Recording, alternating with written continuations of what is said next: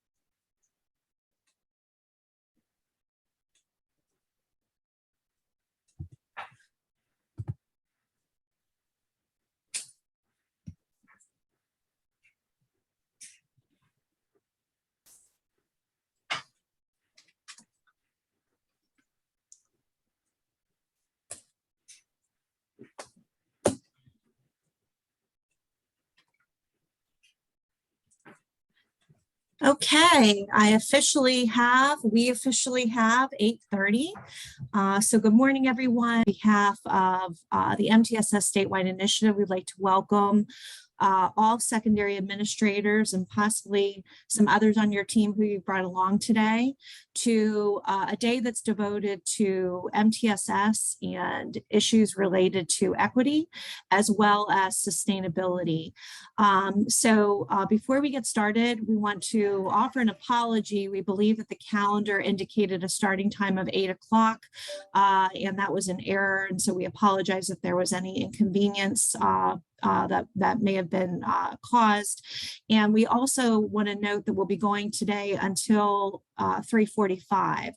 So we'll be taking a lunch break from approximately 11:45 to 1 o'clock, and then resuming with presentations from our schools at 1 o'clock this afternoon, followed by what's being called a bonus session by Dr. Mark Shin, who has helped us a lot with scaling multi-tiered systems of support to the secondary level. So if you've not had an opportunity to hear Dr. Shin, it's going to be more of an informal Q&A session, and you're welcome to join that. We will be using the same link all day. There are no official or formal handouts for today because these are presentations, and our first presenter has a link that she'll be sharing a little bit later in her presentation. So I just want you to note that. We do give you access to everyone who's here today outside of our middle high series teams, who are a large part of our audience this morning and this afternoon. We will be giving you access to the secondary MTSS live binder, which is a repository of resources devoted to helping secondary teams scale principles and practices related to MTSS to the secondary level. So if you haven't checked out that live binder, feel free to do that and tuck it away and use it as you need to.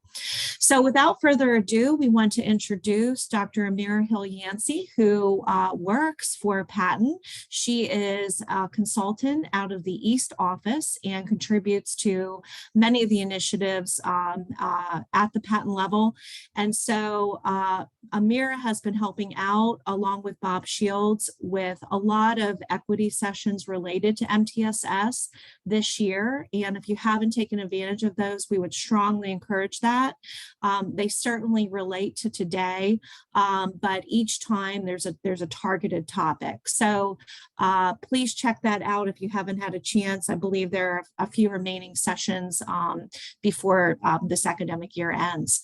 So Dr. Amira Hill-Yancey, I'm going to turn it over to you and I'll let you get started. So thank you. Good morning, everyone. Thank you so much, Dr. Collins. I'm always excited to share this work, to have these conversations and spaces. And so I consider it a privilege to be before you this morning. And I know that some of you got here a little early at 8, but I'd like to say you could have been anywhere in the world, but you chose to be here with us today, and we really appreciate that. So thank you.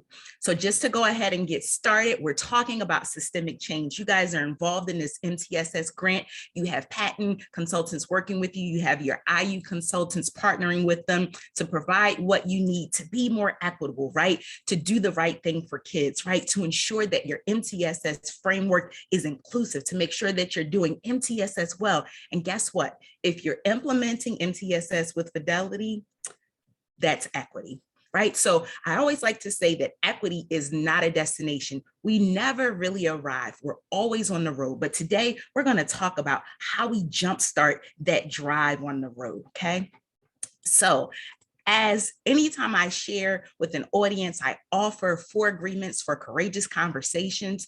And this just kind of structures how we work together today. If I were in the room with you all, I would be walking around the room. I'd be talking to you. I'd be coming up to you, perhaps putting my hand on your shoulder and asking you to interact with me. But I don't have the opportunity to engage with you in person. So in this virtual space, I ask that you stay engaged, whether you're at home, whether you're looking at the snow out the window, whether you're in the office. There may be things that are distractions for you. There may be things that become competing by priorities, but I ask that as much as possible, you stay engaged with me. Also, as we work through today, you may experience some discomfort. I may say some things and they may hit you like, dang, we're really not doing that. We really need to focus on that. It's okay to have that discomfort, because out of discomfort comes action, right? Also, I ask that you speak your truth. There will be opportunities to share in the chat box. I wish we had more time. I would put you in breakout rooms, and we'll save that for another time and day. But when you have the opportunity to share, don't share the political correct thing. Don't share the thing that you think others would want to hear, or that you think makes your school district look good. Speak your truth, right? And then finally, expect and accept non-closure. I've got just more than an hour to get through this content, and I hope that it's impactful. And when I say impactful, I mean that you should have some non-closure. That means you take action. That means you do research. That means you reach out to me and say, hey, Dr. Mira, I need to know more about that. You confide in your colleagues, you work together to get to a place of understanding. So with these 4 agreements, I'm asking that everyone's in agreement. If there's anyone who's not on board with these 4, just put a no in the chat box right now, because I need to move forward knowing that we're all on the same page. So I want to see a no for anyone who isn't, and then you can private message me, or we can have a conversation a little bit later, but I want to know that you're on board.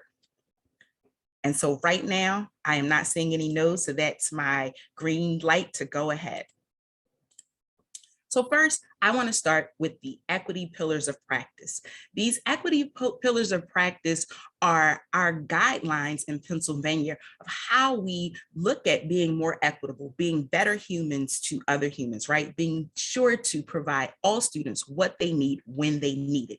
And so these pillars of practice are found in our Equitable Practices Hub, where we provide a plethora of resources that highlight each of these pillars, okay? And so with the 6 pillars, we have 3 spheres, and the spheres are the ways in which you can view the pillars. And so it's the district school sphere, the classroom sphere, and then the individual sphere. And so these pillars of practice are our guideposts to let us know that we are on the right path, right? As we continue our equity journey, when we're doing these things correctly, when we're interacting and utilizing these resources and using them to make steps and take action, we know that we're on the right path. So as I said, when we do MTSS correctly, with fidelity, with power, when we're fluid with it, when we're making changes when we need to, that's when we're being equitable. And the key tenets of MTSS, and I'm going to loop back to these, but we want to be focused on standards aligned, high quality core instruction for all students, right? So we want to make sure that that's happening at tier 1. We also want to make sure that we have those universal screeners in place. There's shared ownership of supporting students at all 3 tiers, especially ensuring that we incorporate the support of our students with disabilities, right? We're making database decisions using our early warning system and other tools and other data that we have available like PVOS, right? We are incorporating response to intervention efforts. We have those evidence-based interventions in place. We're engaging in family engagement that's authentic. Okay. And professional learning is very important to us. And so the fact that you're here today lets me know that as leaders, you take professional learning seriously. And because it starts at the top, we'll see that trickle down and the ultimate impact on our students. So here's amusing. Amusing is when you think about something that I have on the screen in your head and you just sort of process it. So let's start. In your building, in your district, what aspects of MTSS deserve to be celebrated? What aspects of MTSS need refining? What aspects of MTSS are you not really fully aware of? Take about 30 seconds to just think about those musings. And if you feel inclined, you can write them down to review them a little bit later.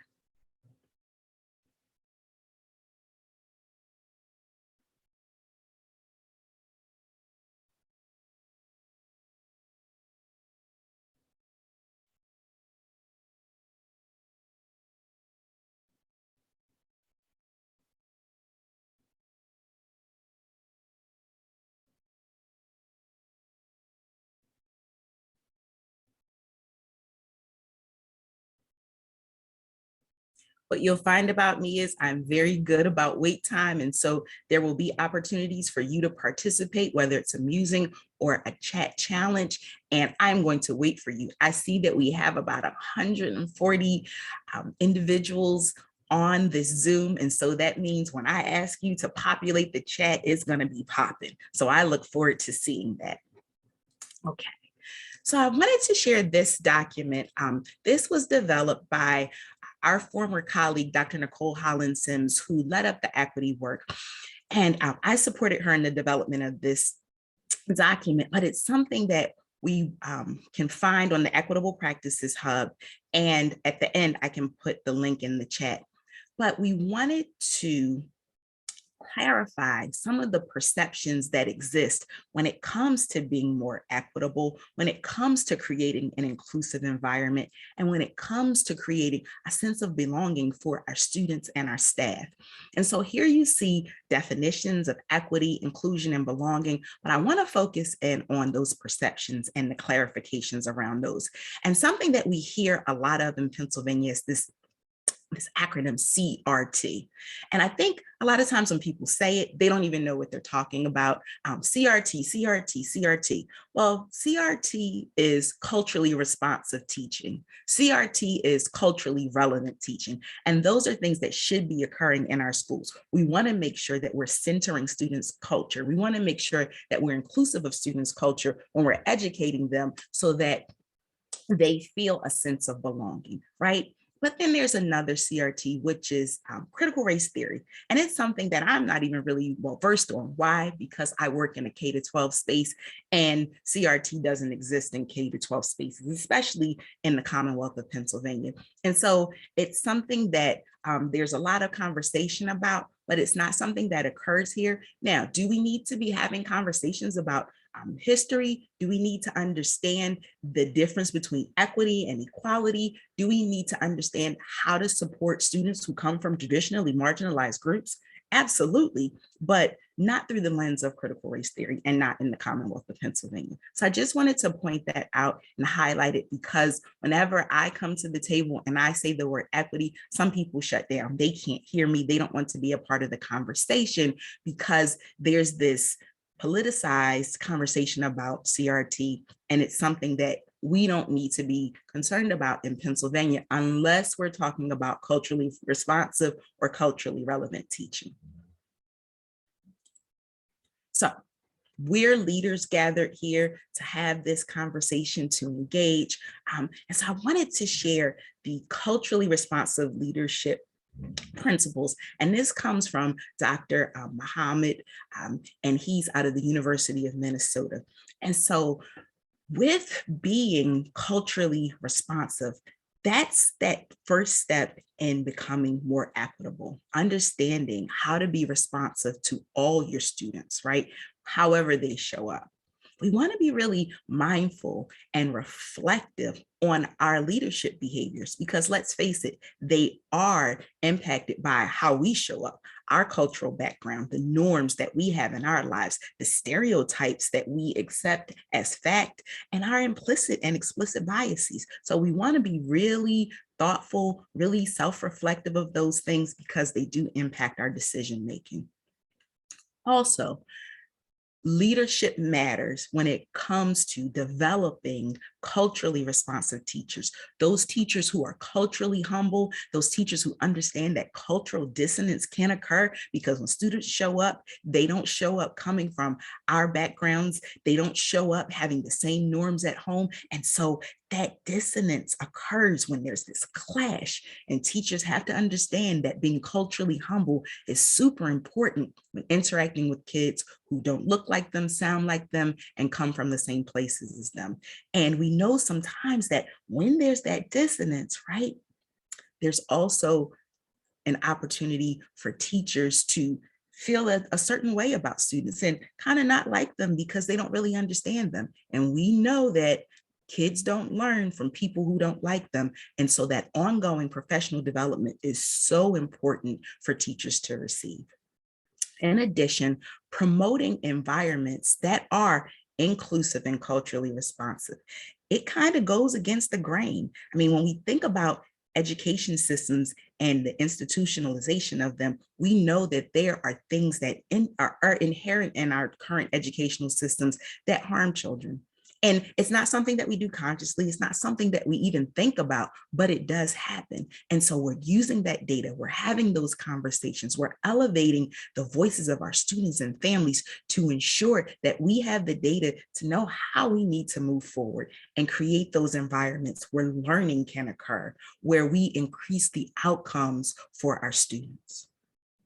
Also engaging with students and parents. And when we talk about Indigenous context, we're talking about community. How do we bring everyone in? How do we give everyone a seat at the table and let their voices be heard so that we're doing what's best for children, so that we are not the subject matter experts on all of the kids, right? We have all of the processes and we have the pedagogy in place, right? But we need those other voices to see what kids need. Those community members, those parents, those students, they are those experts that sometimes are omitted from the table. And when we're talking about being culturally responsive, we're making sure that those voices are heard.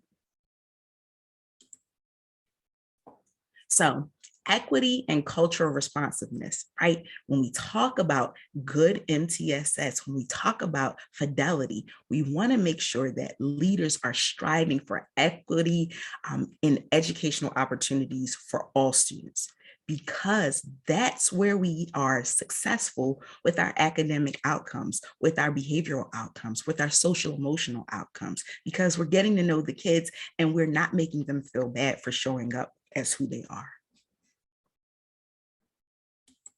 So when we're on this journey, this work that you all are doing to ensure that your multi-tier system of support frameworks are solid, that you are doing the best thing for children, I want to take you through Cotter's 8-step process for leading change, because this is a little bit different. I mean, making sure that we are sustaining the things that you're putting in place, making sure that your MTSS framework exists and is whole and is supporting kids in the best way possible long after you're gone, you got to put some things in place. And so as I walk you through Kotter's 8 steps, I'm going to provide some examples. I'm going to provide some tools that you might be able to use. And at the end, I'll give you some opportunity to respond. But I really want to give you something strong. And this Kotter's 8 steps, it comes from the business world, but it's super generalizable for education. All right, so I'm going to go ahead and start with the first one, which is create a sense of urgency. We have to find ways to communicate the need for ensuring that all students are getting what they need when they need it through our MTSS framework. And it needs to be stated broadly and dramatically. We need to get everyone on board with this, right? This understanding of what it means to be, if we don't do this, the potential for crisis, right? Understanding that this is the first step to essentially getting people in a place to understand the need, the urgency of it, the understanding that if we are not moving forward in this place, we are going to fail children. And we just don't want to do that. All right, so creating that sense of urgency is important with everyone located in your building. In addition, we have to build a guiding coalition, and it's volunteers. These aren't people who can be voluntold, okay? When you talk about taking on a major undertaking, when we're talking about renewing programs, sometimes it may just start with 1 or 2 people, right? So it may be the people on your SAP team. It may be those people who are the data team that meets on a regular basis, that team that sort of includes leadership. It may or may not have some teachers involved. It may have department heads involved, but this team might start off small. But when we're talking about transformative leadership, when we're talking about transforming your educational space into a space where all kids are supported, no matter where they are, no matter what their the barriers to education are for them, this work grows over time, because when people see that there's an effort moving forward and there's certain people that get on board, and as they start to see some momentum growing, and as they see that things are starting to change, then you start to see more people getting on board. But you need that core group of people who will meet and discuss regularly the efforts that you have. And you need those people who are truly supportive. And it may include board members, depending on how your school is set up, may include people from the district, but you need those people who will support moving forward with this work, who will be consistent, who won't die off when things may not go the way that you've planned, okay? So here are some folks that you may want to consider for your guiding coalition. Families, folks from the community, students, school board members, folks at all grade levels, folks who teach a variety of subjects, building representatives, okay? You need those folks who have and can speak to the different aspects that you're trying to support with the work that you're doing. Next, it's important that you form a strategic vision, right? And initiative, okay? So that guiding coalition, that group that you pull together to start the work, they develop a picture of the future of what you're trying to accomplish. And they do it and they communicate it in a way that really appeals to vested parties. So it takes that, sometimes we think about education, and from my perspective, when I think about people who say, well, what am I gonna get out of this? I kind of think like that's pretty selfish, but that's the way that people think sometimes. And that's the reality that I'm facing. People need to know what they're gonna get out of it. People need to know how it's gonna benefit them. So at the teacher level, when we have an MTSS framework that's firing on all cylinders academically, behaviorally, social, emotionally. We're talking about you being able to support students in a way that's so meaningful and so powerful. And now we're not really worrying so much about behavior management or classroom management because we have it built into the framework of what we're doing at the core. And we're making sure that at our core, there are certain practices that are in place for students. Right. And so when we talk about this vision, it's clarifying the direction that we need to move in order to be successful. And so for me, when I think about a vision, the vision needs to keep students in the center. It needs to be a space where we understand that everything that we're doing is to benefit students. And it's not self-serving, right? You need to understand how it benefits you, but understanding that benefiting students benefits you in this way. So putting it in, framing it so that there's an understanding of how it benefits adults with the ultimate impact on our students that we educate on a daily basis. Next is enlist a volunteer army. So with any large scale effort, and this is something that everyone needs to be involved in, you need to have buy-in from people. And so when you have that vision in place, when that vision is laid out, people can begin to attach themselves to it. And it doesn't happen unless the vision is clear and people have a good understanding of what needs to happen in order to move forward. Okay, so that volunteer army is so important. So I like to share this quote from Paul Gorsky, who does equity work. He's supported us in Pennsylvania, and he leads the Equity Literacy Institute. And so this quote just sort of resonated with me. The culture of pragmatism dissuades deeply theoretic or philosophical discourses among educators in favor of discourses focused on immediate practical strategies and resources. I find, for example, that educators who attend my workshops increasingly show resistance to activities and discussions aimed at deepening theoretical understanding and consciousness. And what that really means is that people want to do the surface stuff. They want to attack the low-hanging fruit. And what he's saying is we need to take that deeper dive. So we need to get up on the ladder and do a little more stretch work and, elevate ourselves, stretch ourselves to get to those apples that are at the top of the tree, rather just latching on to what's available if we just reach our arm up very easily. So, enabling action by removing barriers.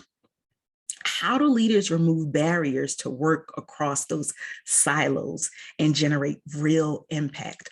Oftentimes in schools, and especially in high schools, everything is very subject matter oriented. So everyone's in their individual space and things are it's just siloed. It seems to be easier. You have those content experts, the people who do the same work working together. And so I challenge you to say, we need to knock down those silos and work together by utilizing that volunteer army to increase the impact of the initiative, because we want to be getting rid of those things that prevent success, prevent awareness of all staff, of all of the vested parties who are participating.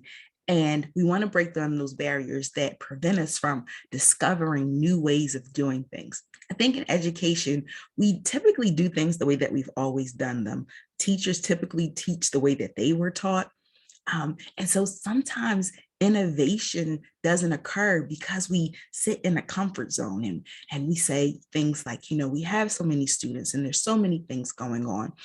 But sometimes we need to get out of our comfort zone, get out of that box that we feel very confident in, and step out into something else, because we know that we learn and grow outside of our comfort zones. And so if we stay in that same space of doing things the way that we've always done it, I mean, this is the norm, then we understand we're educating kids and supporting kids the way that we always supported them.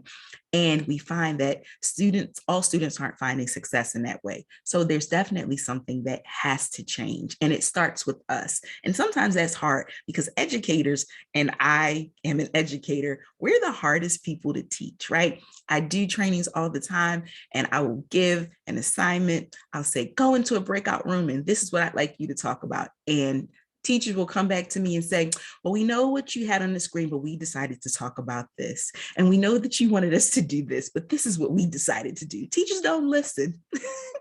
Teachers are a hard audience, right? We're very hard workers. We care about our students, but when it comes to us being professionally developed, we're used to being the sage on the stage. And so we need to get out of our comfort zone in that space where we feel the most confident and operate in the space of how do we remove those barriers that students have, not focused on us, not where we feel comfortable, not where we feel good, but how do we challenge ourselves to support students in a different way? How do we challenge ourselves to support students in a meaningful way? How do we challenge ourselves to remove those barriers for our students? Okay, so thinking always with the students in the center.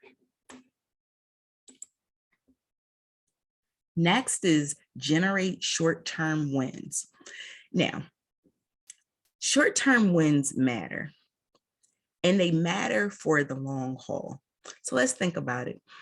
When we think about an IEP, they typically will have those long-term annual goals, right? And they're good. It's something that we're working towards, and we know that finite amount of time that we have to get there. But we need to be cognizant of those benchmarks, those steps along the way that tell us we are on track for that long-term goal. And so as we monitor those benchmarks, as we hit them, no matter how small, it deserves a celebration. We need to be shouting from the rooftops that we've accomplished that benchmark item, that short-term objective, that little thing, right? And things as little as getting more folks to be a part of your volunteer army. Things like ensuring that if that vision was developed by one person, now you have voice from others included, and it becomes more powerful. Celebrating everything, every step along the way. Those celebrations matter because it keeps the momentum going. It keeps that steam built up. It prevents us from being frustrated when we hit those barriers. It keeps us from being frustrated when we think that something should go one way, we're trying to find success in something and it gets knocked down. Those short-term wins are those things that we look at to make sure that we have faith to move forward. If we've been able to do this, then surely we can get to this step. And so those short-term wins and that celebration of them keeps us in a place where we're hopeful, right? Gives us our confidence to move forward, acknowledging at every step that the things that we do will help us to stay on track to move ultimately to that vision that we have.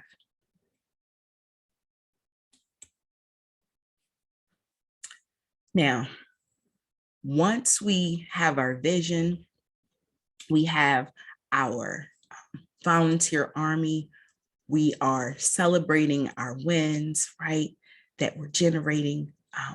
How do we sustain that acceleration? How do we keep it going?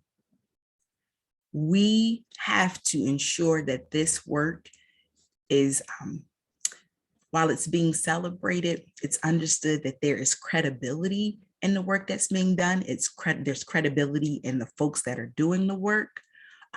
We're relentless and making sure that we're not just talking about it, but we're doing the work. We're not just talking about it, but we're moving forward with our plans and our action plans and the steps that we have laid out. We're not just talking about it, but we're doing. We take that vision and we literally operationalize it. We take that vision and it's shared with others in a way that it's meaningful to them And now they start to latch on to it and want to learn what they can do, how they can work to ensure that they are a part of the process in getting things done. I notice a lot that when initiatives start, sometimes people are maybe in opposition because they don't understand, because they're used to doing things the way that they've always done them, because they've seen other initiatives started and they sort of just kind of went away, because there hasn't been true dedication to efforts that have occurred in the past, because they are just in their box. I am a social study teacher. I teach social studies. I am an English teacher. I teach English. I am a chemistry teacher. I teach chemistry.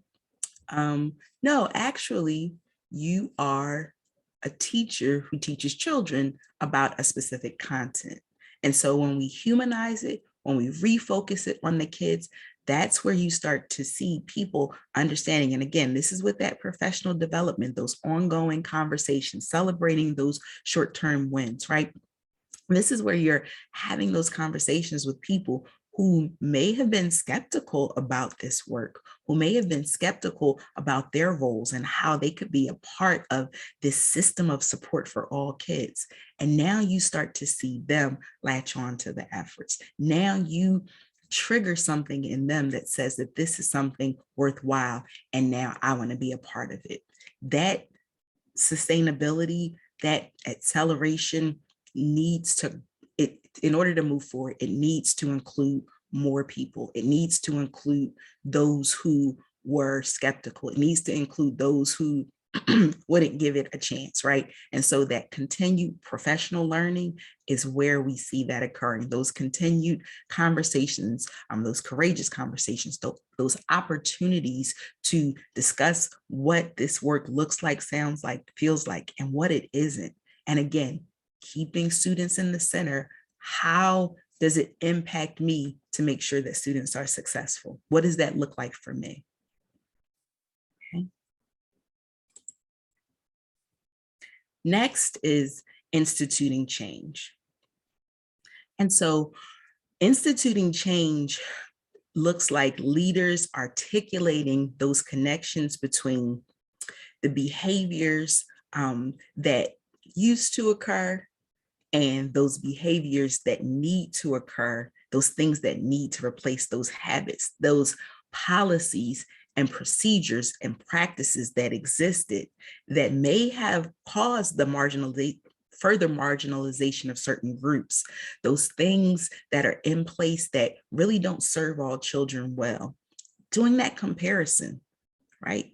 Looking at the benefit analysis of going from the old to the new, how it benefits students and how it benefits staff as well. Because let me tell you, when you have an MTSS framework in place that is implemented with fidelity, that is working for all students, you will see this level of stress reduction on teachers, because that core is giving students what they need. And if not, you have the proper procedures in place to move them through the tiers and support them. And again, those tiers are really fluid. So as students find success, as you're progress monitoring, as you're implementing a continuum of evidence-based interventions, you'll see students start to move.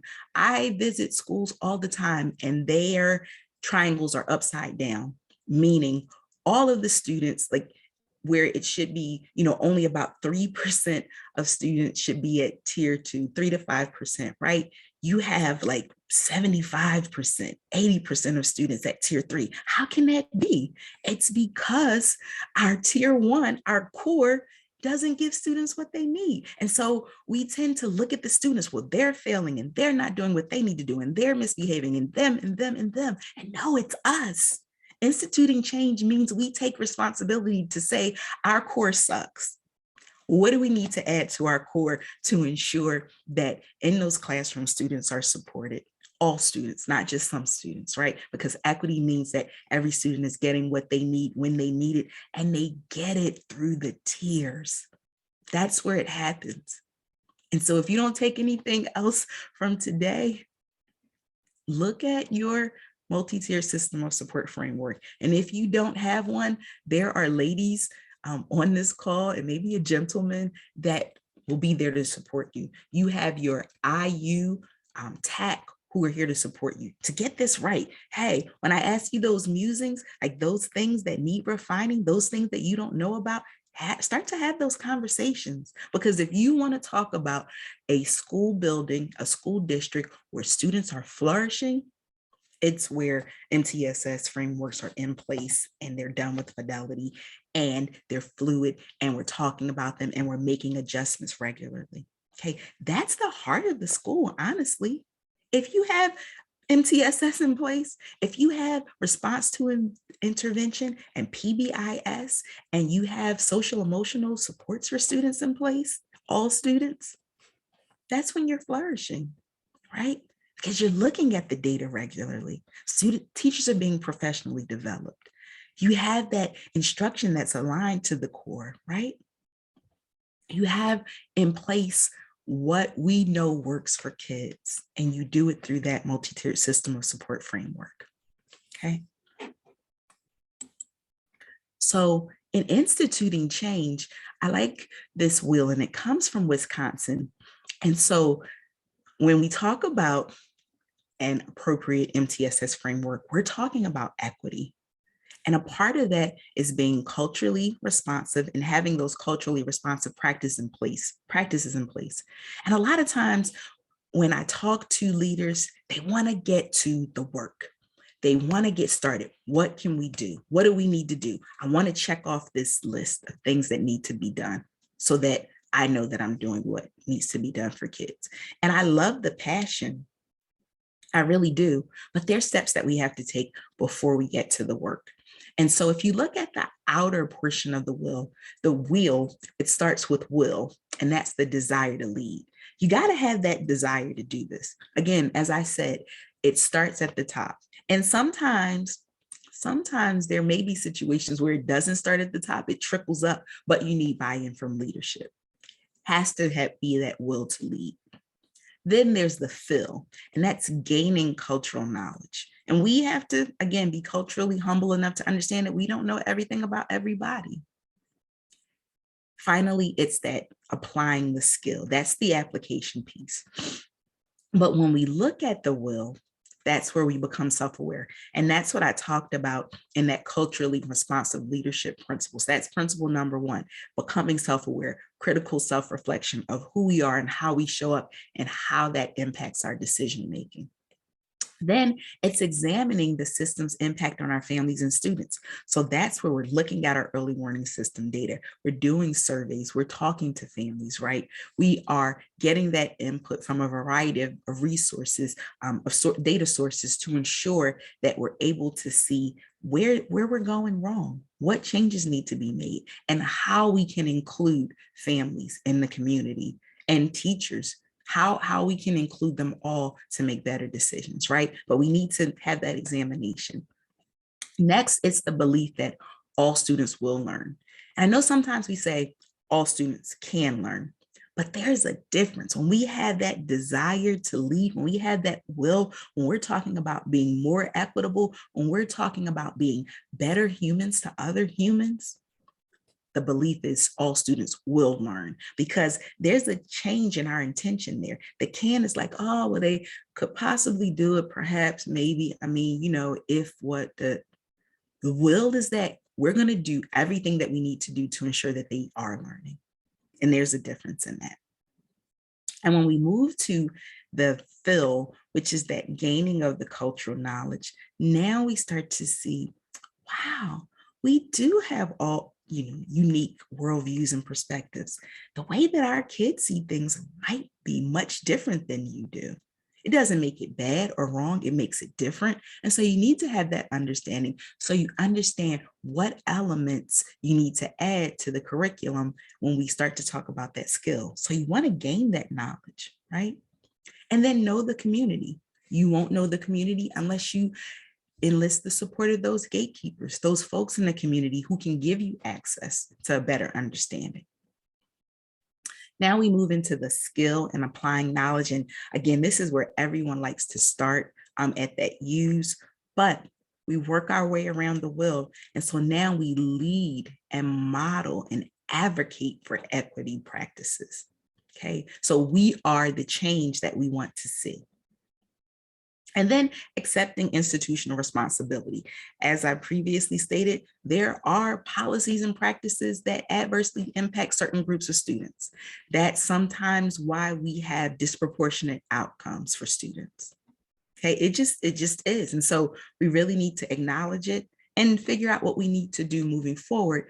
And that's where we get to the use of practices and curriculum that respect students' cultures, that meet students' needs, right? That's where we start to do that work, that we look at the work of Dr. Gloria Ladson-Billings, that we look at the work of Dr. Geneva Gay, that we look at the work of Dr. Django Paris, that we look at the work of Dr. Chris Emden, and we look at what it means to be culturally responsive and sustaining, what it means to be inclusive of reality pedagogy and really interacting with students and having co-generative conversations to engage students and know what they need and know what aspects of their communities and artifacts we need to have in our class so that they feel like that's a space that's their own. When we talk about co-teaching with students and allowing them to digest the content and then regurgitate it to other students, because we do understand that the best way to understand that a student has and owns the knowledge is that they're able to share it with other students. I encourage you, when you have the opportunity, to pick up Dr. Chris Emden's book. He was out of Columbia University. He's now at the University of Southern California. For white folks who teach in the hood and the rest of y'all do, where he talks about reality pedagogy. For white folks who teach in the hood and the rest of y'all too. He also has a new book, Ratchetdemic, where he goes to the next level of really looking at what it means to be supportive of teachers and students and being inclusive and creating a sense of belonging. Also, if you don't have time to read either of his books, you don't have the time to pick them up, he has a keynote that he did by Southwest in 2017 entitled, we got it from here, thanks for your service. And that you can just Google it and it'll come up. It's a keynote from South by Southwest. We got it from here, thanks for your service. Okay, just to give you some tools that you can sort of pick up and look at very quickly. I also have another book that I'll share at the end. I have it under my desk, and so I'll share that one as well, by Cobb and Cronapple, about belonging, and I'll give you the full title of that one. But just some resources that you can really pick up really easily and utilize. So gonna move on to the 5 leadership dispositions. And so this is when we're talking about being equitable, when we're talking about ensuring that our MTSS framework is implemented with fidelity and we're supporting students in ways that they need to be supported at all times. So again, reflection, you'll see this a lot. We're reflecting on who we are, how we show up, because it impacts our decision-making when it comes to our students. You know, you see students who look like you, who come from places like you. Is your decision-making the same from students who aren't like you or who you don't have an understanding of? That's something that we have to be reflective upon, right? Because our assumptions, our beliefs, our behaviors, right? They all come into play when we're interacting with our students and our staff, okay? Publicly modeling that personal belief system that the students are centered, right? You heard me say that multiple times. Students should be in the center, grounded in ensuring all students are getting what they need when they need it, okay? Acting with cultural competence and responsiveness when making decisions, being thoughtful, right? Consider yourself and how you've reflected on who you are and how you show up. And now consider that when you're making your decisions. Confront and alter biases that exist, microaggressions, deficit perspectives. Sometimes as educators, we don't do it intentionally, but we look at students through a lens of the worst of them. instead of looking at the best of them and utilizing their strengths to leverage those deficit areas. We got to really think about how we look at our students, those special ed students, those students over there, that group of students, right? We have to be more inclusive. We have to create a space where it's not our students, their students, but they're all of our students. And how do we work to do what's best to make sure that they find success? How do we ensure that from the concept, that this concept comes from Check and Connect, one of the evidence-based interventions that we utilize. We want to make sure that when students are attending school regularly, right, they're engaged in school when they arrive, and they're invested in their futures. It's not enough to get students in school and then say, oh, we've got them on a path of graduation, but we want them invested in their futures. We want them doing things in school, right? So that when it's time for their post-secondary lives, we've prepared them. We develop transition goals, right, for our students with disabilities, but are we having that type of conversation with our general education students? Right? Are we considering the things that they may face once they leave our buildings? Right? Okay. And then create systems and structures that promote equity. Again, that system is ensuring that your MTSS framework is in place.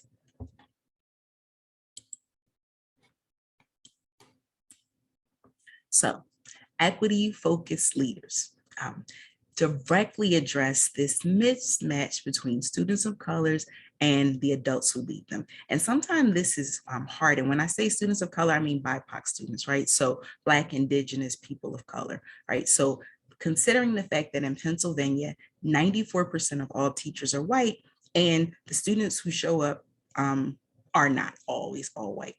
And so students need to see teachers of color as much as possible. So when we start to think about our hiring practices, who's in the pool, who are we supporting, how are we empowering our paraprofessionals, encouraging them perhaps to continue their education, but considering our hiring practices as well.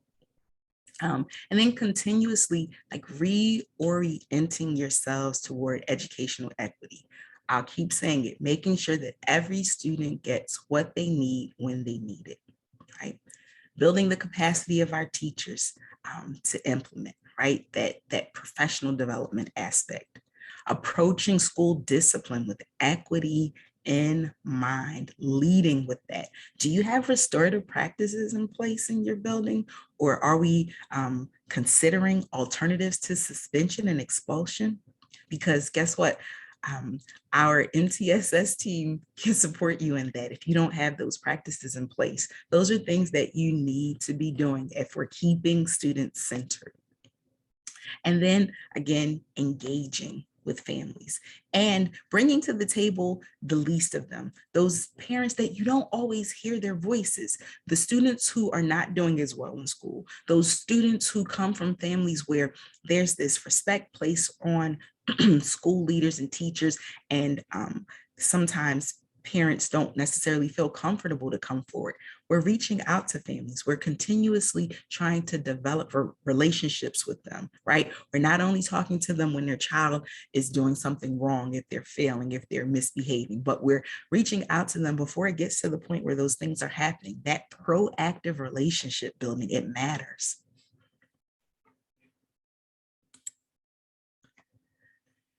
So here are some equity traps and tropes to avoid.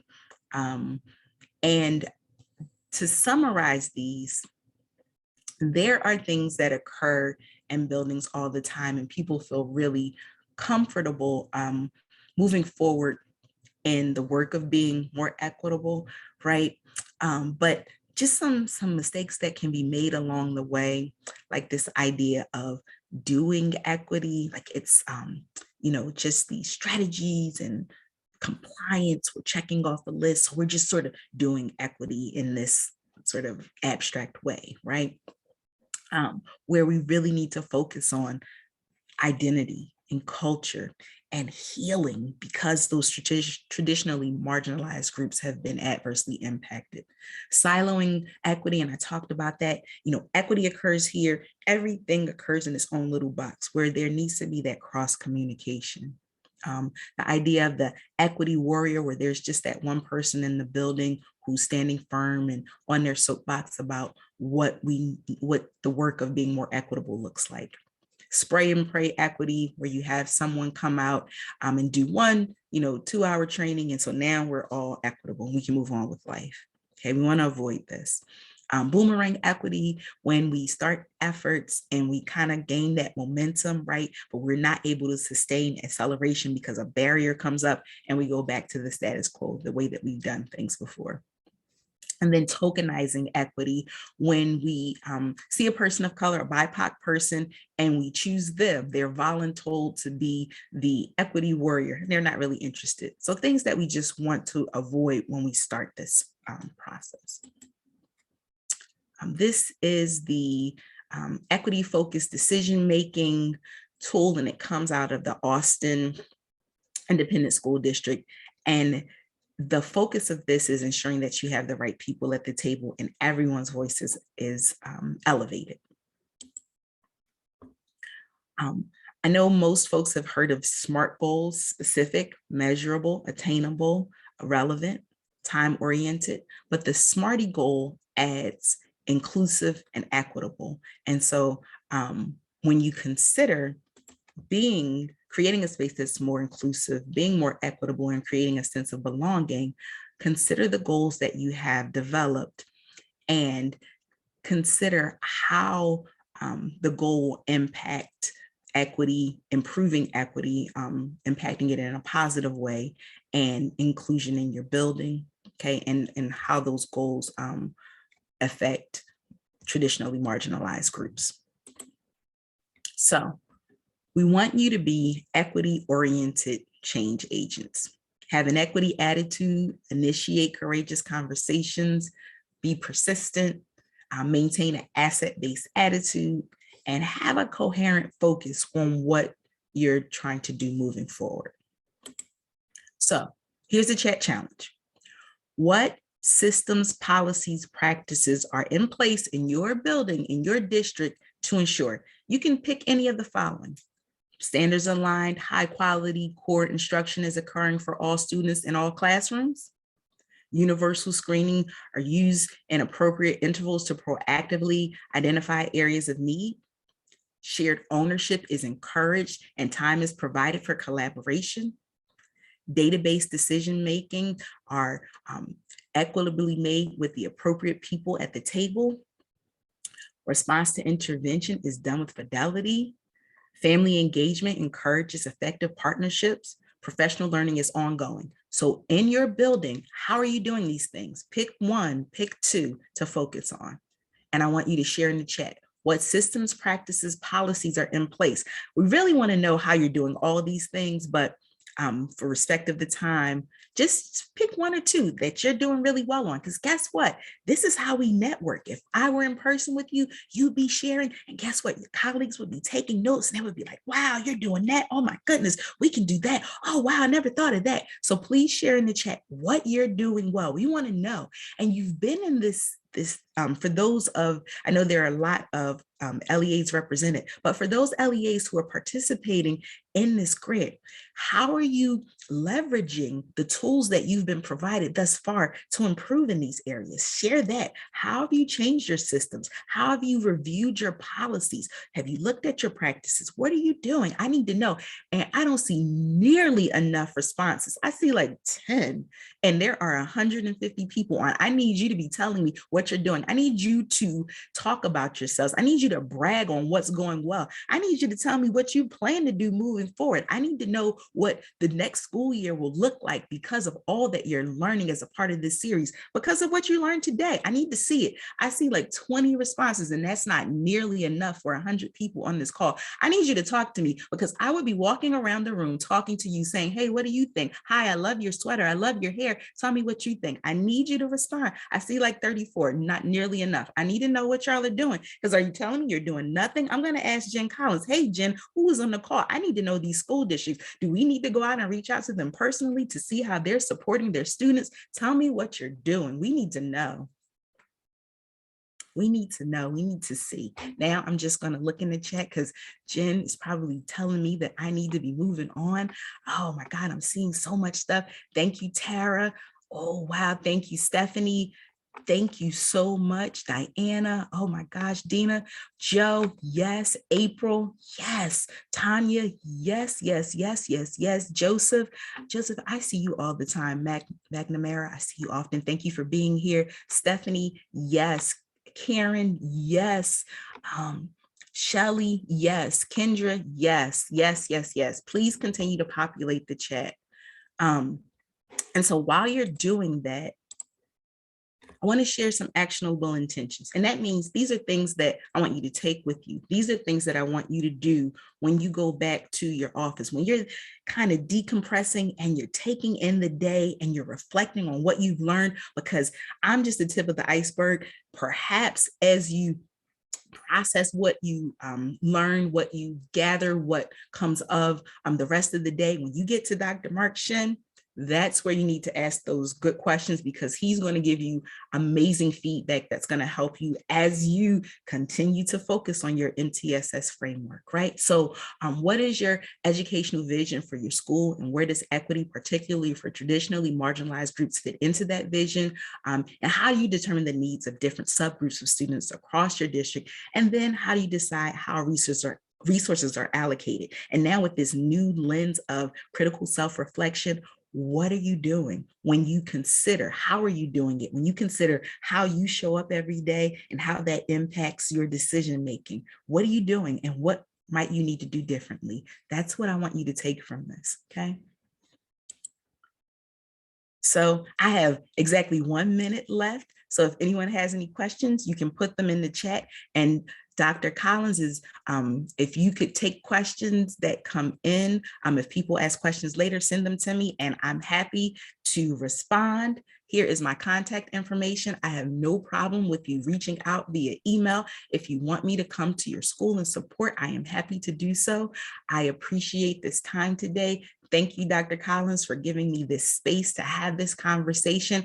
Everyone have a great rest of your day. Don't forget to ask really good questions to Dr. Shin because he's amazing. Thank you all. Thank you, Dr. Hill Yancey. That was really, really fabulous. As always, great job facilitating and empowering us with information that's really, really important and impactful. As we think about it, continue to reflect on our practices and make meaningful differences in what we do together and on behalf of kids. So thank you so much. I'm looking at the chat. So if you have a couple of minutes, we'll just see if there are any questions or comments. We know that people are working very hard, and so we appreciate your engagement today. And for the rest of the day, as we continue to work through and hear exemplary practices, exemplary models, and continue to build on the foundation that you all are striving so hard to build. So getting requests to share your PowerPoint, and we can upload that into the live binder. So that is not a problem. And we'll put that under today's date. So we can have that there for people to reference.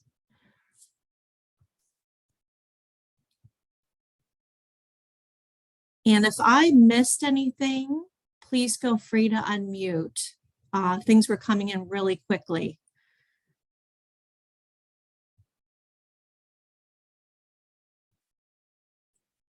Lots of gratitude. Yes.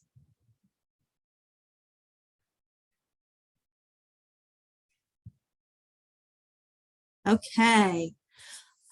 All right, so I think what we're going to do now is take a little bit of a break, and that'll give you some time in learning more about secondary MTSS or just having access to some resources that teams that consultants have found to be helpful. So we will put that in the chat. I'll ask one of my colleagues to do that. And there is an access key, and we'll put the access key there for you as well. And there it is. And the access keys are a little tricky. They are case sensitive and space sensitive. So it is capital MTSS space, capital ESO.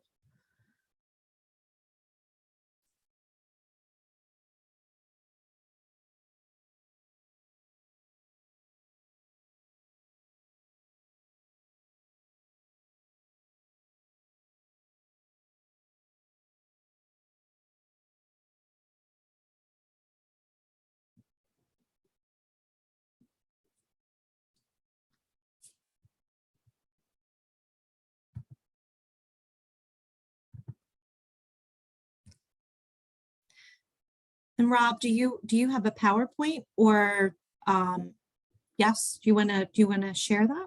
Yep, I'll share right now. I can see your background. We just can't see your PowerPoint yet. Yep, give me 1 second. Sure.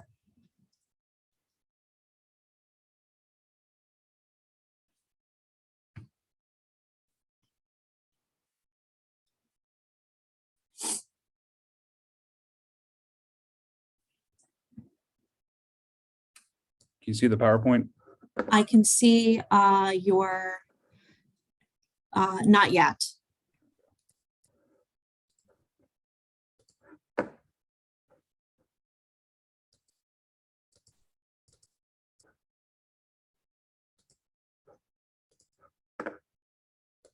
Now we can see it.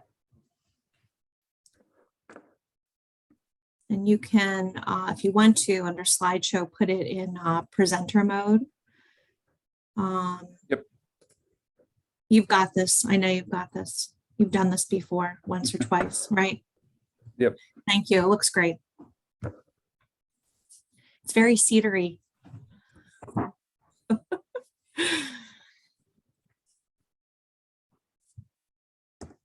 I also shared it in the chat as well, a PDF. Oh, great. version. Thank you. I know people appreciate that.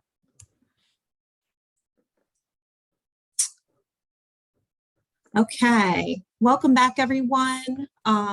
It is 10 o'clock, and my name is Jen Collins on behalf of our statewide MTSS team. For those of you who are just joining, we're pleased to begin our exemplary school presentations.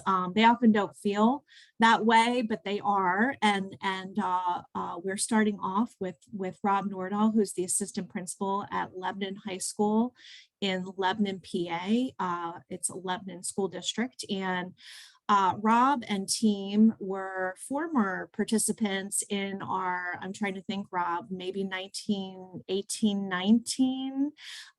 ninth grade academy series, which is what we called it at the time before we transitioned to a middle high series. And we were excited to have Rob as one of the team leaders because his interests, and I'm assuming they still are, were in really leading the way or paving the way to establish a ninth grade academy or an approximation of that at Lebanon High School through his role as assistant principal, and certainly in working in concert with his team and his admin team.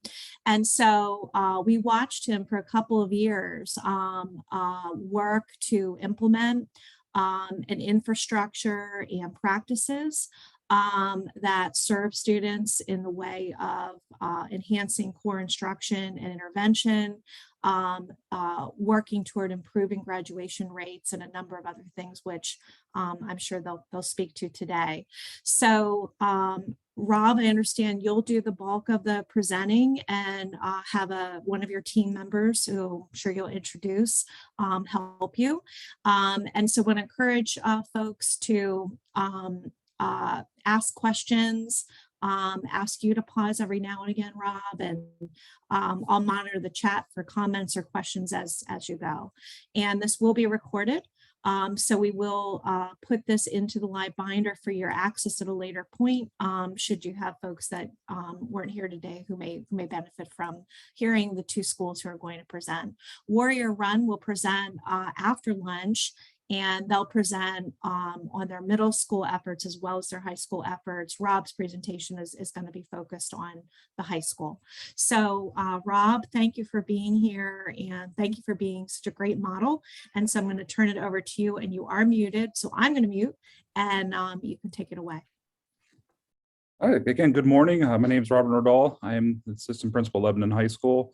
And the ninth grade academy is partly something that even before Patan offered it, was something was on my mind as I was going through my doctorate classes. And I actually just got my letter today saying I better pick up the pace. I have a couple more months before I have to finish it. So I'm just waiting for some things and hopefully going to be cranking that out. And that's part of my dissertation is the ninth grade and student engagement. So you'll probably see some themes of student engagement throughout this. I don't really mention it per se because it's something that's always on my mind. And if you weren't on a few minutes ago, I'm sorry, I'm still just kind of de-stressing from access testing going crazy. So I was able to step out for a second, try to take care of it, and just realizing pulling the plug for the day is probably the best thing. So here I am, and I'll get into a flow real soon, trust me. So again, Lebanon High School, I'll just give it kind of information about Lebanon High School. Hopefully my slides are moving. We are an urban school that's located in central Pennsylvania. We are about 15 to 20 minutes, depending on which way you take from Hershey, with no traffic. And we have a student population of 1450. When we actually started looking at the ninth grade academy, we were probably about around 1,300 students. So we have gained 150 students. We have a bubble that's moving up. It's no longer a bubble. It is what it is. It's coming here. It's staying here. And we are projecting to be over 1,550 next year. We have 19% of our students are ELD students, English language learners, and we have 24 students with special ed students with disabilities. And over 70% of our students are economically disadvantaged.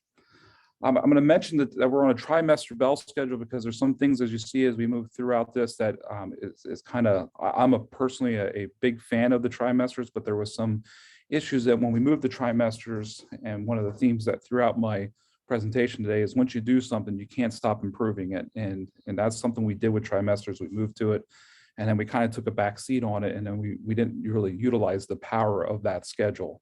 And regardless of the schedule, comes down to the core instruction. So that is something that I'll bring about later. I just wanted to share that. I also wanted to share our quintile levels. I know there was some focus on PVAS data, and it feels like it's been forever since PVAS has been on the forefront with COVID.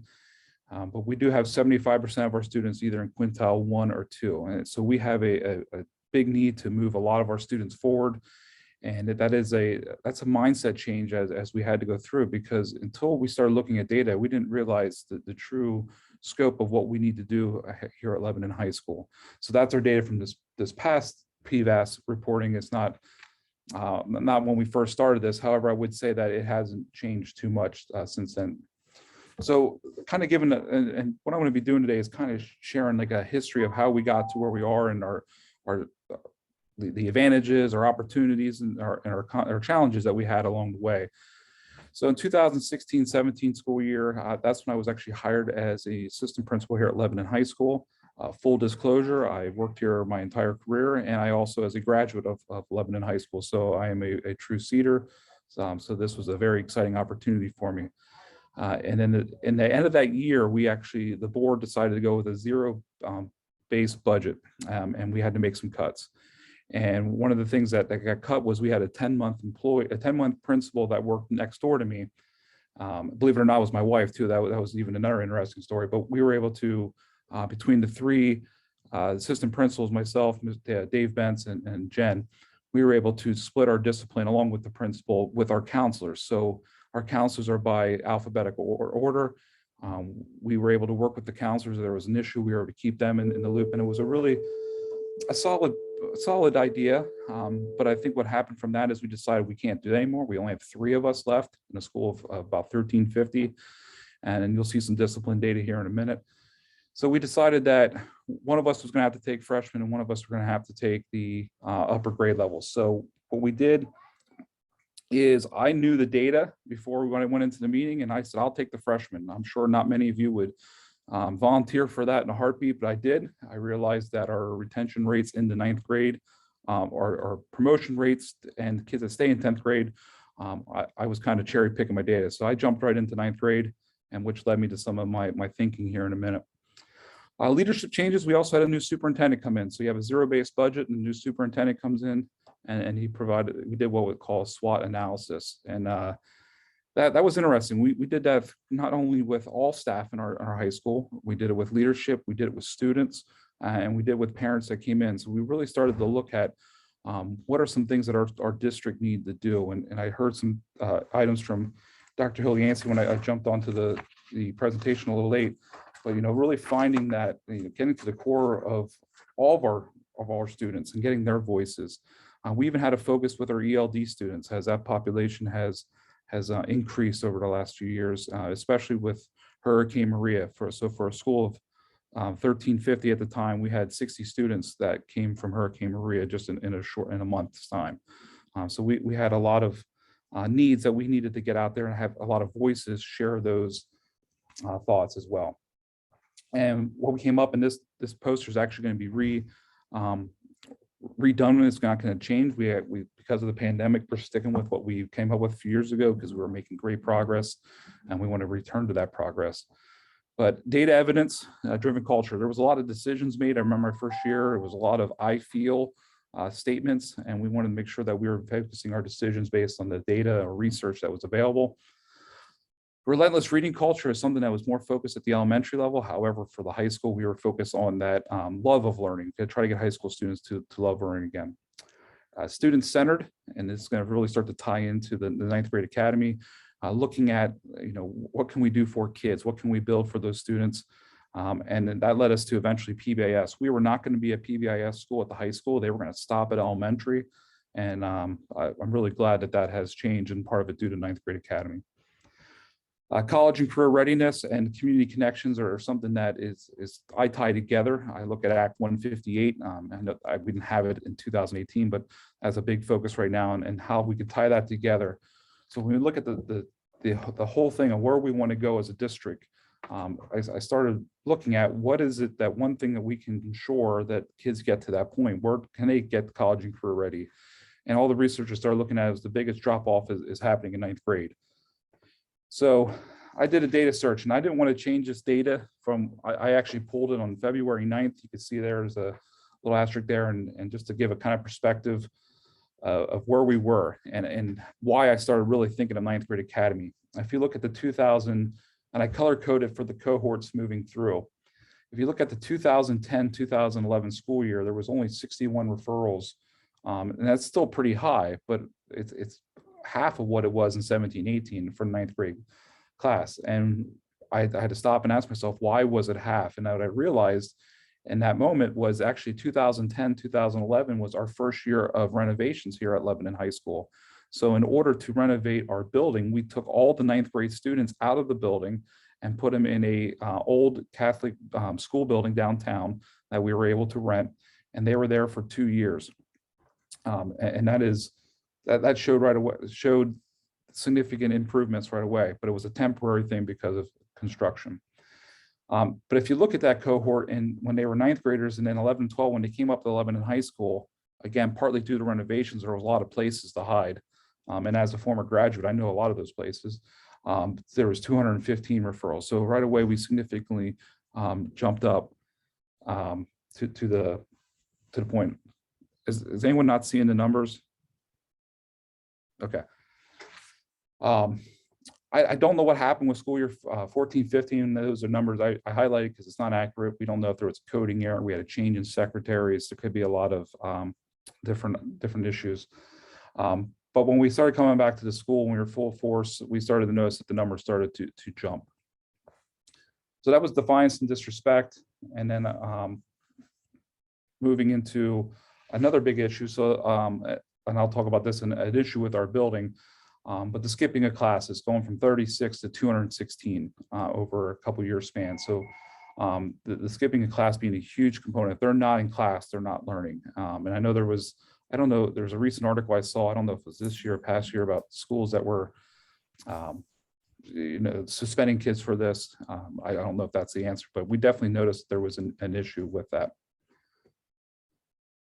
So we also look at the academic data, started diving into what does it mean to be off track. And this is before anything with Patan, and I've gotten clarifying information once we started attending our conferences. But we have 226 students out of the 394 that year that were at risk. And then if you can see the data even further, we had between 68 to 76% of our students, our graduation rate projection. And that's basically what it was. It was fluctuating between 68 and 76 for the last 5 to 10 years. And it kind of made sense when you look at this data and see how many kids are off track with their GPA and how many kids were dropping out. You started to see pretty clearly. You don't have to dive too deep to see that issue. So what are our challenges at Lebanon High School before we even got to coming up with 9th grade? Well, we know that funding's an issue. We are, depending on the year, either the 5th or the 10th, somewhere in between the lowest funded school, high school in the state. In district, I think we're in the lowest 10 for sure. Class sizes can range anywhere from 28 to 32 this year due to the pandemic. Or even before that, we just have an increased number of classes coming up, and we have to find a way to maximize our staff the best we can without burning out. I'm sure there's teachers on here, and I know the feeling.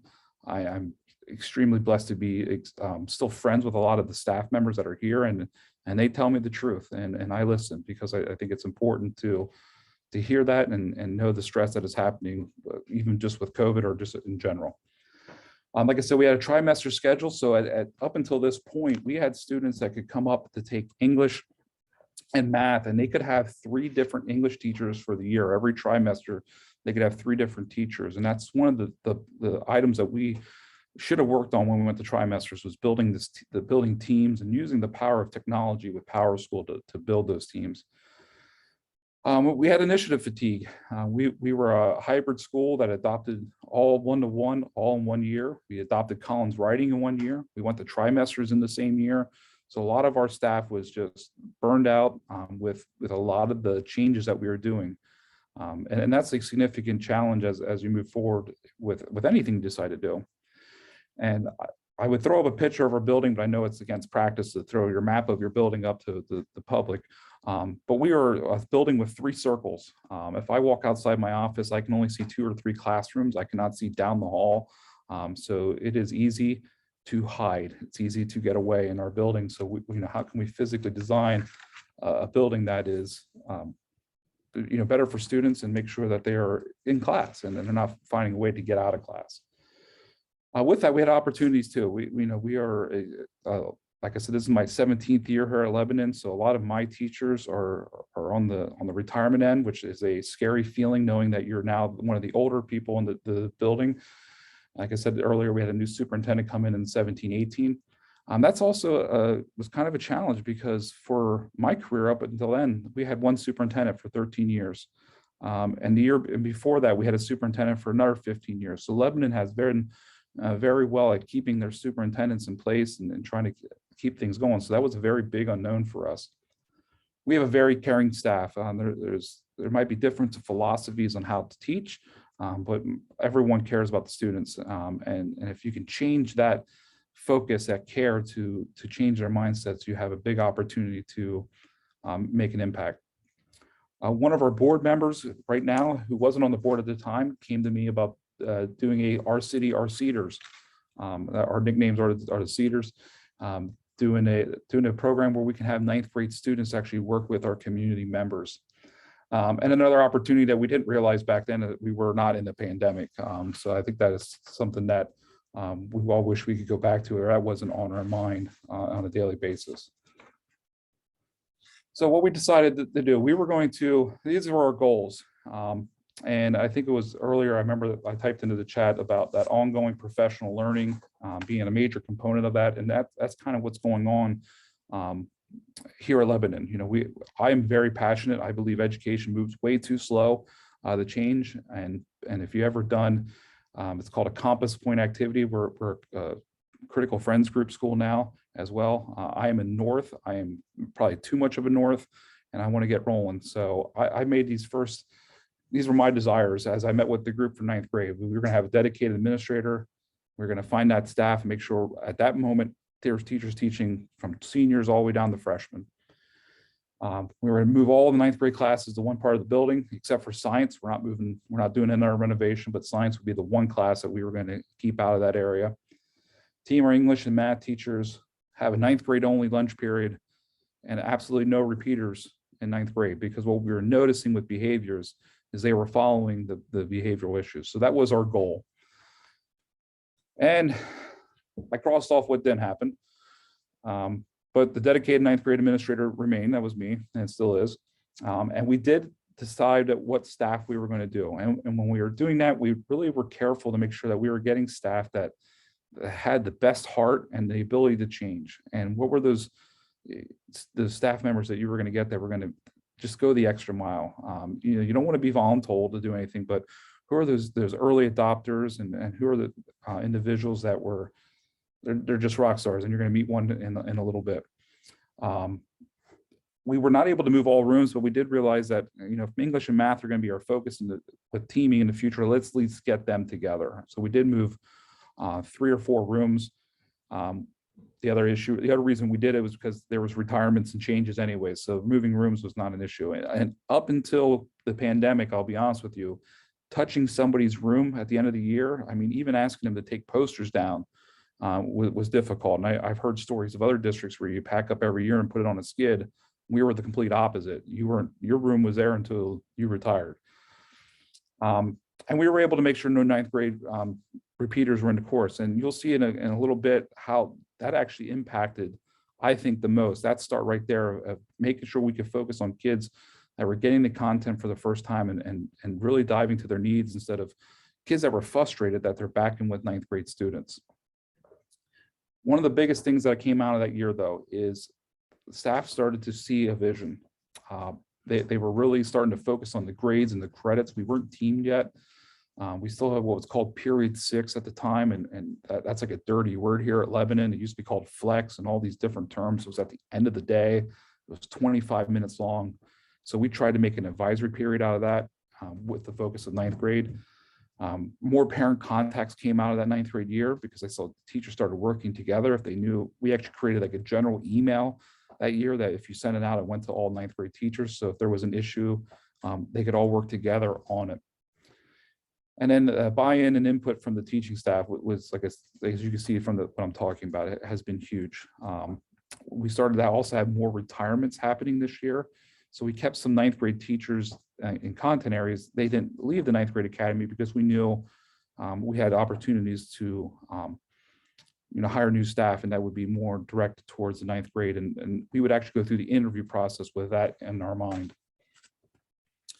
So then we moved to 2019-20, and we had really huge plans for that entire year. And one of the things that we're going to talk about in a little bit started as well, but we were going to actually move the ninth grade, my office, into the L building. So we are like I said, 3 buildings with infill. So I was going to try to be right in the middle. 80% of our students are in the L building. I was in a building that literally no one knew I was ever in school. So I wanted to move somewhere closer to where the students are. The district office realized the need to have a school assistant manager, or as we called it, the students, a dean of students. They're helping us with the discipline, and they were working closely with me, and actually we took on 10th grade as well. I'll talk about that, I'll connect that as well. We were very fortunate to enroll in the ninth grade academies through Bataan, and that has been a very eye-opening experience in terms of we were not thinking of core instruction. If you notice at this point, we weren't really talking about the instruction component. We were so worried about the structural changes and building that relationships and building a small learning community basically for our students. When I was making this presentation, I actually had desired structural changes, and I realized I need to take that out because as I started moving, it started to change from structural to into other the core instruction. We involved more ninth grade staff into the planning. So if you look at our original group, it was just our core teachers, but then we started to realize that our business and health teachers, because of ninth grade classes, should be part of it. We started focusing on our PBIS trainings. There was a small group of teachers that were being trained by IU13, and I know Kate Parker is now part of Patan, and she was phenomenal helping us getting that set up.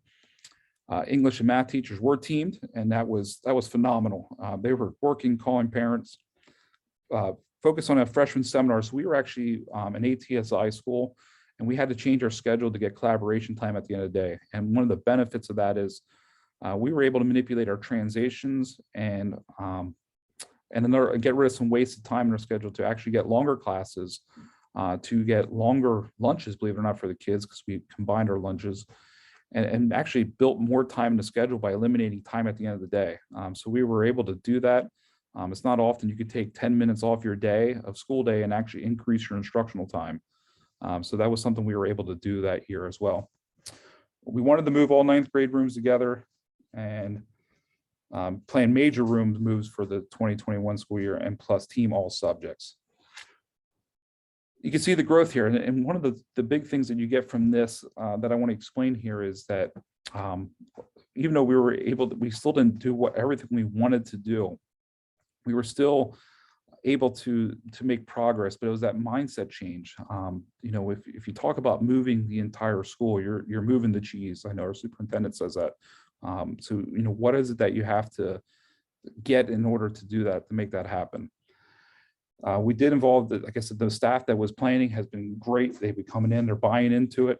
There was one or two people that still were not buying into the ninth grade academy. And again, we worked the best we could because we knew those retirements were happening actually in 2020. And the freshman seminar, like I said, because of the schedule, we were able to add that into our system. What we realized going through Patan is that we need to start looking at the core. We need to start focusing not just structural and building that academy, but actually getting to our focus of our core instruction. So we were able to implement spring math at various different levels in our program, and we were able to do it that year, and that was phenomenal for the teachers that really bought into it. And Mrs. Rainier is on this. I believe she's on it. She'll talk about that in a little bit. Then, if there's any questions on that, she was our early adopter and was doing very well. And believe it or not, she was probably the biggest person upset that we were unable to get PVAS data that year because she was so excited with the work that she was doing.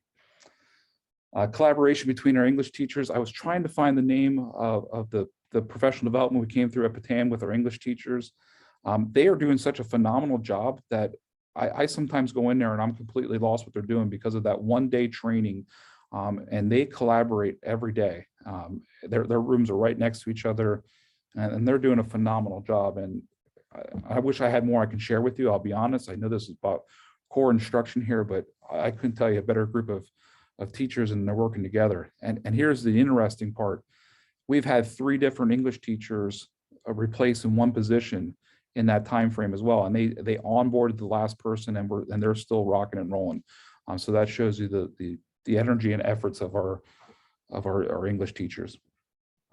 Early warning system. This is something that I know that our special ed department was working with Patan earlier, and we were able to get it for the whole school and started looking at the data, and that was eye-opening to not just look past credits, but to start to look at the attendance. And I believe at the same time, that's when the PDA Future Ready Index was coming on board, and you were able to look at the 10%. So it just became on the mindset of everybody then.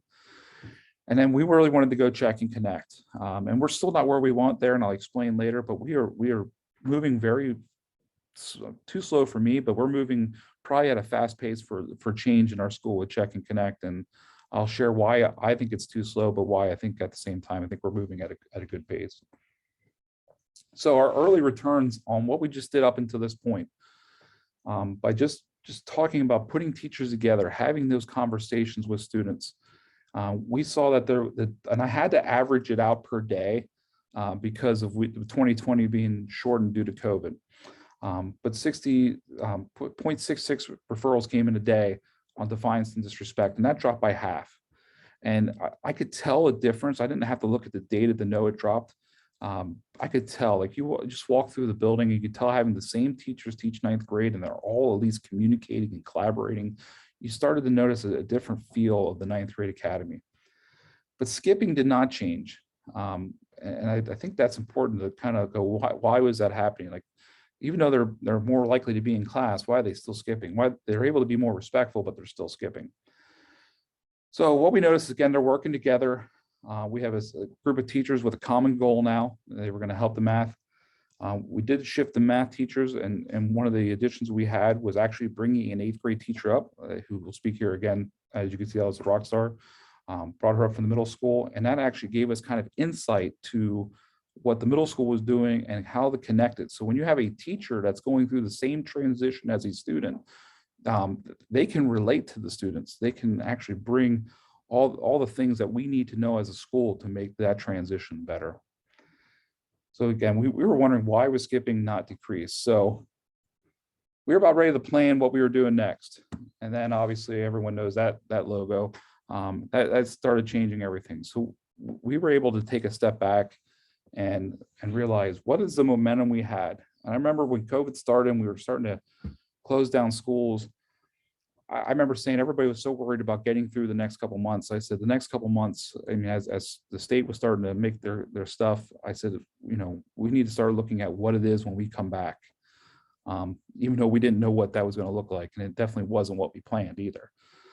So we made that decision right then and there, because they were going to do a deep clean of our rooms. Every teacher had to take everything down and pack it up because they were going to do this. Why not just move rooms? So we moved all of our 9th grade teachers together as best we could, because we are, again, a circular building, and with some anomalies in the middle of it. We moved all of our 10th grade teachers. We were going to create a 10th grade academy. And then we actually put all of our juniors and seniors, they have no classes upstairs, or at least that was the plan, upstairs. They were actually all downstairs. And then the goal was to eliminate this, the flowing of students in the building that were crashing at the same point in our atrium. We have a beautiful atrium if you ever come here, but during transitions, it can get a little nerve-wracking for all students and staff as well. And we were going to team. We were going to try to team as best we could for across the board.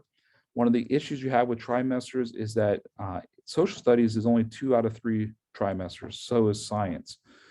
We believe that the test subjects should be all 3. So our algebra, our English, and now biology. Finally, this year we finally got biology all 3. Those are all 3 trimesters, but the other classes are 2 out of the 3. So we were going to come up with career pathways. So this mentality of the small learning community actually started to spread. And I remember one of the things I remember from the 9th grade, there was a 9th grade teacher who's one of our English teachers was totally into this whole thing. And I was fortunate enough to go to high school with her as well. So she's 11th grad, and she was telling me the honest truth one day. She's like, I love everything we're doing, but if the rest of the building's not doing the same thing, we're missing out. And she laid it out there, and I started thinking, wow, what we're doing in 9th grade and what we're building is not just a 9th grade thing. It should be an entire school process. And that is a huge mindset to change. And we're still working on it to this day. And it's something that actually causes me to have a lot of gray hair still, even before 40. So we're working on that too. We were also an ATSI school with collaboration. Like I said, we had to move our schedule, and sorry for that. We changed our schedule to create that collaboration time. It was only 30 minutes after school, but 30 was better than none. We have been in the last 3 years working on writing a rough draft of all of our curriculum. One of the things that I was always astonished at is outside of the core tested subjects, there wasn't really a written curriculum, and that's huge. That to be able to see what skills you're working on across the board, and talking about core instruction, you don't even have your roadmap to even get to the instruction. And then PBIS was something that we deemed part of the MTSS in our ATSI plan. We wanted to start with PBIS. If you just look at the discipline data, because even after 9th grade, the data was dropping off significantly. So we came up with a very ambitious goal, and some of the things I'm probably leaving out of here too. Like I said, I'm leaving spring math out of here, and oh no, there it is, and I'll explain that in a second. We wanted the 9th grade office and the 9th grade academy was going to be the biggest thing that we wanted to do. Make sure that we were in the center of the location. Team across all content areas. PBIS was going to be fully implemented, and it was. Building connection between the Lebanon Middle School and Lebanon High School. So one of the issues that we had up until this point is a lot of our staff members, and I'm sure this is not true just at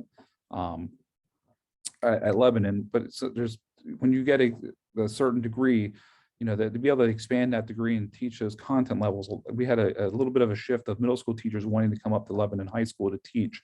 So there was that kind of that disconnect, like were we recruiting teachers? Were we, you know, and what we found out is that we weren't, and both sides understood that. But this Patan series that we actually enrolled in was the biggest step to actually getting the communication between the schools, and actually it's going to lead to something very huge here in our district here in a few years. We want to build on our transition activities that we have, and not just 8th to 9th grade, but how can we get kids to see the end goal for the entire district?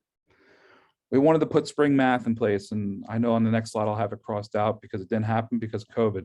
We had so many kids go online, the back and forth, the data was so, it just wasn't, we weren't getting good data to run the program. ELA focus was support. Our goal was to actually take one of our teachers that has a reading specialist certification and actually put her in a position to do that during our seminar time and work with students and provide that additional instruction that we need with our students. And we wanted to get Check and Connect. Our goal was to get every staff member trained on Check and Connect. So we were able to do a lot last year. Looking back on it, I thought we didn't do enough. But looking back on it, realizing the year we had last year, we got a lot done. So we were able to move our 9th grade academy. You know, I should have prefaced this earlier. I'm sitting in a former classroom with half walls.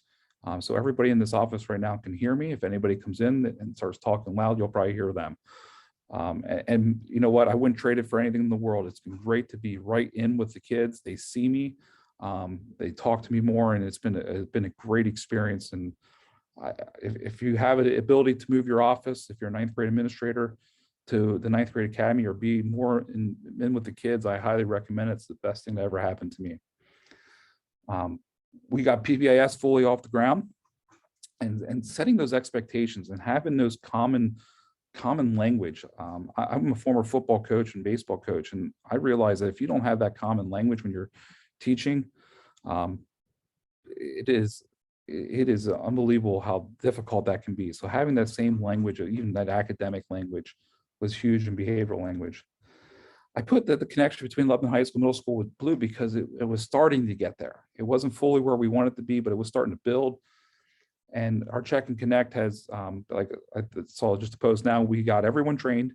We actually utilized as much time as we could on our virtual days. We combined our seminar time and our collaboration time in the morning to make sure that we can get stuff like this in, because we knew that when our kids came back, they were going to need all the support we can do. So we wanted to utilize that time the best we could. So what we've learned over the past 3 years and what we're trying to do moving forward is that change is difficult. I'm someone that loves change. I believe change is great. A lot of the change that I look at is actually not change at all. It's actually bringing back some things that I remember as a student and that really worked, but we kind of went into a different mode with testing and No Child Left Behind. And there's a lot of good stuff that we did back in the day that still works today. And student engagement is definitely at the top of that list. We have a young and overtaxed staff, but or an older staff with initiative fatigue. And how do we balance that? How do we make sure that that new teachers aren't overwhelmed? And how do we build that capacity for change? That is the biggest thing that I would say that's been key during this, is building that relationship with all the staff and making sure that there's capacity. If there's one person that doesn't want to do it, it's going to hinder that. And the biggest thing I have here is I had to check my pride at the door. I really wanted to do the best I could, and sometimes I got upset about that. And I had to realize that you have to take a step back. You have to see where teachers are. You can't force them to adopt something if they're not ready to. So how can you take a step back and convince them to do that, and again, build that capacity for change? So I'll ask questions here if there's any questions after this one, but so we had to change our mindset, because I think we're probably all stuck in COVID. Like we're stuck in this constant change. We just came back from virtual for 4 days of virtual. So even us, we're transitioning back again. So can we build a peer transition group to assist with our 9th grade students? And I think the key word there is peer, because I think one of the things that we're learning is that we have a very good resource in our building. that we want to utilize. Ensure that we have full year courses for the trimesters. That's a non-negotiable for us. And then we've kept that in place this year. We couldn't last year because we had to go like all the kids switching back and forth to virtual. We did the best we could, and it worked for the most part, but that was still something we couldn't do 100%. But this year we are on 100%. We want to, non-negotiables, we're going to work with 7th and 9th grade curriculum focus, and I'll talk more about that later. Check and connect, align our curriculum here at the high school, even with our work with the middle school, but making sure we have it here at Lebanon High School, totally ready to go. Review our data to properly schedule our students. That's another thing that we're working with the middle school on. And how can we take that 40 minutes a day during seminar, along with our peers, the student peers, and how can we build that time? So I'll take a break right now if there's any questions before I get on to our next big point, next big idea. Yeah, Rob, while folks are thinking about maybe some questions they have, your peer transition group, those were adults or kids, like older kids? Who served on the peer? Who served on the peer transition group? I was thinking that was a group who was supporting the transition of 8th grade to 9th grade. Were those kids that supported that or adults? Yep, that's going to be our big thing coming up. Oh, okay. Because I think this is our best resource. Okay. And the second thing is, I just wanted to highlight a couple of things that you said. One is that change, because the focus today is on sustainability. How do you take steps there, and transformational leadership? That's the other thing that you're speaking to. But one of the things you said is how the nature of organizational change or systemic change, it's relational in nature, and that you couldn't do this if you didn't have trusting, supportive relationships with your staff. And that includes an element from central office as well. So that's one thing I wanted to highlight that you said, and feel free to elaborate. The second thing that I heard you say was that your teacher said, as good as 9th grade academy is, and as good as the smaller community is, sustainability can't happen. The impact on this structure and practice can't happen unless it extends to everyone else. And that's exactly right, that unless you're impacting with your structural changes and your practices, more than 60% of the population, including staff and kids, it's really hard to sustain what you're doing. So if you want to comment on either of those while questions are coming in, you can. If you don't want to, you don't have to. I just wanted to highlight those two things, just given the theme today. Absolutely, and I'll talk more about this later too, but one of the things that we are really big on, like I said, these academies, we're actually talking about the idea of changing our approach from 10th grade academy and college and career academy to actually having career-based academies where they have that same mindset. And the same group of teachers for 3 years. So the 9th grade teachers really build them up, and then we have them in academies for 3 years. So we're trying to look at all the key items that we're pulling from 9th grade to and also career exposure too, to put into our entire school. And it's a move that is definitely happening. I think that you have friends of the teaching friends that are in 9th grade and other grade levels are starting to talk, and that's sometimes the word of mouth is the best way to get a change to happen. And also pulling 1 or 2 teachers in at a time. I have a small group of teachers that are meeting about the career academies, and we still focus on 9th grade. It's part of the conversation. But we always say, okay, who's someone we need to call up that's going to be brutally honest with us? Because if we can answer all their questions, then we're able to move forward. So, knowing your people on your staff that are, I know there's a curve that shows the early adopters, the middle of the road, and we go right for the people that we know are going to be the toughest to convince, because we want to get all the questions. We want to get all the complaints, questions, whatever we can get from them. We want to review and then build from there. Smart. That's really smart. So in the chat, there are a lot of questions about Check and Connect. And I don't know if you're going to elaborate on that later, or if you want to do that now. What is it? How long did it take to get folks trained? Patton can answer questions about stipend funds being used to purchase materials, which they absolutely can be. But did you want to speak to Check and Connect and just sort of the process? You broke up a little bit, Gary, but I Check and Connect. I know that we had a full day. We had a full day training with Kate Parker again, who was also doing our PBIS. It was perfect for our staff, of someone who they knew and respected. And we did it all in one day, but we did a training for our coordinators and myself prior to that. We probably need a booster shot moving forward.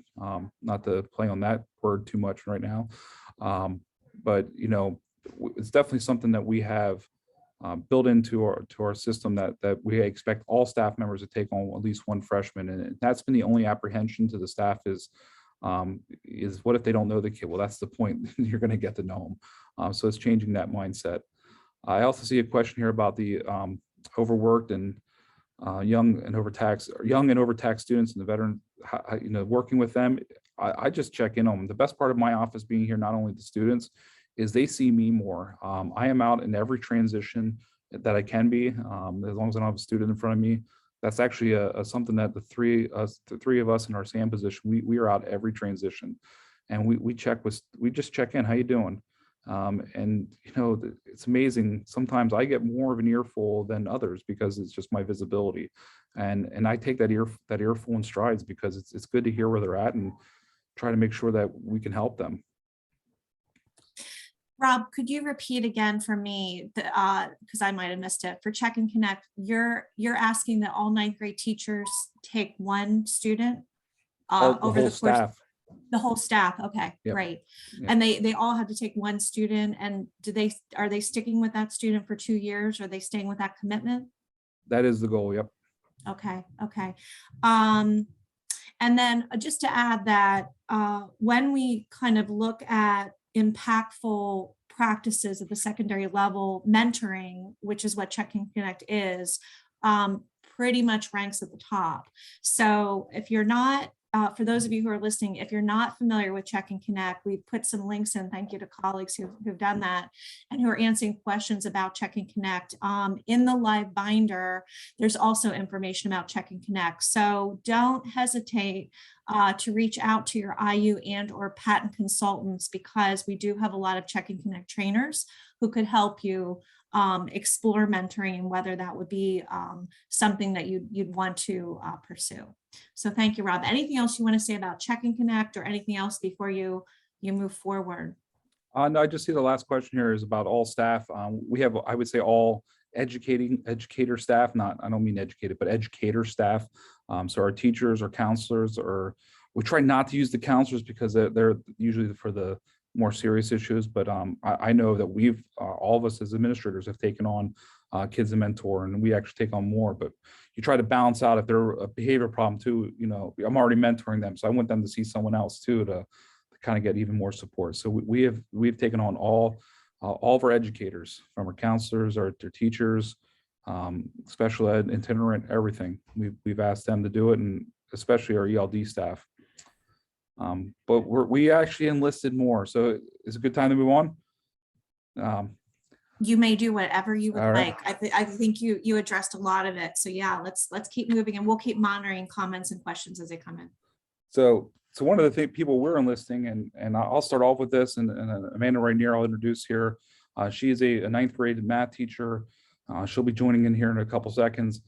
And we decided we had to use our best resource, and our best resource in this building are our students. And we had to find a way to build a culture that's kids were helping kids, or students helping students. So we wanted to come up with a program, and there's our logo right now. It's called Cedar Leaders, but kind of want to give that idea of how we got there. So we have a ninth grade transition program that we wanted to build, that we wanted to look at link career peer group connection, but I went back to funding. We don't have the funds to do it. And then sustainability, we couldn't adopt it. And we decided we had to do something. So, you did research on these just to see what they were about, and realize that, there's things we could do, but we don't have trained, and we don't know what their training looks like. So we had to go, okay, what is that we can build here? So how can we build that transition program that builds on our strengths of our students and our community as well? How can we build something that's sustainable we can do every year? And if we get our community involved, are they the ones that are sustaining it and building the resources that we need as well? And then the key part is who do you involve in the building for in our transition? I believe it was earlier, and I was trying to write notes. Who's that small army that you're going to get and building to move forward and do amazing things. So the three names that were on that slide earlier are our ninth grade math teacher, a ninth grade ELD teacher, and a tech department person. So someone in the tech department who works in all buildings in our district, an ELD teacher who's working on a specific group of students. And then, like I said, our math teacher who came up from Lebanon Middle School. So actually went through the transition with the students. So building this program from scratch, again, we had to find the right individuals to do it. And we did our own SWOT analysis as a group. We want to know what our strengths were with students. We were just focusing on the students, not our school. And we did a survey of our ninth grade students. So we wanted to find out the positive and negatives of their experience. We wanted to hear from them. What would they want to see as an improvement? How did they connect to the Lebanon High School? And then we said we wanted to select the right students. Most times in sports, or in clubs, we recruit the best athlete or the smartest kid. Our goal was to recruit all kids as much as we can and bring on a very diverse group, academically, socially. Every group that you may see a clique walking around the building, we wanted to make sure we had a representative from that group. And then how do we have time for staff to meet and plan out this program? So one of the benefits of shutting down for Keystone exams to do testing throughout the building is I can keep these teachers free and they can go work on that. And then that's what happened. They spent a couple days plus time in the summer building out these programs for that. So in our survey, we found that our students thought our teachers are nice. They like the idea that they have more choices as they move to Lebanon High School. There was actually less bullying, which I found interesting in the high school compared to a middle school. That was eye-opening for me. And they felt like they got a lot of support from our staff. But they also knew they had too many freedoms. They went from a very restrictive environment to a very wide open environment in a circular building. They admitted they were not academically prepared. And that's where that partnership with the middle school now is really huge. And they were not involved in extracurricular activities. So they wanted to find a way to improve their skills and make a better transition. And one of the things they did was they suggested a better tour, to have peer support, teacher collaboration, working, not only on the individuals, but also as a school, what are the better things we can do for kids, relationship building, and then get peer mentors for assisting in social academic needs, and then connecting to those activities at Lebanon High School. And at this time, I'll turn around and I hope Amanda's on here. I'm here. I'll turn it over to her, and she'll share about the senior leaders. And again, I can't stress enough how great she's been with this program. And we actually have a student with us as well too. So our student who's a senior will talk as well. So I'll turn it over. Just let me know when to move the slides. Thank you. Hi, guys. Amanda Rainier. One of the biggest things that we learned through Cedar Leader Selection was how to make it a little bit more of a well-rounded group instead of just, all the kids that already are super involved or have straight A's. We wanted to get those kids that maybe struggled their freshman year so they could give that personal touch to someone that was struggling and say like, hey, I wish I would have done better my freshman year, because it makes a huge difference when you're a senior. So we definitely learned through some trials here, and now we actually have an application that the kids must submit. And right now what has happened is we have grown from, a small group of 20 to we are at about 50 students that are in the Cedar Leader group. And it's a very well-known club, I guess you would call, in our school. It's very much talked about. The kids know, hey, the Cedar Leaders are going to be there. And it's really gained a lot of popularity as far as it's a positive thing at our school. It's just nice to see the kids wanting to be involved, wanting to be a part of it. Since I teach the freshmen, they're always like, oh, I want to be a Cedar Leader. Can I be one? But we have to explain, like, it's for you. We're trying to help you out. So one of the things that we do is we check in with them. There's a small group that does that. So I'm going to actually show you one of them right here. She's going to talk in a little bit, but they will push in to a freshman class and they'll get to talk to the freshmen. And it really has created these relationships that the kids really, I feel like, rely on and are excited to have when they come to school. So, Mr. Nordahl, you can head on over. So one of the things that we have done is we've trained them. They come in over the summer. Now, these are kids that, you know, the last place they want to be is school, and they're coming in. We're doing scavenger hunts. We're doing activities to get them to be the leaders that we want them to be for our freshmen and, you know, leaders of our school. We want them to really be able to take ownership of a class, stand up in front, present, be able to do things that they don't usually get the opportunities to do. And I feel like this is where I have seen our Cedar leaders shine. They come up with these amazing ideas that I don't even think of. They even come back and say, you know, like, let's do a survey and see where the kids are, see where their thought process is. And, you know, things that you would probably overlook as a teacher or as an adult, they really are able to relate to these students. That has helped us tremendously. So we've done a lot to kind of prepare them, but what they have done with this program and been able to do as far as our success, I would say, comes back to all of our students and just watching them grow as not only seniors, but real leaders has been very helpful to, I think, our school as a whole. You can head over. So here's a picture of a small group of us, and I say small because there's many more. This was a full day of a car wash. It was meant to help out a fellow student who is actually, he just went for radiation treatment yesterday. And what it was is it was just everyone kind of banding together, getting support from the community, getting a positive outlook for us. And what it was is just one of the many activities that we did. And these kids were standing out in the rain at the end of the day, still cleaning off cars, trying to support, you know, another student. And I feel like that just spread through our school and everyone seemed to talk about it and know, like, these Cedar leaders are here to fight for everybody and they're here to help anybody that needs it.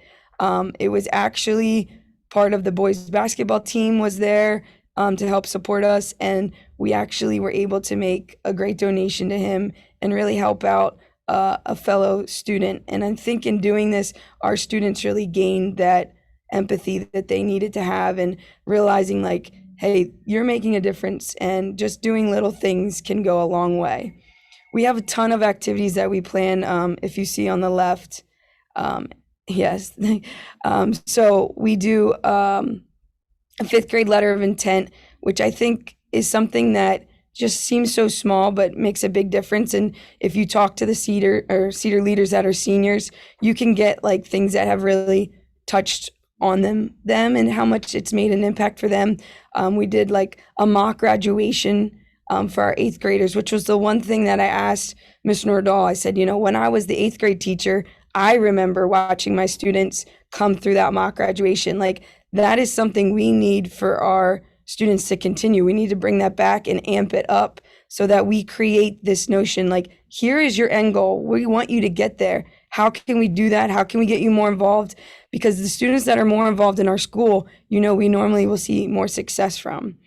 We had a huge open house and a 9th grade orientation that really went well, and we'll touch more about on, I think it's on the next slide, Mr. Nordahl. Yeah, so here's this letter of intent where we have the students sign, more or less just saying, like, we want you to graduate the year you're supposed to graduate. We want you to make this commitment to be the best you for Lebanon that you can be. And I know that Mr. Nordahl has some of these in his office. Am I correct? From students that have signed it. And I think that connection really makes a big difference. Some of the other things you can see on the side there, we have really we've done, like, club days where the kids can see all the clubs, and the Cedar leaders have put up tables just to explain what we're here for. We've had certain things for the kids to try to join in on, and we'll talk about some tailgates and things that we've done to really get these students to feel part of our school. The one thing I'll add to that is when they come into this event, it is pomp and circumstance like it is a graduation too. We have the band. The band plays the fight song. We have them run down like a tunnel with the cheerleaders and all our before it was Cedar leaders, we had kids, but now it's Cedar leaders that are there. And this is a really cool event. And you know what? Of all the pomp and circumstance, the best part of their day is they get to eat in our cafeteria, which has more choices. So that's what they talk about. And the freshmen and sophomores here in the building actually were part of that program. And I still hear that. I remember eating my first slice of pizza here because they couldn't get that when they were in elementary school. So it's a huge day for our kids to start to connect them to Lebanon High School. So what actually happened was we did a training with these kids in the summer, and one of the things they said is, we haven't had kids 5 days in classroom settings because of COVID.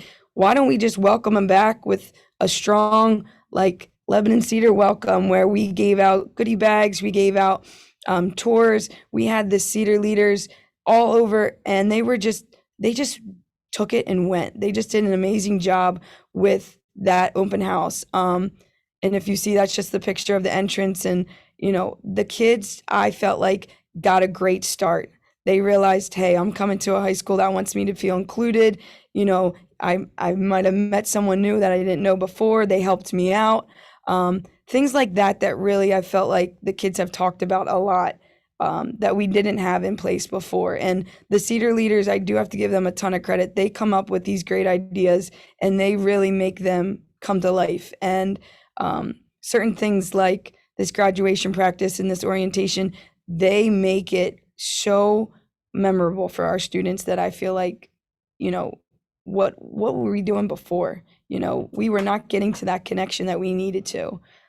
So here we have an LHS scavenger hunt, some like the Cedar leaders lead a tour, things like that really can make these kids just get the comfort of the school layout. Like Mr. Nordahl said, the 3 circles, that was the hardest thing for me to get into my head when I got up here, because all our middle school is straight. There's no circle, curves, nothing.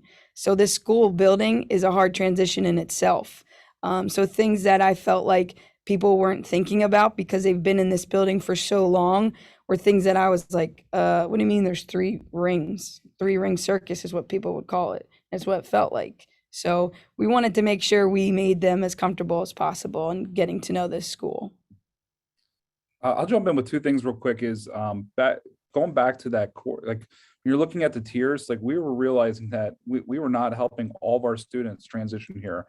So how can this relate to MTSS? I think it's huge because we were so focused on getting them in the classroom, start teaching them right away, and they were scared out their mind. This was a transition for them, and we want to do the best we can. And one of the coolest parts about this graduation ceremony we do is actually we set it up exactly how it looks. We do it the day after our graduation, so that the stage is set up, everything is decorated, ready to go, and we actually have our students shake the middle school hands, and they say congratulations. And then when they come down the steps, typically in our graduation, our principal will move the tassel at that spot, and I shake their hands, or now fist bump or elbow bump, whatever it may be for COVID, and I say welcome to Lebanon High School to every student that does that. So that is our 8th grade. For our 5th grade event, I do say congratulations to every student in the 5th grade. All of our administrators pop in the best they can throughout the day, but that is a day I dedicate to be down there. But we try to make it visible by everybody. Also with the mock graduation and the orientation, we require our whole staff to be part of it, because they're eventually, whether it's 9th grade or not, they're going to see those students. And we hope it's a recruiting tool for them as well, for sports or other activities. One of our most successful events has been, we started these tailgates where it was just the Cedar leaders had to invite so many freshmen, and they gave out these free tickets to the games. So we started out with football and treated it like a regular tailgate. We grilled some food. Mr. Nodor was on the grill. We had some activities going on. We had them tie-dyeing masks at the time because we had to wear a mask at school. So we tried to do things that were fun and got the kids to kind of just get to know the Cedar leaders, and it got the kids to come to a sporting event, which then you started to see like our student section just blossom. And you could really see, okay, hey, when's your next tailgate? What do you got going on next? And it got to the point where I was starting to get a little overwhelmed because they wanted one every week. And they were saying like, is there one tomorrow? And I'm like, we just did one yesterday. Like, we got so much great feedback and the kids loved it. And we made sure to have all kinds of food, and we tried to do cornhole. We tried to do any type of activity that we could just to have fun, enjoy being at a game, celebrating our student section together, having the Cedar leaders really immerse themselves with the other freshmen. And it started to become one of the things where other people wanted invited, and we kind of started having an issue where the Cedar leaders were getting like bombarded, like, I want a ticket, I want to come, like, I want to go to this. And it's like, you want to come to an event? Like, we have a struggle to get these students to go to any of these, out of our normal activities at school. So it really started to help us. As you can see, there's a lot of things that we've tried to get kind of in place. I'm gonna actually tell you that the one thing on here, candy grams, we ended up selling over about $2,500 worth of candy grams, where we had the Cedar leaders deliver them with our life skills students, and we had the freshmen being able to give their friend another candy gram, send a nice message, and it was just candy bars. And we used that money to create student section shirts for the basketball games. So then we had a way to try to get the kids to come to the basketball game through, if they came to 2 different tailgates, they got a free t-shirt, and then they wore that t-shirt at the student section for our basketball games. They are not only Cedars. Majority right now are, but we try to have sophomores and juniors as well, because we want someone to be there when the seniors leave. So we definitely try to make sure that we have all grades. The leadership course we'll talk about is just seniors, and that's something a little bit different. We've branched off of Cedar leaders because we've gotten so large, but yeah, we try to include anyone as long as they're not a freshman and someone that we really feel everyone could connect with. The life skills actually started coming to us and saying, hey, we want to do something with the Cedar leaders. We love what you guys are doing. What could you do with us? So we've been doing a lot of different things with the life skills. A holiday bazaar before COVID kind of hit was something we wanted to promote with our freshmen to just feel involved. It was just going to be food and some crafts that the life skill kids had made that the kids could go and buy in our like middle atrium section of our building, through transitions and things like that, or at lunch. And it would have been a way that the life skills could work with our Cedar leaders and really made that connection for everyone. And I feel like our students have really done a great job coming up with ideas. These holiday cards, we were able to send over 250 holiday cards to the nursing homes. And I saw our Cedar leaders making them right by the freshmen. And they were able to come up with like, hey, why don't you say this in it? And I got so many great comments in return from the nursing home. And they just said, we really appreciate this. It's been really hard. No one's been able to really come and visit the nursing home. And this is something that we've been able to give them and brighten up their day. And I really wanted the Cedar leaders to be able to deliver it, but due to COVID, we did not. But I think, as things go on, those are things that we might change and let the Cedar leaders do. And I'm just really proud of everything that they've accomplished and all the things that they've held for these kids to really feel part of our school.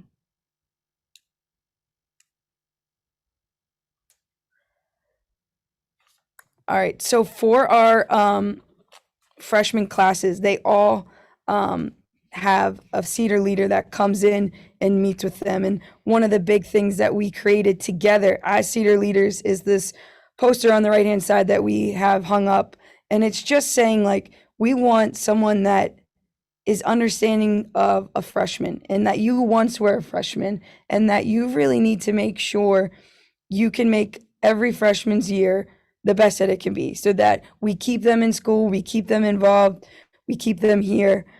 So trying to invite them to our school events was a big goal of ours. Making sure we talk to every freshman, whether they be an athlete, whether they be in the musical, whether they just be someone that comes to school and it's a struggle to get them to school. Like, we want to work on their attendance. So just supporting all of the freshmen and giving them any type of guidance that these freshmen could use was really our main kind of goals, I would say, for our Cedar leaders. So this was something that we did together, and I really feel like we try to make sure we keep on the forefront of everything that we're doing for them. I also want to add here, I know it's talked about before, but there are students, like when we first started doing this, especially this year when the numbers of kids that want to be in Senior Leaders expanded. I actually had teachers coming to my office really fired up, like, because they were not in a good way either, because they saw a kid that was struggling in their classroom and give them a hard time. And they were fired up that they were a senior leader. I said, I had to tell them, take a step back, watch what they do, see and learn from them. And what you notice is that kid is no longer an issue in classes. A lot of kids have grown from this. So again, we didn't just pick the ones that were always compliant either with our school. We wanted to mold some kids to be leaders. And that has been a huge change. And just the core principles have been huge. Just a quick question, Sawyer, how many kids and how many staff do we have in ninth grade? Right now we have, I call it 350 true freshmen.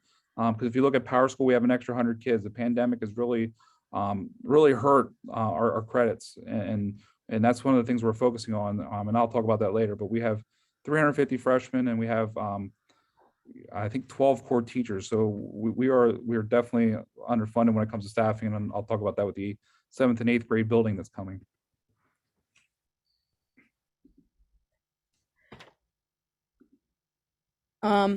So right now, this would be more of the independent study leadership course. With this, we plan the activities. They are Cedar leaders, they are seniors, and they work with me, and we really come up with ideas. And I want to say we, but I really should say they. They make me look good because they come up with things that I've never thought of. And they actually just told me, the latest thing is they said, hey, Mrs. Rainier, we just want to have fun with the freshmen. You know, we've been doing a lot of lessons like where we try to work on academics or we try to get them to work on mental health or things like that. Like, we want them to not think every time we come in, it's always, oh, they have to do this because they're here. So the next thing that we have planned for our kids is just having fun with the Cedar leaders, having some game time. We're going to do some trivia, some certain things just to kind of do like team style, try to get the kids just to be more comfortable, kind of get out of their shell as much as we can in the classroom since they are in their freshman classroom. So there's seminars. They're with a freshman teacher, and they're all freshmen in the class. And then they have 2 Cedar leaders that are assigned to their class, and they push in every other day. And then on Fridays, the Cedar leaders plan out what they want to do the next week. And each class gets the same lesson. And it's nice because we are able to cover every seminar that a freshman has each week multiple times. So we have those check-ins, we have meetings, and you really have seen the relationships between kids you never thought you would see. You know, I can see these students start to be like, oh, yeah, that kid over there, he's in my Cedar leader. And it's like, you know, here we have something that just happened for a half hour, once or twice a week, being able to go throughout their day, and it's just someone they know and they can say their name. And I really feel like this leadership course, they have really stepped into their own. And that is why I actually brought one of the leadership course students and Cedar leaders with me today, because I really want you to hear her perspective and what she has to say. So there's just some of her credentials. She's played soccer, she's done track. I've had the ability to coach her and teach her, but I really feel like she can give you the best perspective because, like Mr. Nordahl said, our best resources is our students. So I'm going to let her kind of give you her perspective, and then I can answer some of your questions.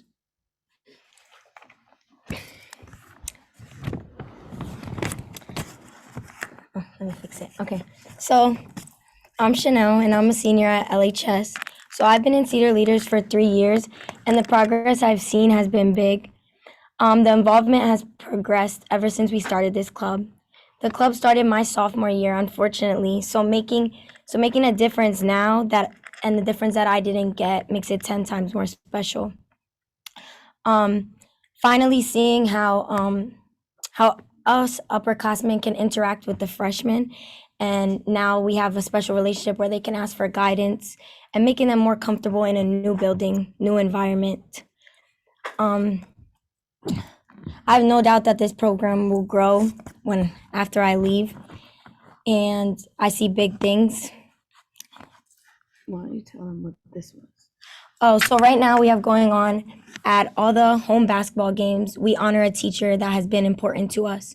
So all the seniors from the girls basketball, girls cheerleading, and boys basketball will pick a teacher, and that teacher will be announced before every home game. We'll give them a mug, a shirt, and just take a picture to let them know that they're appreciated in our building.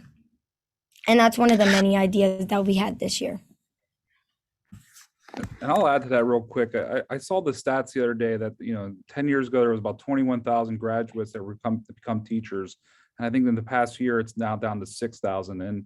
And I think what a better place than Lebanon basketball is the hub. It is the thing in Lebanon. That is what people know. And to support our teachers and show them public support is just awesome. I can't stress how great the Cedar leaders have been for our freshmen, but also for our teaching staff, because talk about building capacity for change. When they see the kids changing capacity faster than them, it really lights a spark with them, and also they feel appreciated. And I mean, I know every time I'm at every game, and I can tell you it's so cool to see teachers selected, and it's just amazing. It's I can't stress how enough. And for teachers out there that are on this, again, thank you for all that you do, because the number of people going into teaching is limited, and we are our best resources. Not only with our students are our best resources, but teachers on here, you're our best resources as well.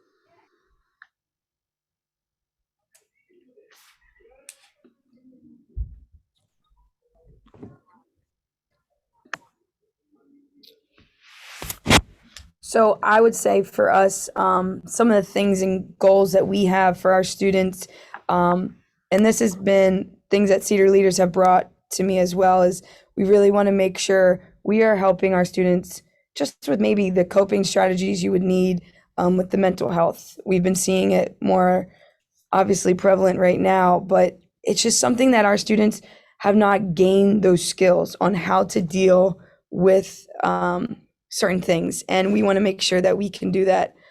We also want to make sure we're including more activities, getting our students to get that feeling when they come in here, they have that connection.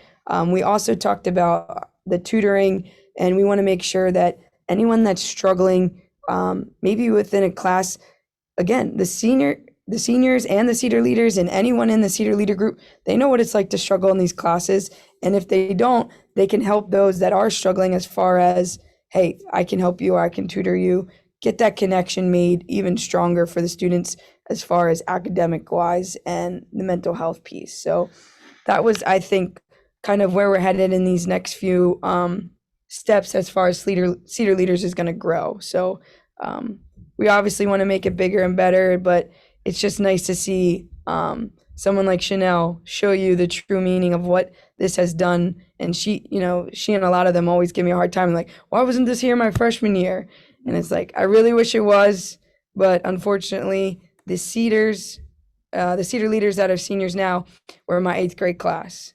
So I watched them struggle freshman year, and I realized, hold on, something, it's disconnect here. So I think this really is something we're doing well here at the school. So earlier, I heard Dr. Hill-Yancey mention that you got to enlist the right people, and you can see why we enlisted Amanda to do this, because she was able to see firsthand the impact of watching kids in the middle school and then seeing them the next year in class. That's huge. So I know we both have notes on this, so I'll go real quick to give you kind of the administrative perspective. And I just realized how bad my grammar is in the first sentence, and I'm apologizing. That's my central PA coming out of me, ending with with. So all of our 9th grade students, they have that older peer that they connect with. You can see the connection. One of the things that I noticed the other day, we had and it's number 3 down here, we had a boys basketball game. We were playing a team that we beat last year for the Lancaster Lebanon League title. It was a big game. Our student section was mostly freshmen. The leader of the freshman section, or of the student section, is a freshman. He was starting the chant, so that can, I'm getting goosebumps thinking about it now, because we've, as a staff, as a community, we talked about, man, the student section has really dwindled at Lebanon. It's better than it's ever been in the last 5 to 10 years. And it's being led by freshmen. I think this is huge development for our students, and then they're already becoming leaders themselves.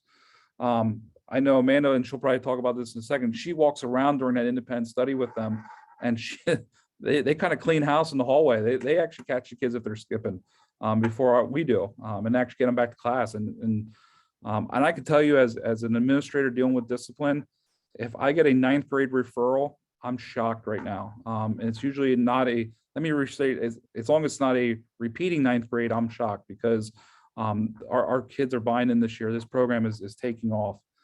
And I'll tell you, our staff has been more motivated. So we needed something to build that capacity. And Cedar Leaders has been it. So every school is different where that capacity came from. And our kids have actually created that capacity. And I know Chanel's on here, and she could probably hear me through the walls too, because like I said, we're split with fake walls in here.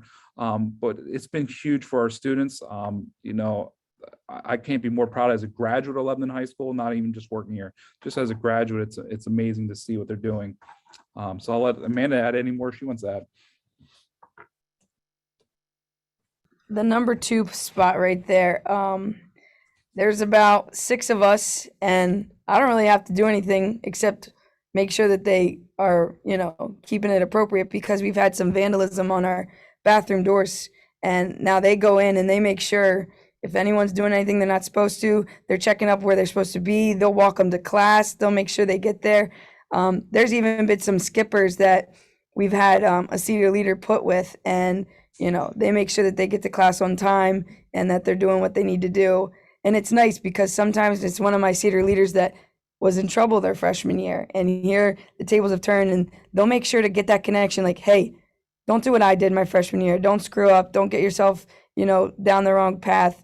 Like, this is where you need to turn it around. And that's where I think Ms. Nordahl had to kind of defend Cedar leaders in the beginning, because I did select kids that I knew, you know, had finally kind of turned around, but they still struggled in areas, and they didn't have the best grades, and they weren't your top students in the class, but they were the ones making my biggest impact. They were the ones that I felt like the kids connected to the most. So when these 9th grade students see a Cedar leader coming down the hall and they're doing the wrong thing, it's kind of nice, because I just kind of sit back and let them take care of it.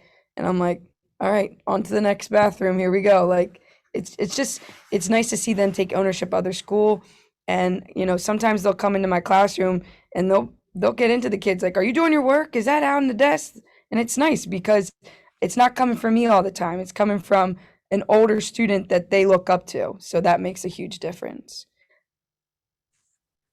I'll tell you this, I'll throw a stat out there. I know I talked to a lot of my friends that are at other districts, and they talk about how they have at least 1 to 2 fights a week in their building.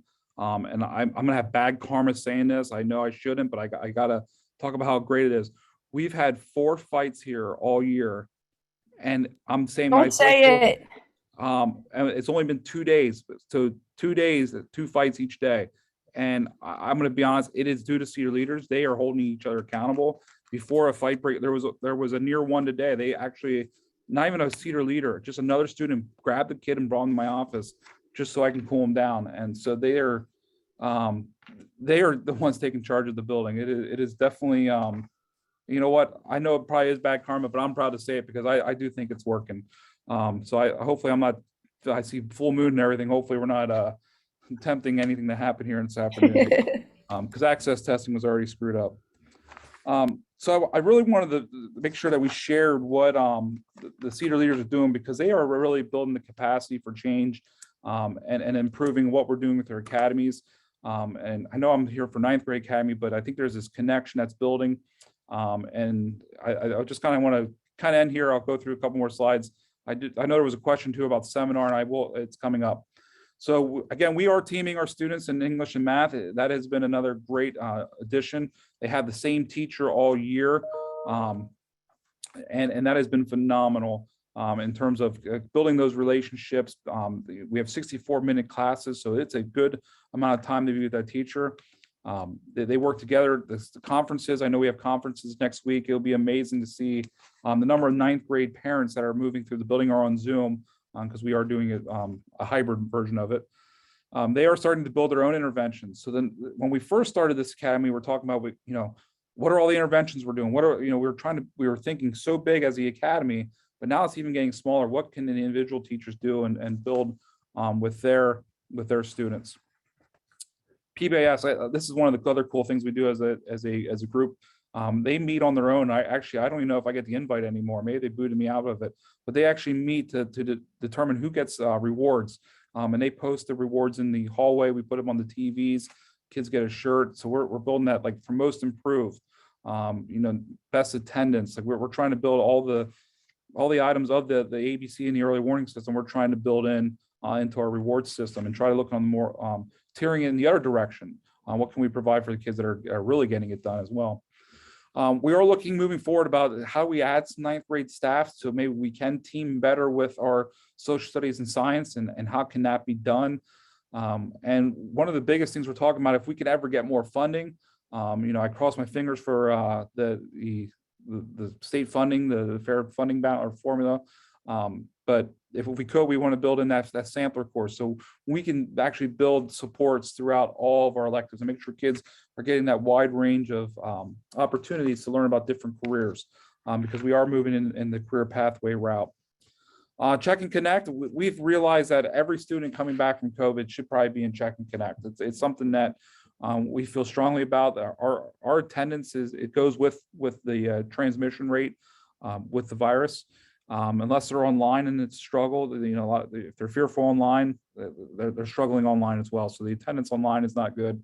But what we realize is that our attendance for the kids that come is getting better.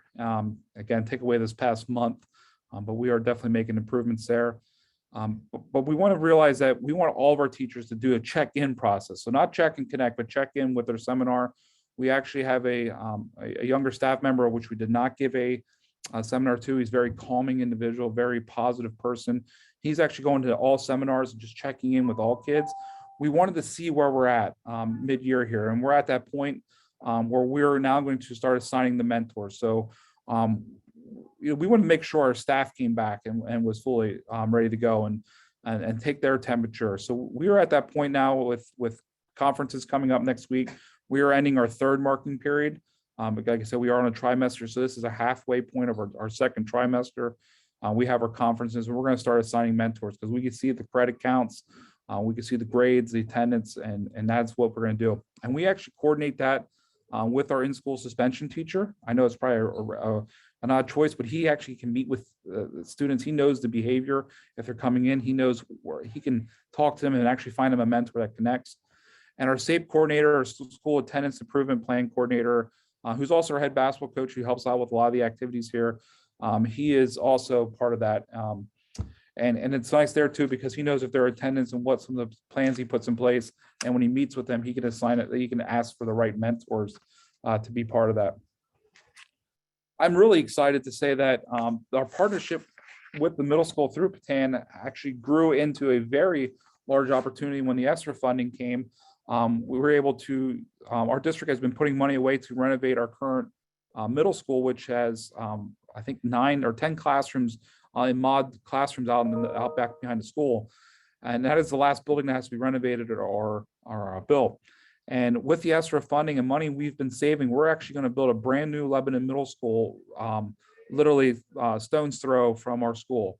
And Lebanon, this is going to be a 7 through 12 campus in August of 2024. And just that alone has changed completely our mindset with middle school. We are starting to meet about, and we both are under ATSI. So right now we're kind of doing our own curriculum work to make sure that we got stuff on paper so that when we meet, we can start to look at exactly what is it that we need to do. Where are we missing stuff? Where do we need to connect? And our goal is to actually have teachers that maybe are in both buildings to build that connection with not only students, but also staff.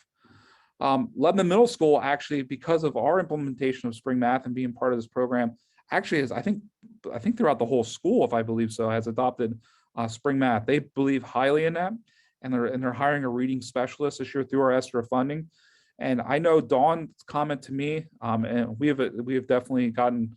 I knew Dawn outside of school through common friends, but professionally we have really grown as professional friends in terms of what we can do to support each other now. And I know that her goal is, this is her goal, and I'm holding her to it, I say, is to make sure that all students are back on track before they even get to 9th grade. So we can really focus on the career stuff. So they're doing and doing a lot of activities with, or a lot of, like I said, core instructional changes at the middle school. We are going to review a lot of data in the spring, and we're going to make decisions here at Lebanon High School with the middle school as well. One of the things that we have done in the past, and I know there's different philosophies on this one, and I'm going to, maybe I'll speak too honest here, but we've been taking all kids and putting them into the second part of algebra, regardless of their math scores in 8th grade. And what we're noticing is that we have a wide range of kids in our classes. So we want to make sure we have that data, and we're doing what we need to do, whether that's a transitional math class, whether that's an intensive schedule for that math, make sure that we are getting the data from the middle school and we're sharing that and building a schedule that makes sense for kids. We don't want to track kids. That's one of the things we want to make sure we don't do. So we are in the process of scheduling. We try to schedule enough classes in the same period that we can move students based on their movement. So Amanda's a great example this year. She's actually has 2 academic math kids that are just kicking butt in Algebra 1, and she's getting Algebra 2 to them as well through an independent class. So our 9th grade staff is really in tune to what kids need to move up, what kids need more support, and we're trying the best we can. So we're looking at maximizing our schedule with that seminar time, which I'll talk about now. I know there was a question about seminar. So 9th grade seminar is one of the reasons it was built, or one of the great reasons why it was built, is we can also have all 9th graders in one lunch. And it's the first lunch of the day. It's the best duty that I have of the day because they're still asleep and they eat lunch, and it's great because I get to see them outside the classroom. And then they go to seminar. Every one of them goes to the seminar. And inside of there, they're expected to do some reading throughout the week. They have lessons from their teachers. Teachers are expected to check in with them at least once a month. We ask for bi-weekly, but a minimum once a month. And we've given them a portfolio this year. This is something new we're doing. Inside that portfolio, and we're using paper. We know we have the ability to do it online, but we want them to write it out. We want them to review and keep it all on the forefront. They're putting in their graduation, so if they get the credits, they can start to see the progress.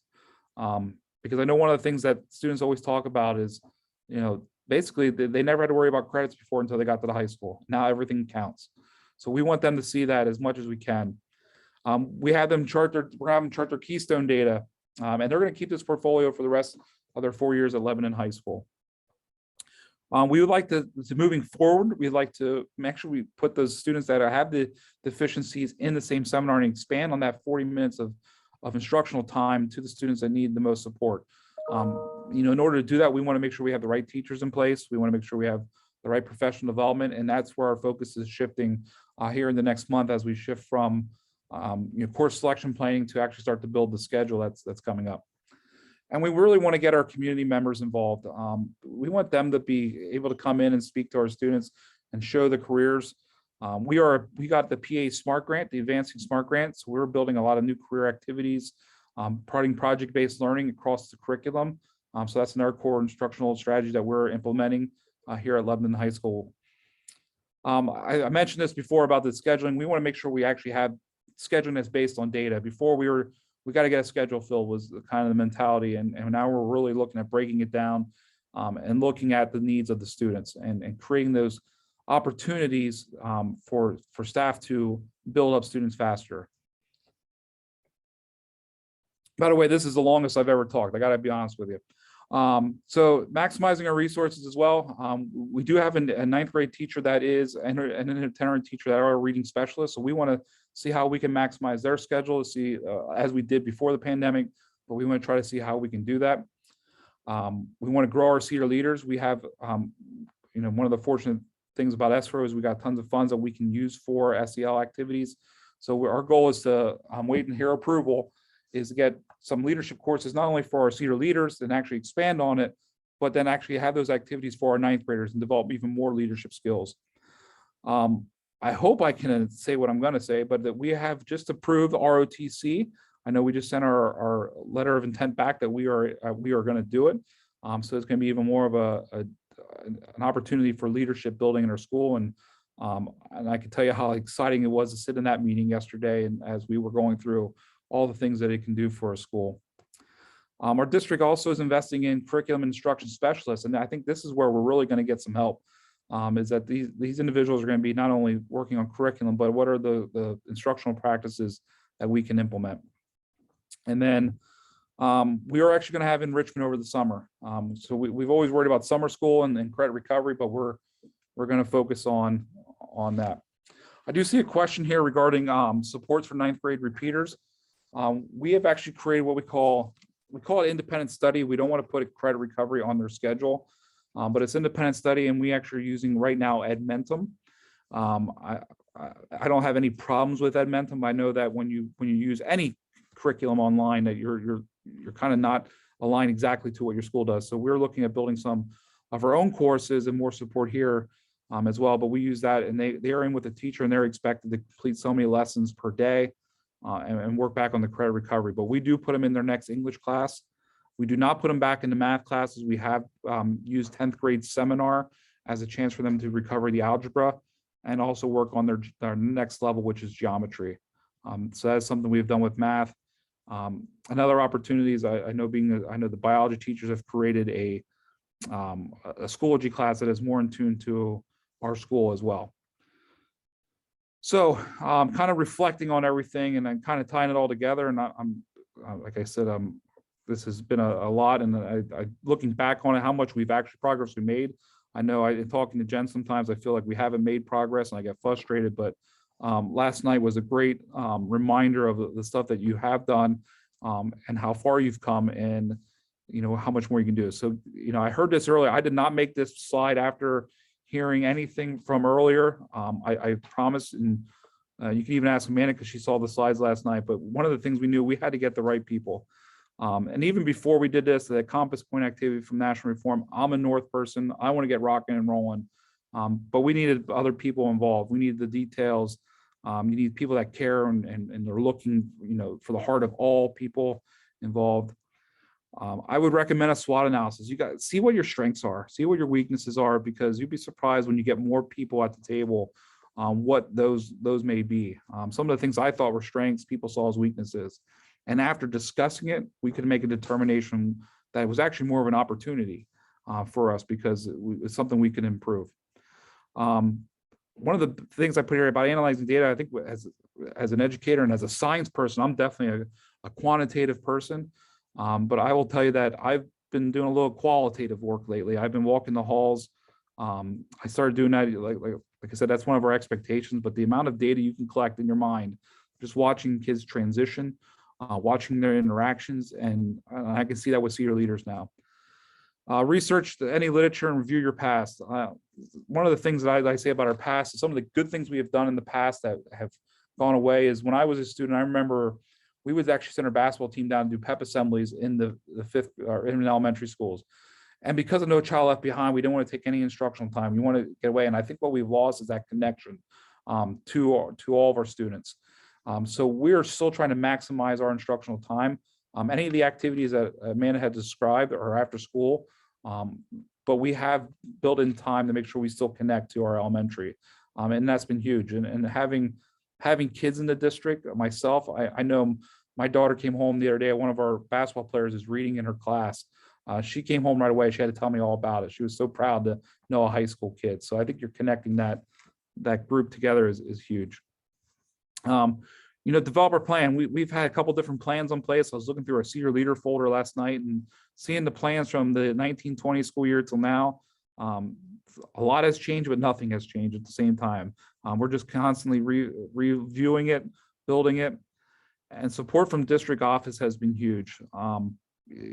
I can't explain how great it's been to work with our special ed department, ELD department. Both our directors there have been very supportive. They actually are getting us trainings or providing us funds probably faster than maybe even our own building budget. So we've been able to really sell that to the district office.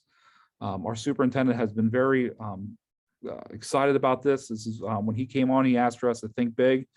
So this is something that has definitely been a think big type thing for us as we change.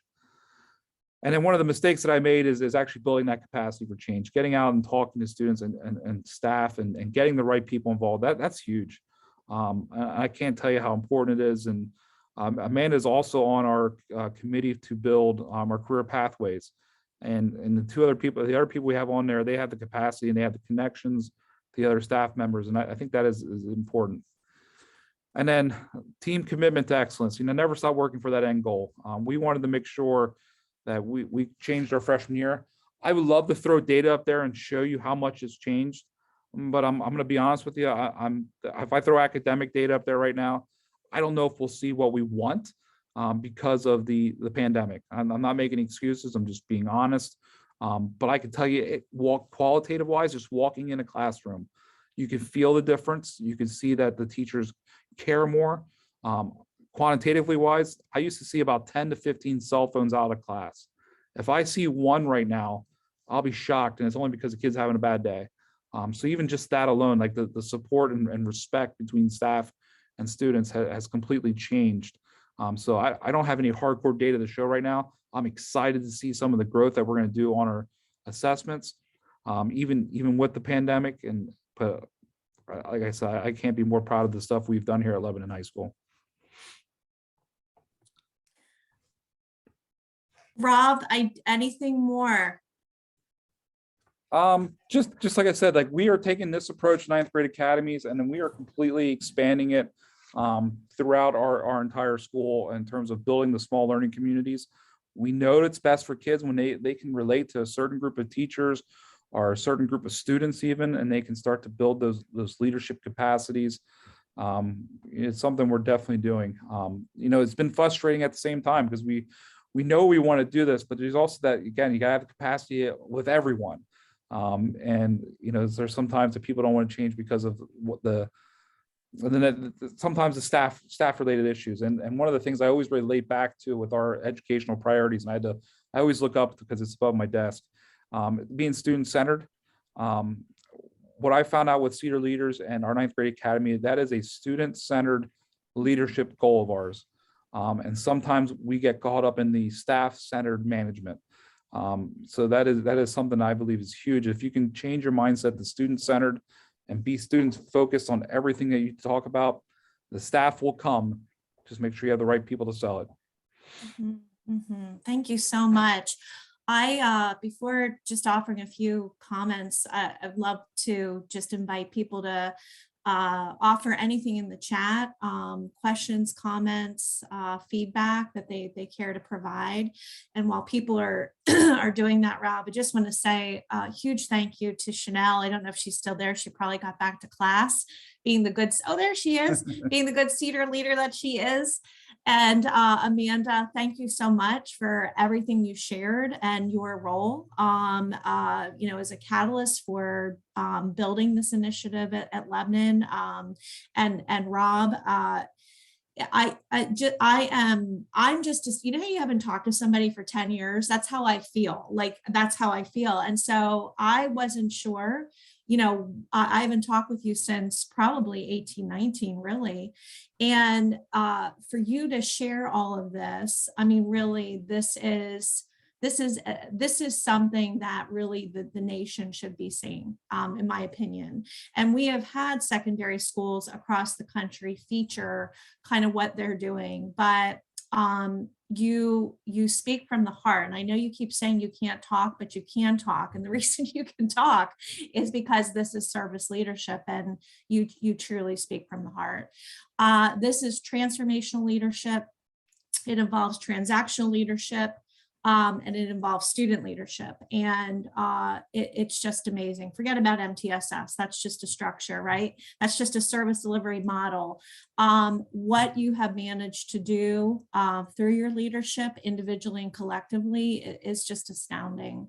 And you keep at it, and we have to.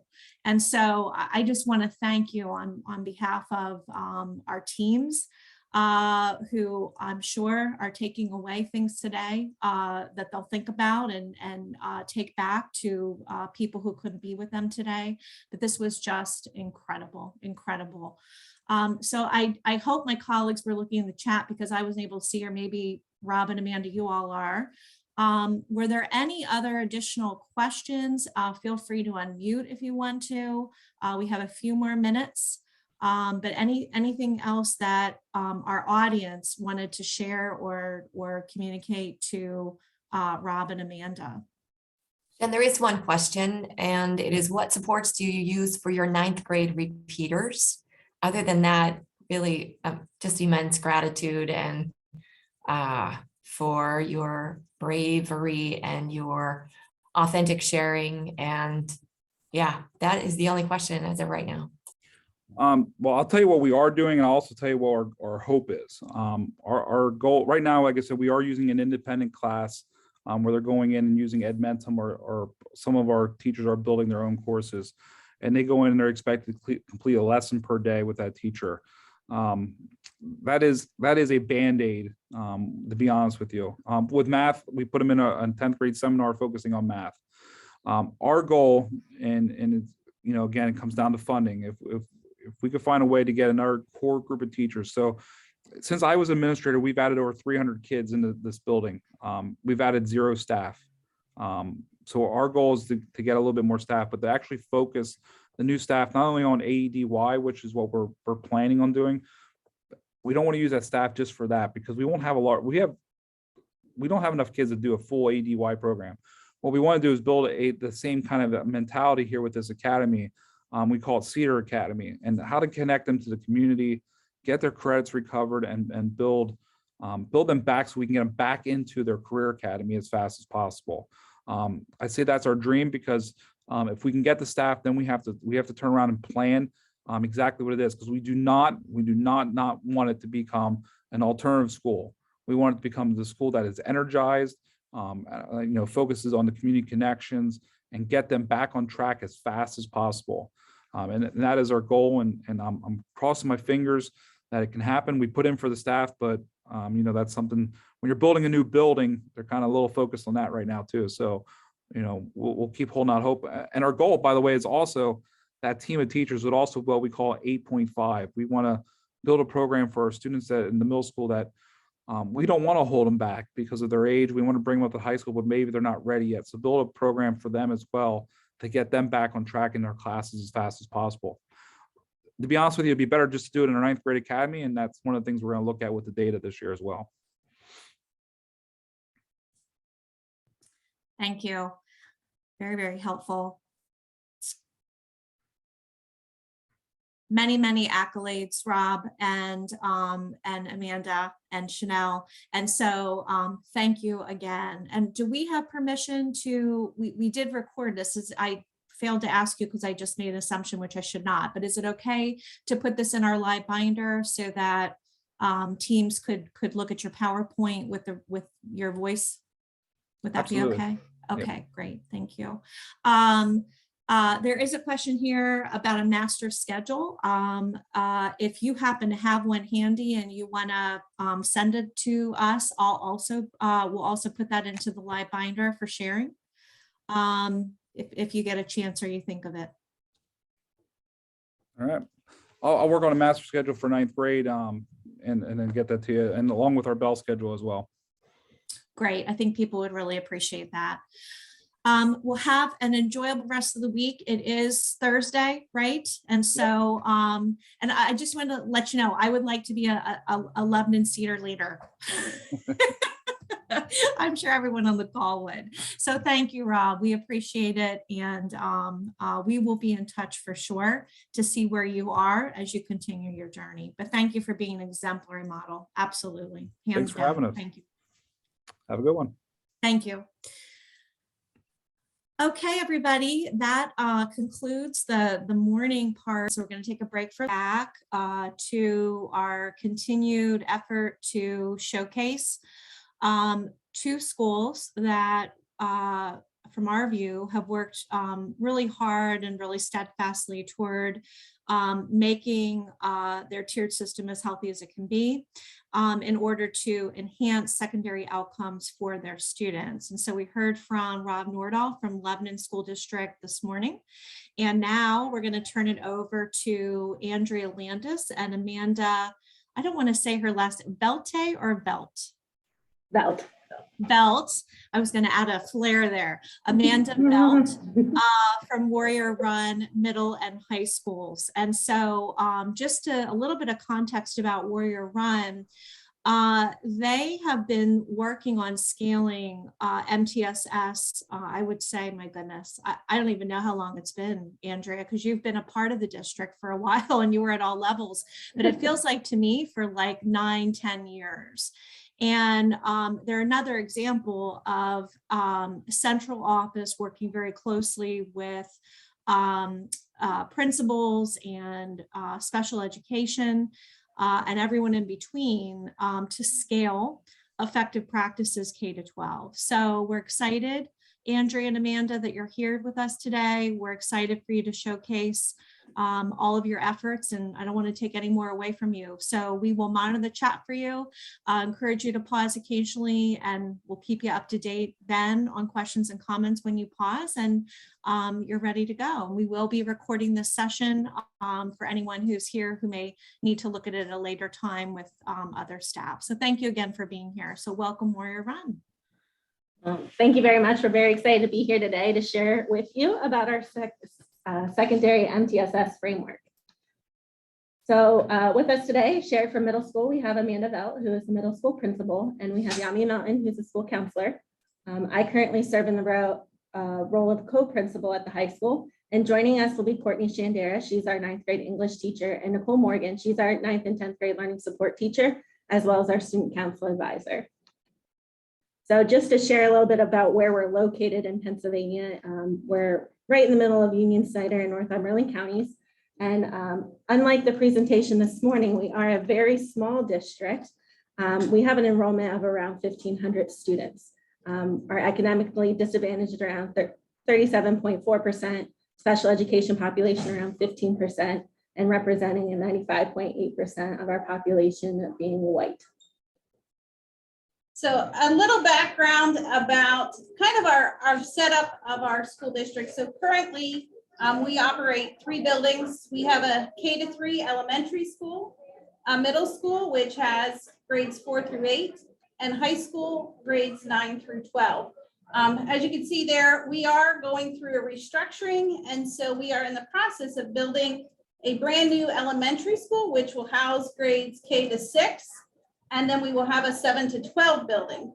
So in order to do this restructuring, our 4th grade that used to be a part of the it was a K-4 building. We did shut one of our K-4 buildings. We moved our 4th grade over to the middle school setting in preparation for this consolidation and new building. One of the things that I think is important to know is that our elementary school, and Dr. Collins mentioned this, that we've been working for quite some time with MTSS, and that building is approved by PDE to use RTI to identify students with specific learning disabilities in reading. So knowing where we were going, one of our tasks and one of the things we really needed to focus on was aligning our 2 system, well, I'll say our middle school, splitting it and having it to align with the K-6 and then a 7 to 12. So it really made sense for us to join together with the high school and support the students when they're leaving our middle school, but to also strengthen that relationship between 7 and 8 and the system so that those 2 things work together collectively in this MTSS framework. So during the 2021 school year or last year, we piloted what we call our 9th grade academy. So we know the transition from middle school to high school, it's proven to be quite difficult for many of our students. So in order to assist them in the transition, we piloted the structure of a 9th grade academy with integration of evidence-based practices with our focus in English 9 during that 2021 school year. The goal of our implementation was to see an improvement in attendance, behavior, and course performance completion of our 9th grade students compared to previous 9th grade classes. We know that the performance during the 9th grade year, it sets the stage for graduation and future post-secondary success more than any other variable. The research shows that the 9th grade outcomes for a successful 9th grade year include on-time graduation rates, post-secondary outcomes, the reduction and elimination of credit recovery, improved attendance and tardy rates, and an improved student engagement and ownership over their learning. So the purpose of piloting the 9th grade academy model was to develop our multi-tiered system of support at the high school level. So during the 1920 year, the high school participated in the MTSS series, Enhancing Secondary Outcomes, Implementing Ninth Grade Academies. We spent that year planning and engaging in professional development for the role of our academy during last school year as we returned from the COVID-19 shutdown. So the high school talked a little bit about some of the things they needed to do in order to support their ninth grade academy. But fortunately for us at the middle school level, our schedule and our structure really supported the MTSS framework. And so you can see that we already have a 30-minute school-wide remediation block in there for grades 5 through 8. Our fourth grade, they are serviced by a reading specialist, but they have an hour in their schedule. But school-wide, we do have that grades 5 through 8 receive a 30-minute remediation block in the morning. And so on alternating days, they receive ELA remediation and math remediation. So we had that piece in place, which gave us the framework to actually put some of these things in place. We also have right now a double block of ELA and math for our students 5 through 8, which this allowed our teachers some additional time to adjust their instruction for our 2 lowest sections of ELA. So that really helped to support our efforts, but we also have weekly grade level team meetings. And during these team meetings, we're able to discuss their course performance, the students' attendance, behaviors of concerns, and really any other needs that the teachers bring to the team meetings. So the high school had quite a bit of adjusting to do to accommodate. So based on the professional development we engaged in, the high school integrated many of the components that were suggested. So during our academic period or homeroom time, which is the first period of our day, our ninth grade teachers provide additional instruction to struggling ninth grade students, which could include pre-teaching and reteaching as needed. And in order to do this, the ninth grade teachers were not scheduled for students during homeroom time. In the development of our schedule, we were able to offer a double period of English 9 for one section of our students that showed they were significantly behind, and we utilized the PBOS data to do so. And we're not currently offering a double period of math in order to allow students to engage in a full credit elective of their choice. However, the students are grouped for math based on the PBOS data. A common plan time was built for the ninth grade teachers to allow teachers to discuss and implement the evidence-based practices we discussed. We have weekly team meetings where we review our failure list, discuss focus students, and determine action plans. We also adopted an early warning system that integrates our academics, behavior, and social emotional data to inform the ongoing health and needs of our ninth grade students. And we review this quarterly at our team meetings. We also made the decision not to isolate our ninth graders from the rest of the building. We maintained our layout of classrooms, and currently they're being organized by departments.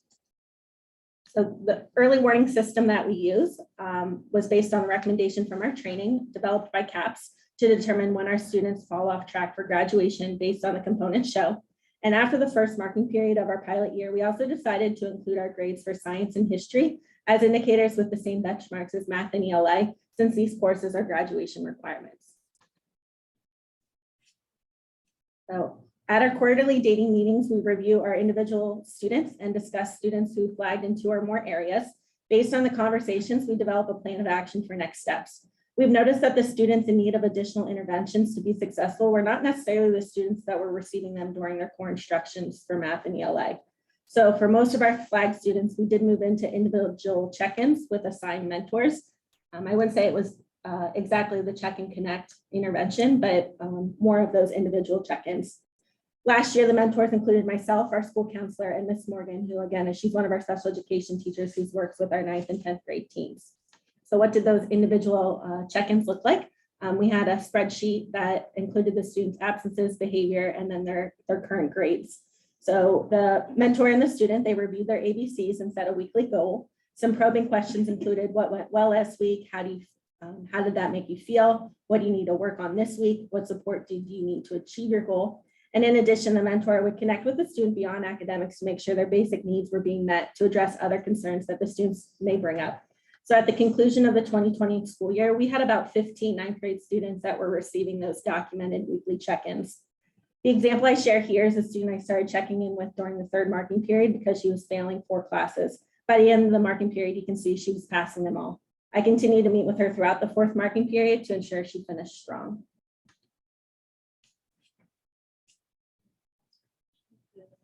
Are there any questions at this time before we kind of do a comparison? We'll just pause and let you catch your breath, Andrea. Yeah, Andrea, can you go back one slide just so we can take in that data one more time? Yeah. That was really profound. Like that is a single student, and just if you could pause and take questions there so we can have a little bit more time with that data. Yeah, thank you, Sophie. Can I unmute and ask a question? This is Lori. Please do, Lori. I'm curious about when you have your data meetings, are you using a problem-solving process to get at the root cause? You know, as you look at, 3 weeks of data or whatever the time span is there, how are you determining, is this a skill versus a will issue that needs to be addressed? Those are great questions. So I'm going to go back to the previous slide. This is, so this would be for all of our students. I blacked out our students' names, but if they flagged in more than one category, we then discuss that student. So if they were green across the board or they highlighted in one area. So for instance, this right here, where they have a severe behavior, they're failing math, they're failing English, or they're in danger of failing them. We then, as a team, discussed who had a relationship with that student, discussed the needs of that student, whether it was homework that they had these low grades, whether it was test scores, and then assign them to the mentor that would probably connect best with them. So for this student, they ended up being connected with our school counselor. So your assignment, your mentor assignment is doesn't necessarily have to be because of behavior. It could be because of academics as well. Correct. Are you using any diagnostic tools in reading and math at the high school level that will, again, get at the root cause? Yeah, we implemented, this is Nicole Morgan, I'm the special ed teacher with the team. So we implemented IXL into our curriculum for 9th graders this year. We do it with the academy group for math and for ELA, but they're not all 9th graders are forced or made to take the diagnostic. But when we do have these students who are flagging, the first thing we do is look through their math and their ELA diagnostic and have them complete that so that we have a baseline for their ability level. And that helps us determine whether or not it's a will versus a skill issue. A lot of times these kids are on a skill deficit. So that does play a huge role, but sometimes you're right, the underlying factors play a huge role in that as well.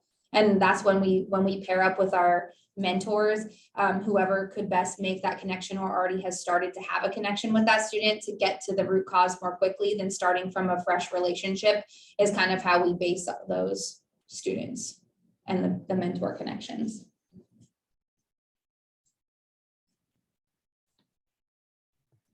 Thanks, Lori. Does anyone have any additional questions or comments?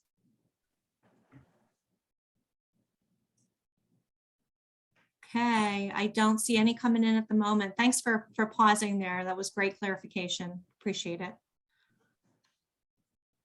So since last year was our pilot year, we did a comparison to the year prior to see what type of gains we may have had. So just a reminder, the schools were shut down in 2020. So this is based on, in case you forgot. This is based on the first 3 marking periods of data.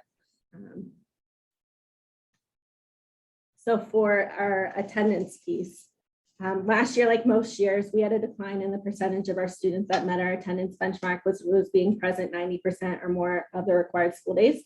However, our populations of students with individualized education plans did show a significant improvement. For behavior, we showed a decline overall in the percentage of students meeting the ODR benchmark, which was receiving no more than 3 office discipline referrals. However, again, there was an improvement in our population of students with individualized education plans. And when we investigated the data further, there was an increase in ODRs across the building due to referrals being made for students refusing to wear a mask or wearing it improperly. So that may have contributed to our data. Andrea, sorry, could you go back to your attendance slide? Just thought maybe it was timely because you were talking about attendance data first. Are you able to answer the question in the chat? What incentives or strategies have you used to improve attendance? Or maybe you're covering that later, but just wanted to offer that question in the chat to you now.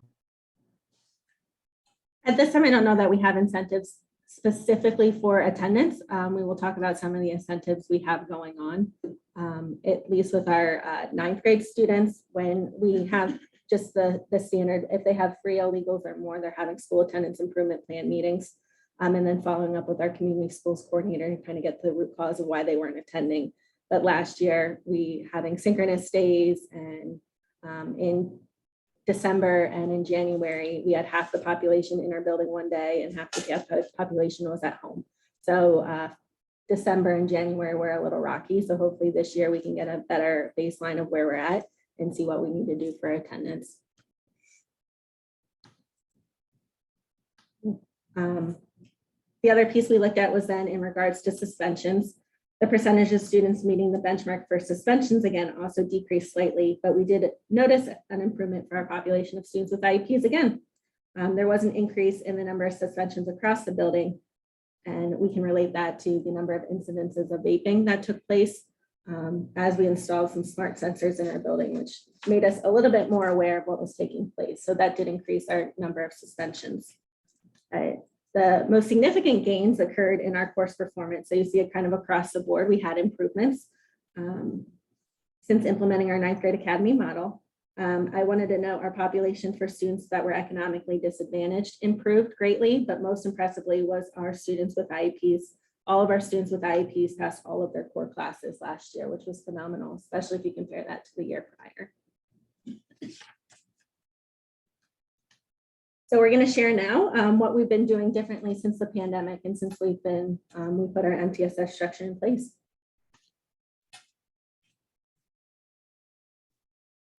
If you take a look at our quintile data from the 2019-2020 school year, for ninth grade, we use to have a double period of English, we used our PBOS quintile data along with course grades and MTSS scores. And we use that same process for our placement then in our math courses that receive the evidence-based practices of interventions inside of the core. You see that chat box? There's just 5 comments in it. There were 3 a minute ago. So answering the question of how often do we meet to review the ABCs, we meet on a quarterly basis. But the kids review the ABCs with us every day. So we'll get to that. The kids have to take control of their learning too, or else, yeah, we can only do so much because they will leave us eventually. So. Andrea, just to clarify, a quick question, and Lori, I don't want to speak for you, but is there a difference between the frequency with which you meet to review all kids in your early warning system?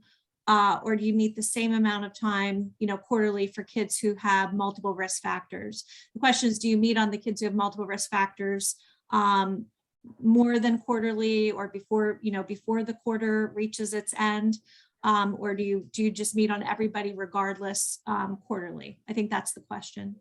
The multiple risk factors, we're meeting on students weekly. We have weekly team meetings where we discuss the students. Quarterly is when we're looking at the ABC data. Thank you. Thank you. You're welcome.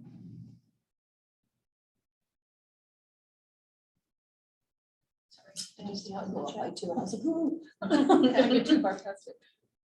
All right. So for our middle school students, so how we are using our data and determining students for the need for remediation. So at the beginning of the year, we used our PBOS data, quintile data. We looked at the 2 bottom quintiles, and then we looked at their PSSA scores. So we confirmed that those students were the low performing students, and those were our students that we put into our remediation blocks for ELA and math. So moving forward, for the remainder of the year, we're using our benchmark data along with course placement. So we are currently, so we use some different things for different grade levels. So right now we're using our IXL benchmark data for grades 5 through 8 for math, and let's see here, 7 and 8 for ELA. For our English language arts, for ELA remediation, for 5 and 6, we use DIBELS, and we also use that for 4th grade. So we're using a couple different things. And again, we're kind of in this place where we have 2 different systems running in preparation for that split. So they're using some different things, and also just our grade levels. So once we have determined who our kids are in need of, or the kids that are in need of remediation, they receive different things. So in our grades 4 to 6, they're using interventions such as Wilson Reading System, Read Naturally, Mega Words, while our students in 7th and 8th are primarily receiving more reteaching. However, some of our most intensive students, they do receive the Wilson Reading System, but we are in the process participating in another opportunity here with Patan, but looking at rewards as a possible intervention for our students in grades 7 through 8. There's another question. Can read it. So, do classroom grades play any role in the process for identifying students in need of remediation or course level decisions? So the question about in regards to the grades in their course performance, and so yes, so when we use that, we take that IXL data, and that's our first sift of the data for our students. And so those are the kids that we know if they're not performing at the expected grade level, that we need to go back and we confirm with the classroom teacher, does that performance match what they're seeing in the classroom? If that is so, then those are the kids that we're providing the additional remediation to. If there's a difference, then we need to decide, is that student in need of remediation or not? And then we can dig a little deeper, go back to PBOS and PSSA data.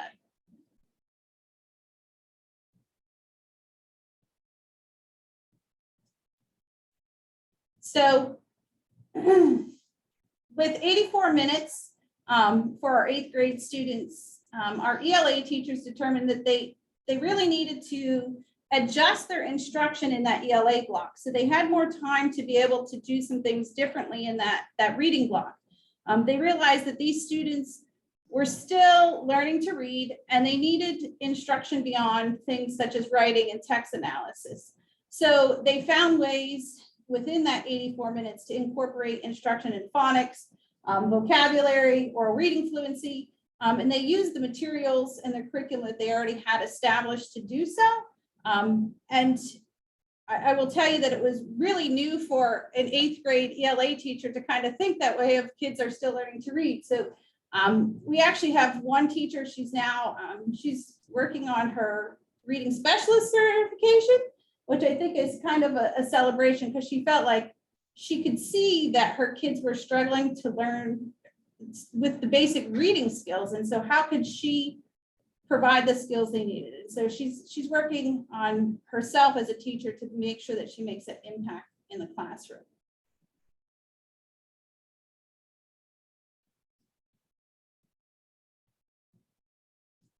So we have a double period with English 9 and a lab. And we have some of those notes that are up there for things as to how this works, but we have a double period for our academy kids. And last year was our first year doing this. And so there were some interventions that we had in place that we pulled from our curriculum that we had beforehand that we, I don't want to say watered down because that has a negative connotation, but simplified and did a little more streamlining to hit the needs of our students. And then we also paid for some things. We paid for Read to Achieve as an intervention and tried to implement that a little bit and tried to work into those different areas of what our students truly needed. What we found in a year's time is that knowing our students is the most powerful thing we could possibly do as teachers.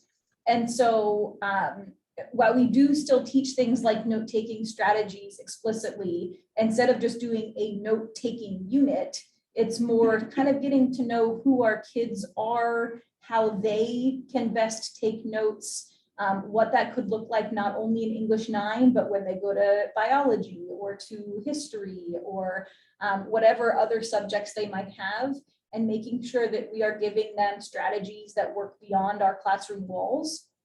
And so we pulled some things that we've done in the past to make them fit for them in any capacity, in any environment that they're in, beyond English and beyond 9th grade, of course. We did use Read to Achieve last year, and it was good. We liked it. There were some really great skills that they were hitting on that we liked, but to repurchase things on a very regular basis, to have notebooks and workbooks and all of those things, what we honestly did was to kind of, again, streamline it and not make it seem like our academy kids were different in any way from our regular ed kids. What we started to do was use some of the same text, but just teach it differently. So instead of them having, you know, a sort of a workbook look of this intervention piece, they're still reading the same stories and they're still using some of the same skills. It's just, again, more streamlined to their level so that they can feel successful and still be achieving something that they can be proud of and feel successful. So we went through that Read to Achieve and kind of pooled, these are the things they should know. These are some weaknesses. These are some things that we can teach explicitly using our text that we already have. And we tried to make that something that was an attainable goal for all of these kids. And with a double period, we just had more time for that. So again, huge benefit is that additional time. So that English 9 plus lab gives us that extra 40 minutes. So we have them for 80 minutes total, where we can sort of slow down and work through that. We also have 2 teachers in our room. So I didn't introduce myself, I apologize. I'm Courtney Chandera. I am English 9, the regular ed teacher, and Nicole Morgan, who spoke earlier about IXL, is our special education teacher, and we co-teach that class. And it is a legitimate co-taught. There is nobody sitting in the back of the room doing nothing. It is both of us up on our game every day, moving around that room to make sure that everyone's engaged in doing what they need to do. So the additional time is phenomenal. Obviously, the additional person is, and I don't even know how to tell you how phenomenal that is. So it's having that time and that extra set of hands to kind of work through things and to have 2 different specialties. I am a regular ed teacher, and so there are times where, of course, I think that everything needs to be taught, and that is, you know, the way that it's been and whatever. So it's nice when Nicole can be like, hey, they're missing this whole chunk. And so she kind of pulls me back into the reality of what they really need to kind of slow down and make sure that we're going deeper into a topic instead of just covering mass topics without any real reflection or purpose to things. So having that extra time and that extra hands has been really great to slow that down and make sure that we're hitting all of those points. Anything you want to say about Read to Achieve? No, I think you kind of hit all of that. The last bullet point is about Algebra 1A. Our students are really focused on their IXL development in there. So every Monday they do Monday maintenance. And so that's individualized to each student's level. So they work on their diagnostic, every so often periodically in the quarter, there's snapshots just to kind of come back together and get their baseline scores and how they've improved. And then they work on their recommended skills for each student to work on their deficit areas, in addition to the Algebra 1 topics that are assigned by their Algebra 1A teacher. And then those skills are then transferred over to Algebra 1B, which they'll have in 10th grade. But it's a slower pace, a little more hands-on. The students are grasping the concepts even more. And so we used Get More Math previously, and kids resented that terribly. But they don't have a lot of difficulty with IXL. They do it without complaint. They are getting better at it. They make it a competition. Right now they're searching for their 900 for their arena score, which puts them at a 9th grade level. And so I've seen kids jump in their math scores through this IXL program from baselines of like 3rd to 5th grade to making it all the way up between 5th and 9th grade. So their jumps are grade levels instead of months in the same grade level. So that's pretty exciting for them.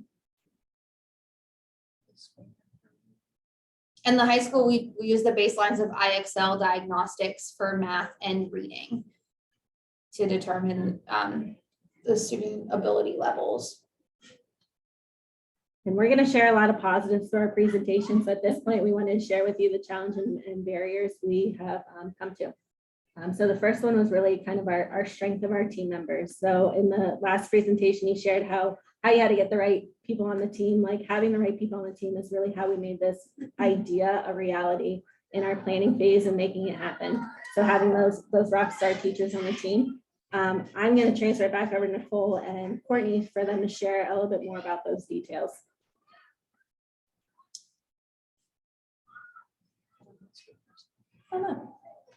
I already mentioned the strength of our team members for things. And on a personal side note for me, last year, I was out on maternity leave. So, you know, you throw COVID in there, right? So we missed from March on, then we come back and I literally came in the first day of school and then had a baby in the middle of the night, 2 weeks early, crazy, whatever. And so I was just gone. When you talk about strength of team members, and I was writing lesson plans in the hospital at 4 a.m. and sending them to Nicole, and she was prepped and ready to rock the next day.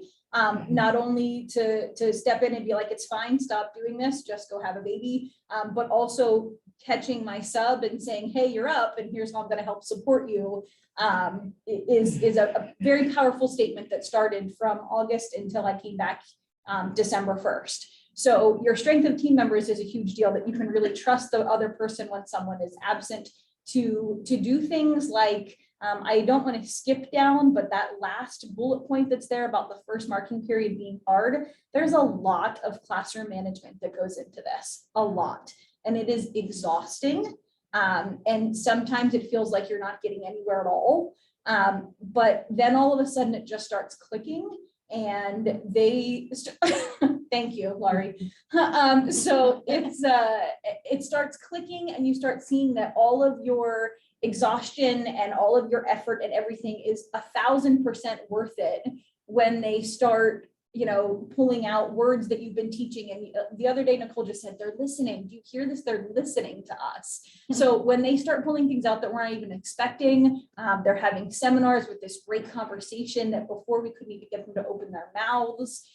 So, you know, building on communication skills, discussion, reading skills, all of it is part of having a strengthened team members who work well together, who are not afraid to say, I don't think this is going to work. Can we try it a different way without being offended by the other person in your room? To be able to be on the fly. Sometimes we're in the room and we're starting something and we look at each other like, we need to stop now and fix this. And so there are moments where we're in the middle of something. We go, okay, wait, just pause.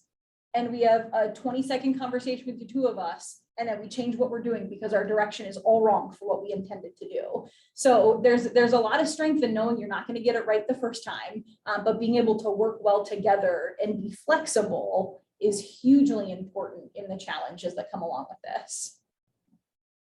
Also with the Q2 students, so we take those Q1 students who meet the academy classes. And then there's that group of students that just didn't make the cut for the academy. And that's what Andrea mentioned earlier, like a lot of the tier 2 supports that are coming into play are those Q2 students, not the Q1 students that we're having in the academies. They're getting those supports while they're in class. And so a lot of the check-in and connects that we do and the supports that we're providing are for those Q2 students. So that's something that's a challenge. Like we look at each other sometimes and question, why is this student not in the academy? But if we have 50 kids in the academy, then it's no longer the academy. So we have to come up with some interventions and work really hard with that group of students who find the difficulty that they're finding in their classroom setting, and then try to meet them at their level outside of the classroom and provide them with those supports.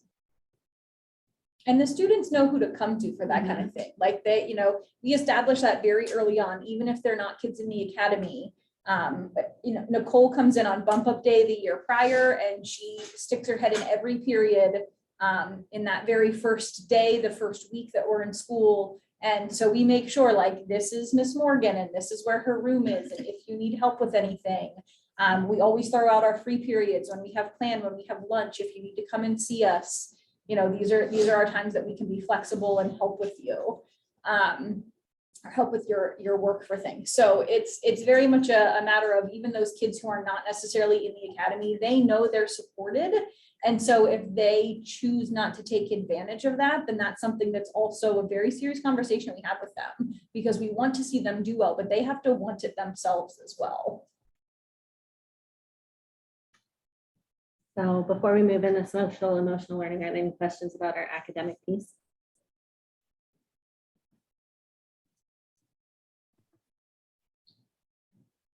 Thanks for pausing, and we're not seeing anything at this point, but thank you for pausing. Okay, shall I take over?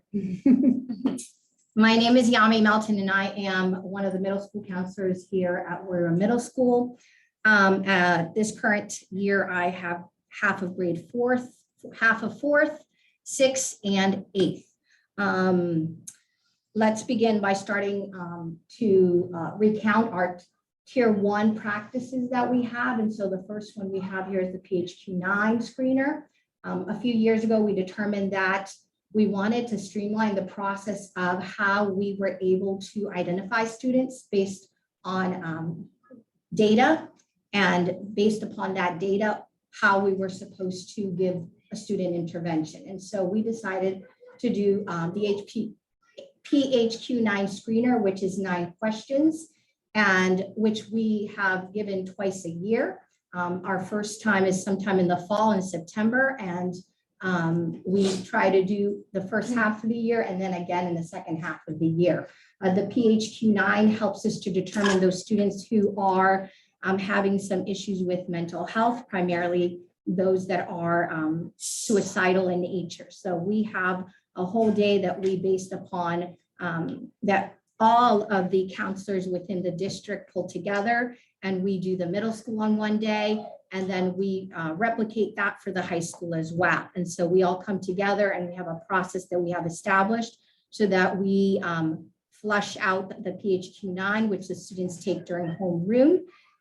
We give the students the homeroom student their codes. They log in simply and take their PHQ-9 screener, and then we get that data right as soon as they take that. And so we're able to then see who has been flagged, and that has been determined by a number system. So if they have like more than 12, we have also determined which questions within the PHQ-9 screener are an automatic, we have to see the kid right then and there. So when we do the PHQ-9, we also utilize community resources, and we usually have crisis here on hand so that those students who have flagged and that are suicidal at that very day can be seen by them if it merits that. We have done so, I believe, 2 years in a row now, and this has served us really well. We are able to identify students right off of, as soon as, I would say, we wait till school starts. And so we generally do it sometime in September. That gives students an opportunity to get, acclimated into the building, acclimated into returning to school.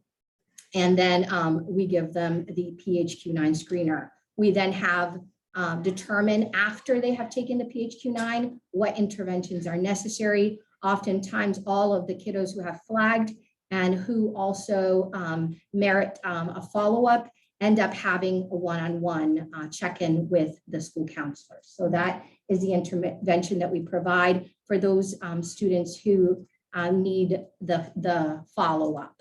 The kiddos who also flag, we have the process of contacting their parents and alerting them as to what has happened. We also send them information regarding mental health, and we also send them resources. For those students who we determine that are a tier 3, we then most often than not refer to CSG counseling, which is community-based service group, which we contract with, and they're in our school building, yay for that.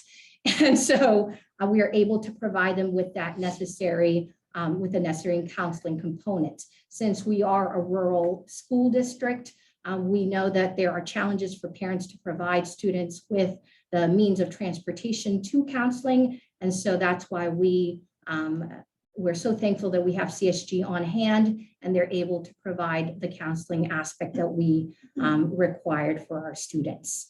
Along with the PHQ screener, we also do a tier 1 component.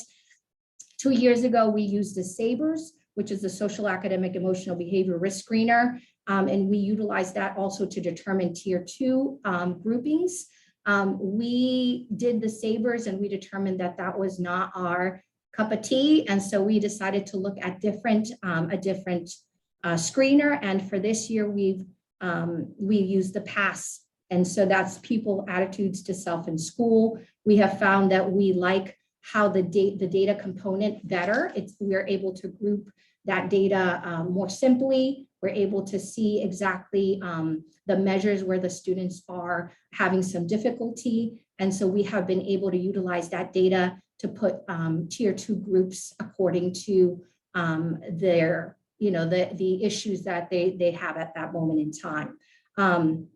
Last year, we determined that we were going to try to utilize the SET, which is support for students exposed to trauma. That is a special, a school-based group intervention for students who are exposed to traumatic events and are suffering from symptoms of post-traumatic stress disorder. Now, it also is for kiddos who are dealing with anxiety or nervousness, withdrawal, isolation, depression. So we decided to put forth that intervention, and it was a lesson of 10 lessons that addressed skill building techniques to reduce their current problems. What we found in the middle school, and we actually the SET was done by both the middle school and the high school counselors. And what we determined was that for the middle school, the SET, our kiddos, I think, are a little bit younger. And so it was, I want to say, a little bit more challenging for them. And so my colleague and I decided that for this year, we would not do the SET for the middle school students. But what we determined was that we would utilize some of our different curriculum to kind of navigate a specific based skills groups, like students who are experiencing anxiety. So we have a specific group for that, or we have a specific group for grief. And I think that in the middle school, that has gone so much better than what we have determined based upon the previous year and this year.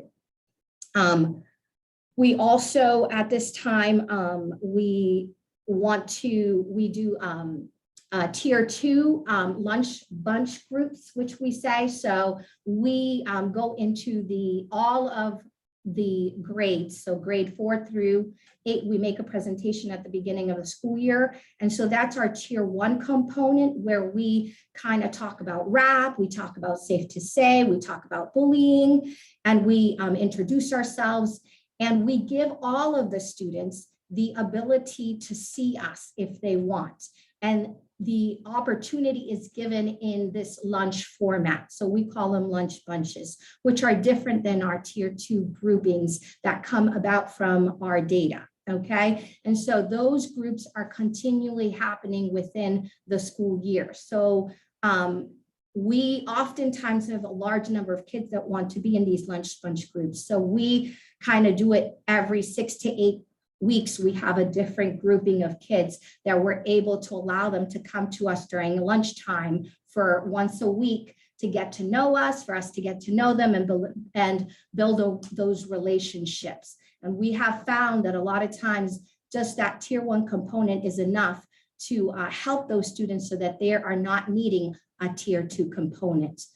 We also do not provide a tier 1 and a tier 2. So if they decide they want to be in a tier 1 lunch bunch, then we try not to give them a tier 2 specific skills group. So if they merit a tier 2, then they go into a tier 2 and not to the lunch bunch tier 1.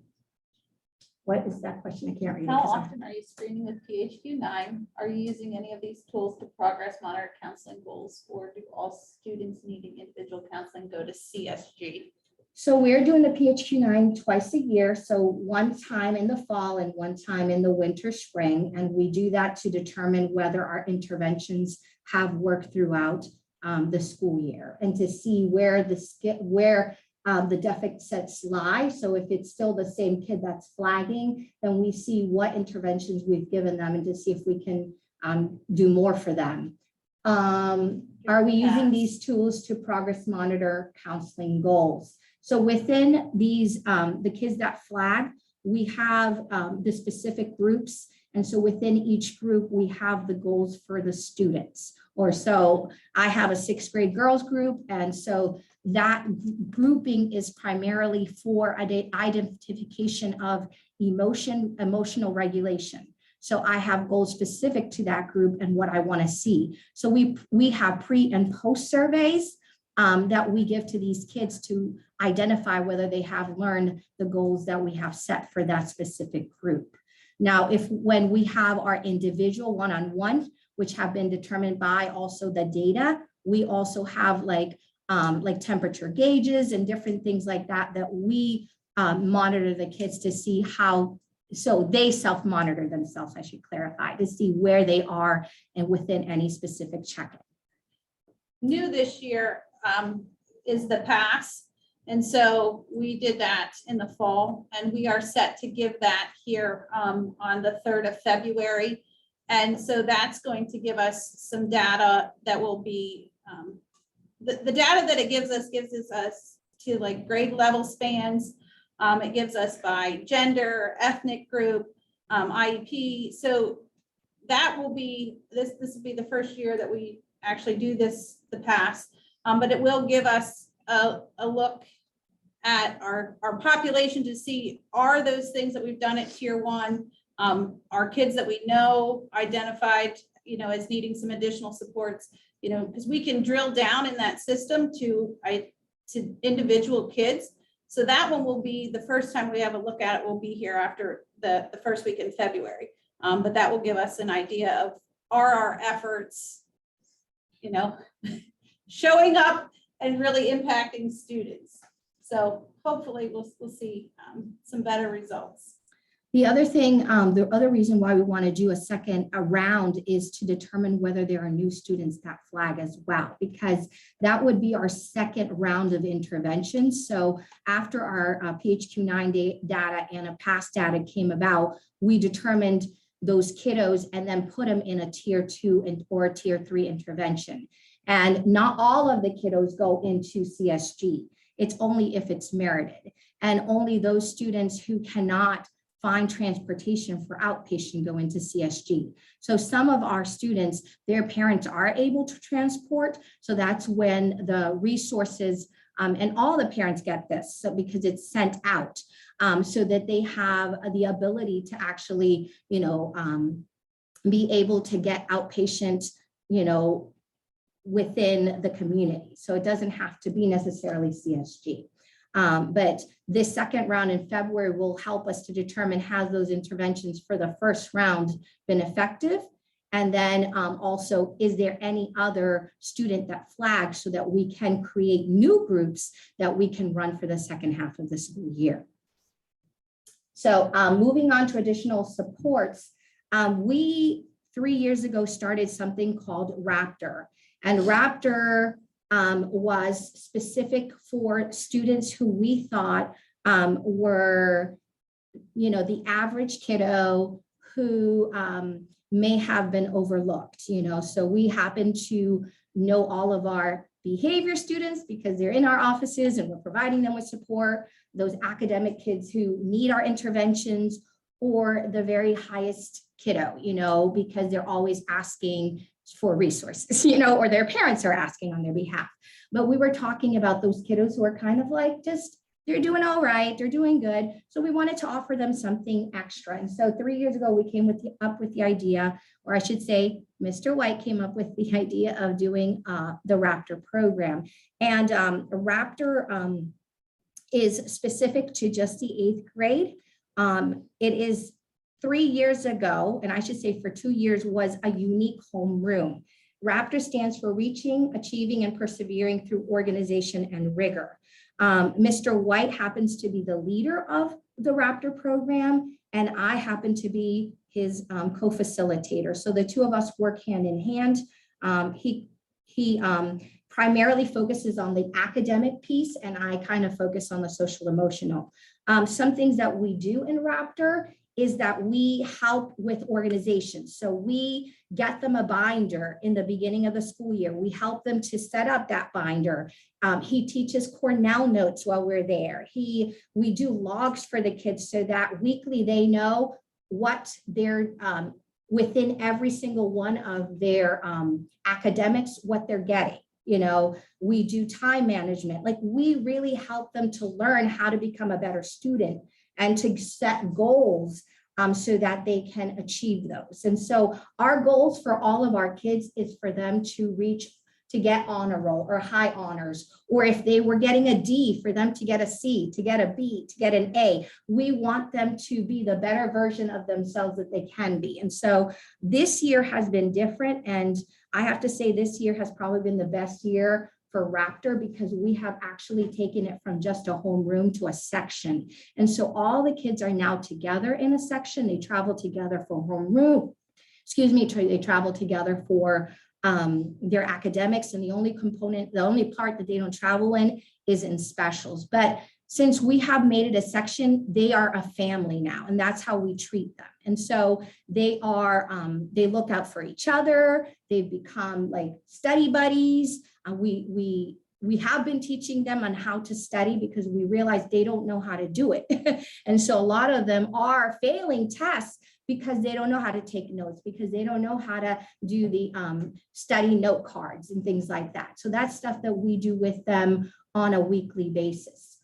We have found that, like, we have 20 kiddos in Raptor, and I'm excited because out of the 2010 for the first marking period got high honors or honor roll for the first time. So we were really excited to see that actually was working, and it's definitely helping those kids out. The other thing that I started last year was we have guidance class only for 5th grade. I started something where I did a weekly mood meter, and that actually was taken from a book club that I did during the summer by Dr. Mark Brackett. He had a book called Permission to Feel. And so Dr. Brackett happens to be the founder and director of the Yale Center for Emotional Intelligence. And he's also a professor for the Child Study Center of Yale University. And so he put together this mood meter, and it is very simply just a chart that has four different colors. And each color is a representation of how they are feeling, and so there's a red color that's high energy, and it represents anger and anxiousness. And then there's another color that's yellow, and that represents them being happy or excited. And then there's a blue that's sad, and there's a green that's a calming. So every 5th grade class that I had, I would start my class with this weekly mood meter where the kids told me how they were feeling and why they were feeling that way. It helped me to learn more about the student, but also it helped the kiddo to understand better their emotions. And we then delved into emotional regulation. And we have continued to do that. So my colleague does this out as well in her 5th grade guidance class. We do check-ins, like I said, for our kiddos, one-on-one.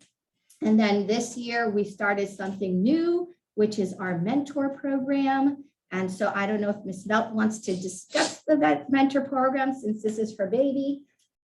So I will say, so for our mentoring piece, we looked at our past data, and I'll say we're starting out small in hopes that it really gains some momentum.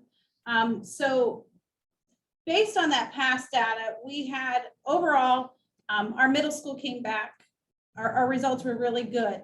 The gentleman that, shared the results, because again, it was our first time he's worked with us, was impressed. However, we still had this pocket of kids that really didn't feel a connection to the school or an adult at the school. And so we've been targeting those students. And so we gave each teacher a list, and some of them have 2 and some of them have 6, but it's no more than 6 kids, but these are kids that they see on a regular basis. And so based on that list, we asked them to start to reach out to these kids and have conversations.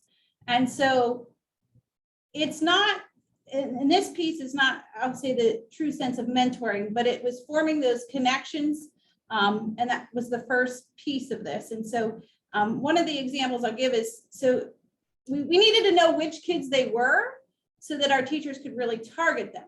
And so now that we had the data to support, these are the kids that feel this way, our teachers were able to target them. So one example I'll just kind of give is where a teacher would take their class somewhere, they would be at the front of the line, take the class to where they were going. But they had a particular student that kind of always brought up the back of the rear of the line. So the teacher then started to kind of let the class go ahead and kind of hang back with that student and started to kind of have those conversations. And so it was about knowing their kids and who needed it, and then making that connection. For the second semester, so we face the same kind of, constraints that anybody else does. We have a schedule, we have a teacher's contract.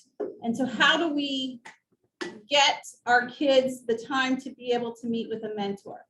And when I first started, I thought, oh, every kid is going to get or every adult is going to get a mentee. Everyone's getting one, And my staff said, I think you need to dial it back just a little bit, because they're going to be people that aren't going to be as eager as others.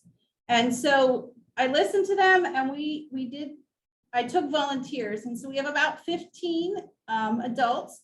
And so it's going to start here the second semester. And so based on our data, their behavior piece, the past data, the PHQ, we're looking at our kids that we know are the most needy. And some of it will be not only need, but we know we need a match. And so based on the approximately 15 staff that have volunteered to give up their preps and their lunches to meet at least one time a week with a student, informally, to have some conversation and make a difference in a student's life, we're going to match them up. So personality wise, we know for this to go well, we need to have that connection. And so that will kick off here for the second semester, but that's what we're hoping to achieve, and for it to pick up momentum, that when other staff see this be successful, that some other people will sign on as well. And just to clarify, there's almost 2 mentoring pieces going on. There's a mentoring piece that's really like a tier 2 piece, which is we get the data from the past or from, the PHQ-9. And so all of the teachers ended up getting kids, and the school counselors met to determine who would get who, and honestly, what ended up happening was that the homeroom teachers ended up getting the kids within their own homerooms that had flagged on either one of those screeners. And so they developed, they would choose whatever day within the week that they were going to check in with their own kids. And so this other mentoring, I would say it's more like a tier 3. So we have now taken those kiddos that were tier 2 and who need something extra, and now we're going to add onto that. And we have 15 mentors that are going to actually do more of that mentoring piece with them. So it's like there's a tier 2 mentoring, but now we're going to start a tier 3 mentoring. I just wanted to share that when we do the 5th grade weekly mood meter, it is with the desire that those kids that flag. So there is a I use a Google form. And so the Google form comes back and gives me that data. I'm able to see which kids are flagging. So I'm looking for kids that have either a blue or a red. And so then that lets me know, okay, this kid is struggling this week. So I make it a point to talk to their, if they happen to be a special ed student, then I talk to the case manager and say, hey, can you please check in with your kiddo? They said this, or something's going on, or I check in with them. So that way the student gets input right away, that if they're saying that they're struggling, that they are going to get checked up on, okay? Sometimes it's just a matter of a little email saying, hey, I saw you were blue. You know, do you need to chat with me? And they'll email back, oh no, I just was feeling blue that day because my mommy or daddy were, you know, are not feeling well at home, but they're doing okay now. And so they know that the means or the lines of communication is open, okay? We saw and found that there was a grouping of students within the past data that were feeling, that they weren't a part of our school. And so we determined, and it actually happened to be grade 4. The 4th grade came back, the majority were feeling like they didn't belong. And so we determined to start a program that we had implemented like 3 years ago, which is Students Growing Students. That was a mentoring piece that we put together where our 8th grade students were paired up with our 4th grade students. And so the 8th grade students were their buddies or mentors. And so we, 3 years ago, paired them up, and they were actually, we have 2 big events that we do where they come together, they're paired together with their buddies, and they do a project. And so we determined that this year we would put that back into place because we saw the need. So in December, we did a project with the kids where they actually did some trees. They reflected on what was positive about them, about giving back. And so what we determined is that we're going to actually do a little bit more with our Students Growing Students. And starting this half of this, the second semester, we are going to give them the opportunity to come together once a month because they asked us, are we going to meet with our mentor? Are we going to meet with our 8th grade buddies like every week? And so when our 4th grade students said that, we knew, okay, we have hit a chord here. They like this. They're feeling like they have someone that they can look up to. And so we are going to provide them with that opportunity. So once a month, within 1 week, they are going to be able to come together with their buddy and have lunch. And so hopefully that will give them another opportunity to kind of feel like they are part of our school. And then last but not least is our tier 2 groups, who we just already mentioned. We're just going to continue to have those as well. I did see in the question, how many staff members? So 46 professional staff, and we do have, I'll say a full staff of 60, but professional teaching staff would be 46, of where I drew the 15 from. No, at the high school level, our past screener identified that we had 155 students who flagged into or more areas, so being considered at risk. So those results confirmed our suspicions. We had a tier 1 problem, and changes need to occur in our climate and culture. So we can continue to stress the importance of building positive relationships with students and one another. So our focus at the high school now is really in tier 1.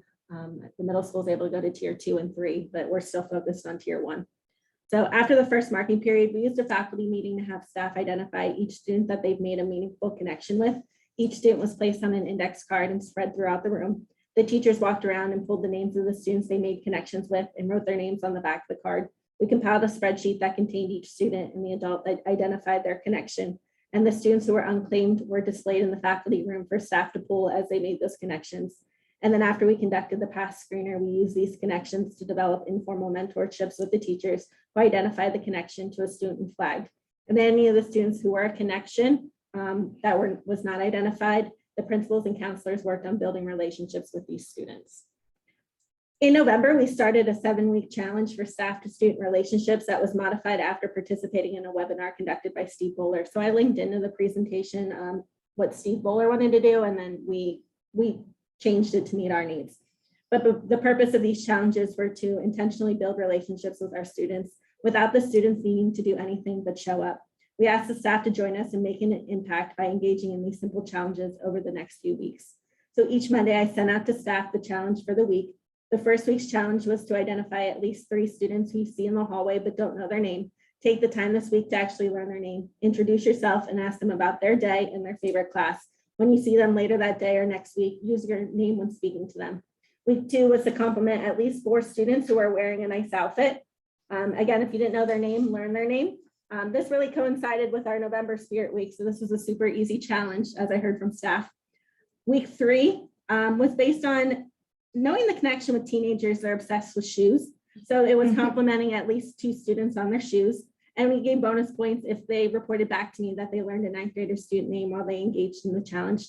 4th week was just to simply make eye contact with other people and smile. Oftentimes people walk down the hallway and look at the floor. So it's to encourage them to look at one another.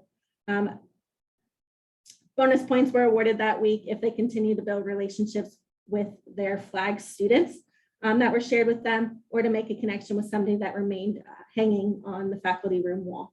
Week 5 was to greet each individual student as they entered homeroom one morning. And if that teacher didn't have a homeroom, they should greet someone else's homeroom. What better way to start your day than with a greeting from your homeroom teacher? That week's bonus was to challenge to catch a student living out what it meant to be a defender and acknowledge them by giving a Defender Pride ticket. Week 6 relationship building challenge was to have a sense of humor. So at least 3 times this week, be purposeful in bringing humor to your classroom. So that could be a joke of the day, a funny YouTube video. I shared resources of some dad jokes that some people didn't find funny, but I did. Students need to laugh, and we can have fun while still maintaining that classroom management. And humor can go a long way in tearing down walls and building some classroom morale. So the final week was kind of a combination of all of those. These were all evidence-based practices for building relationships. So that last week was, again, learn the name of a student you don't know, compliment a student on their outfit or on their shoes, make eye contact when passing others in the hallway and smile, greet individual students as they enter a homeroom or your class, bring humor and joy to your classroom with a joke of the day or a funny movie clip, continue building relationships with students who have been identified at risk, make a meaningful connection with a student whose name is still hanging in the faculty room, and then recognize a student for living out what it means to be a defender by presenting them a pride ticket. Each Friday, I asked staff to share with me by email if they completed the challenge or the bonus. And at the end of the challenge, I pulled all the participants into a drawing for gift cards, and they were awarded at our holiday pep rally before we left for Christmas break. Next week, we're bringing in a guest speaker, Dr. Phil Campbell. He'll be bringing a motivational message to all of our high school student body on the theme, inspiring the hopeless and empowering the dreamers. So we're really excited for this opportunity. And Mrs. Shandar and Ms. Morgan also integrate SCL into their core practices. So I'll let them share some of those things. This is my wheelhouse. So we are lucky enough to have our group of kids in 9th grade academy for 2 whole periods. And so while at the beginning of the year, that might have seemed like a really long time, now we're just not getting enough time to do all of the things we want to do. We started with some character education type of things, really focusing on getting to know the kids. Like Courtney said, like getting to know them and opening up and building that rapport with them. That's the easiest way to get all of the other things done well.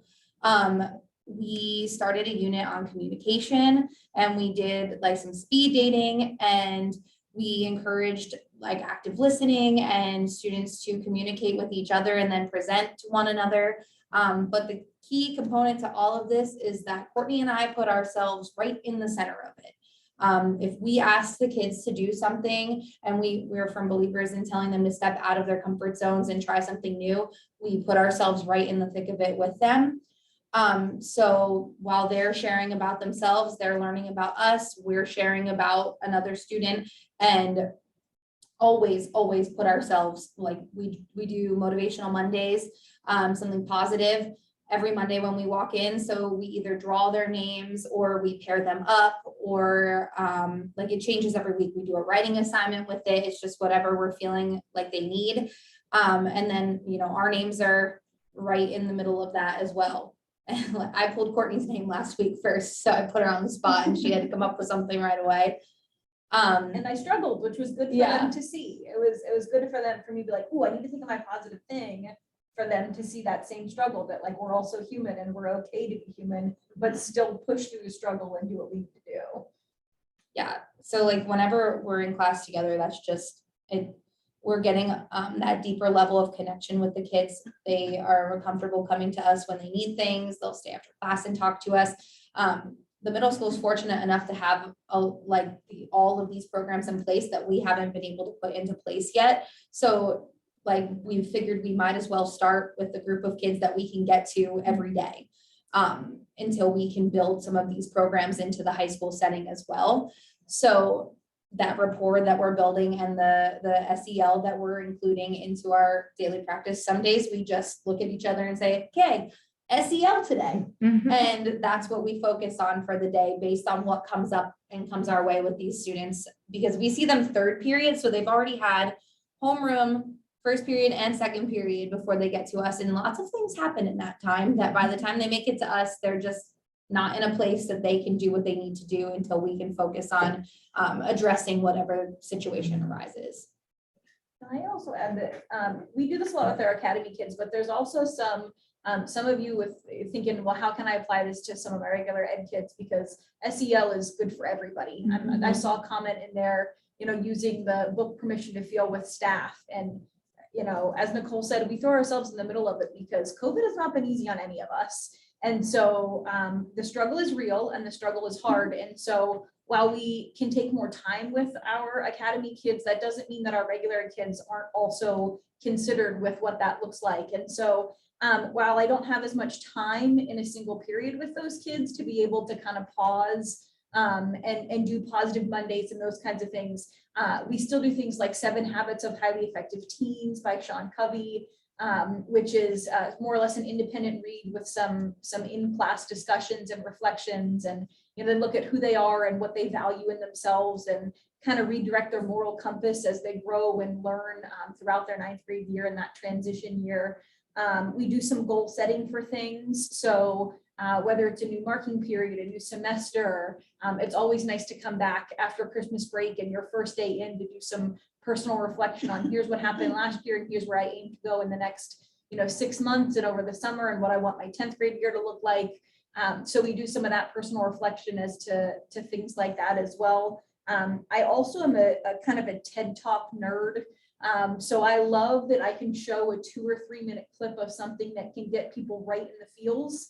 And they can do a 5-minute reflection that again is like, man, that hit home for me. And I'm not afraid to show them. And as I'm turning the lights back on and having them reflect, have those tears in my eyes, because, these things are important to all of us. And so I like that I can pull some of those small clips for things because I don't have as much time with regular ed, but it still is important across the board. So to be able to kind of pull things that feel a little more academic, but you're still reading, you're still using that active listening, you're still analyzing a message or a theme of something that you've read in a short article or a TED Talk or, whatever, and then having people kind of pull from that with discussion can still feel a little more academic and less like you're cheating the system while you're completely incorporating SEL in a meaningful way. So to kind of hit all levels of things, if you're thinking like, how am I going to do this if I don't have a double period or whatever else, those are just some quick snippets of things that you can kind of pull in across the board that I think are valuable for all kids at all levels. And there's a question. It's Dr. Mark Brackett. Dr. Mark Brackett is the author of Permission to Feel. All right, and then our last portion is on PBIS. So district-wide, we had a PBIS system in place for a long time. Over the past few years, we've been working to update our plans to reflect the current needs of our students and buildings. So for the middle school, so prior to Andrea's role at the high school, she had been here working alongside with me at the middle school. And prior to my arrival at the middle school, she had already established our SOAR team here and established the PBIS expectations and lessons. So those pieces were already in place for the middle school.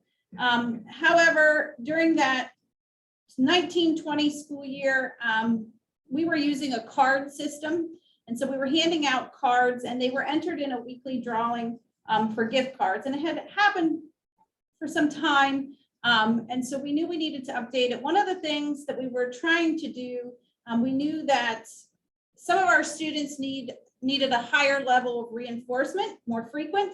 And so those cards were being given out to some of our students that had the most challenging behavior. And what kind of happened to the whole system is our other students kind of thought, well, they're not being recognized because they could see some of these kids that had some challenging behaviors being recognized.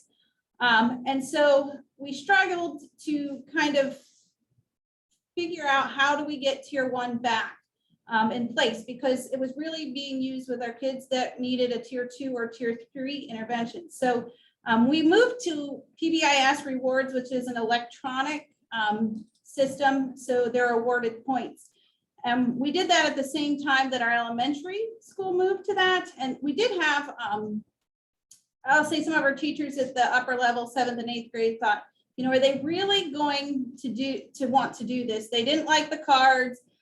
They thought they were kind of a joke. But what has happened is we layered that. So our PBIS reward system is our tier 1. And so they're being awarded their points electronically, and they're able to shop in our source store. And it was interesting because the teachers that weren't handing out points, their kids started to put pressure on them and said, aren't you ever going to give any points out? And so the buy-in came from the kids, which they didn't think was going to happen, and it did. But for our kids that needed that additional piece, whether it was our counselors or our learning support teachers, they put an additional layer or system in.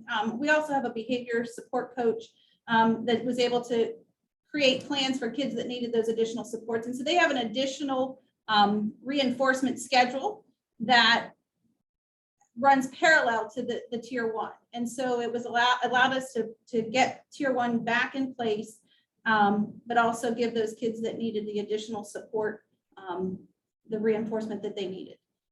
One of the other pieces, so you can see we have our student team, which is not anything real new, but we did get our kids involved.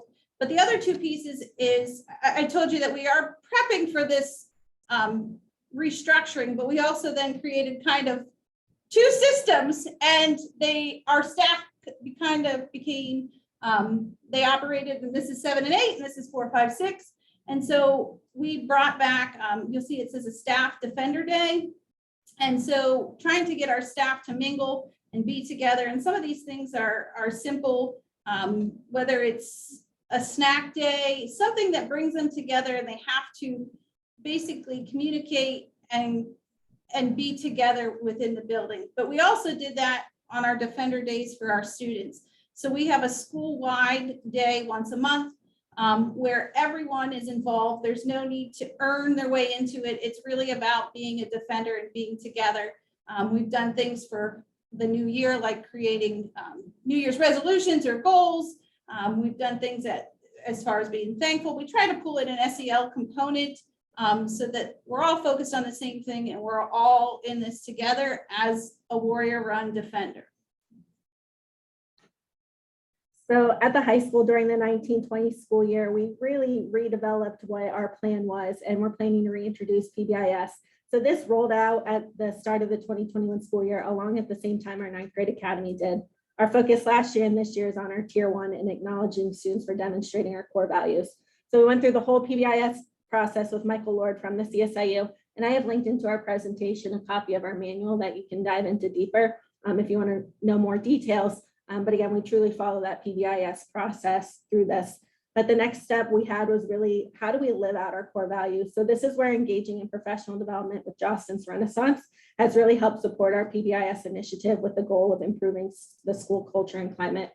So we know that when words become actions for all students, that's when we're going to see a change in our culture. And that's when we're going to see changes in our classrooms and in the halls of our school. So we needed to recognize students for living out what it means to be a defender, utilizing intentional, genuine strategies. So using Jostens Renaissance school culture formula, the 5 R's is how we operate as a school. We show to respect what we regard as important, and we identified that as our core values. So that's students being positive, responsible, involved, dedicated, and excellent, showing pride. And we're working on creating an energized culture where recognition runs broad and deep. It's purposeful in identifying achievements of all stakeholders throughout the recognition process. And it focuses on catching students and educators doing something awesome. We recognize students for living out what it means to be a defender. We reward those students for actions and achievements which align with what we respect. The rewards show appreciation to the efforts of students and teachers to reinforce the behaviors that are valued and respected and to provide motivation for more achievement. By implementing our system of rewards, we illustrate how the hard work put in by students and educators comes with benefits. And we need to reinforce what we respect all year long to see a result of our efforts. So now comes the fun part of all the great things that we've been doing this year to improve that. So to recognize students, we distribute pride tickets, which are turned in the office and pulled for weekly, monthly, and quarterly prizes. Staff and faculty are also provided pride tickets by administrator for Jeans Day, along with surprise monthly incentives for all staff. This year, we added in a weekly form sent out to students and staff on Fridays for them to acknowledge a staff member for living out what it means to be a defender. Each Monday, the staff who received an acknowledgement receive an email of what the students shared about them, and one of those staff members are pulled as the staff member of the week. The staff member is provided a gift card by their student nominee and have their picture taken with the staff member of the week photo frame, and that's posted on our social media page. Last year, to kick off Defender Pride, every student staff member received a Defender Pride shirt. Additional shirts were purchased that we could provide to new students as they enrolled in the school. And then on the first day of school this year, every 9th grade student was provided a t-shirt as a welcome to our school. Last year, we had a student team focus on decorating our building with Defender Pride and positive messages because we didn't hold school-wide events. This year, following COVID safety protocols, we brought school-wide events back and we kicked off the school year with a pep rally. During the first day of school, the first 2 hours, students engaged in various activities to get them excited about coming back to school.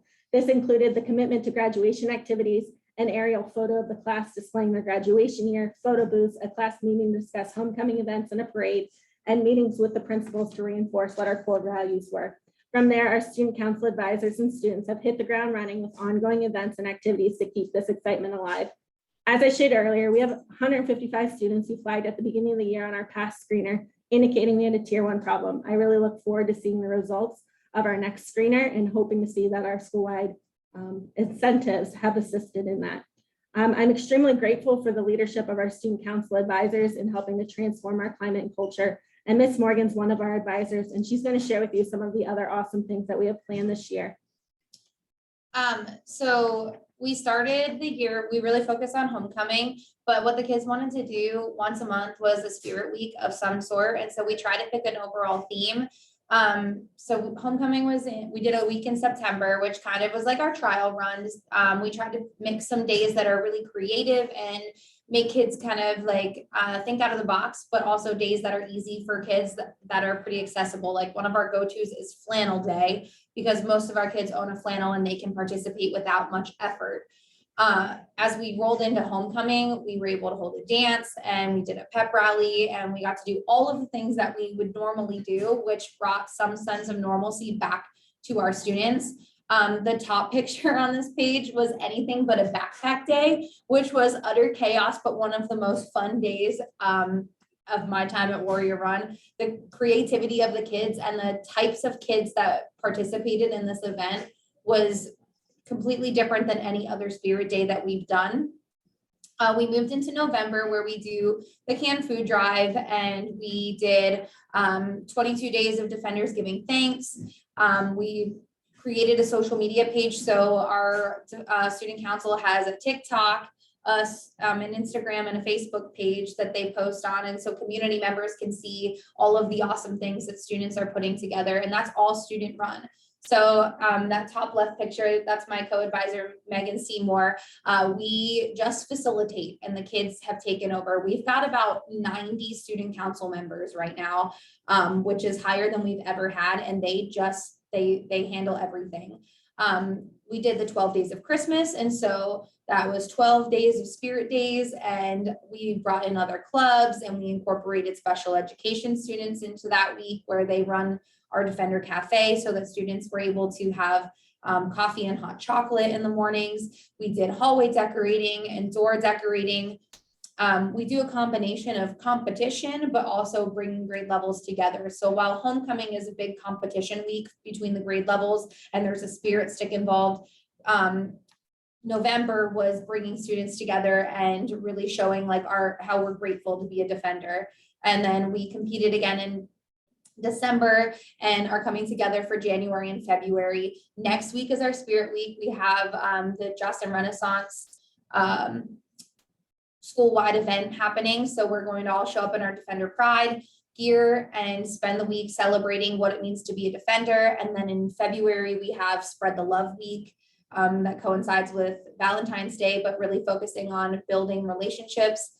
We just implemented coming together with council, where we're targeting these core groups of kids that from the past screener, from our academy groups, from the kids who are not being pulled for the staff who have not made a connection with a staff member, and we're going to pair them up with student council members. Our first event is next week, and we're targeting our 9th grade academy group. So we're providing lunch and forming some relationships and trying to bridge that gap. It's literally been awesome. Like, I know that life is crazy right now and school is hard, but I like wake up every day really excited to come to school, because every day the kids come with some new exciting idea to make learning fun and to make them enjoy being here. And it's sometimes kids that you just wouldn't expect that are showing up at my door with ideas of what to do next. And it's super awesome.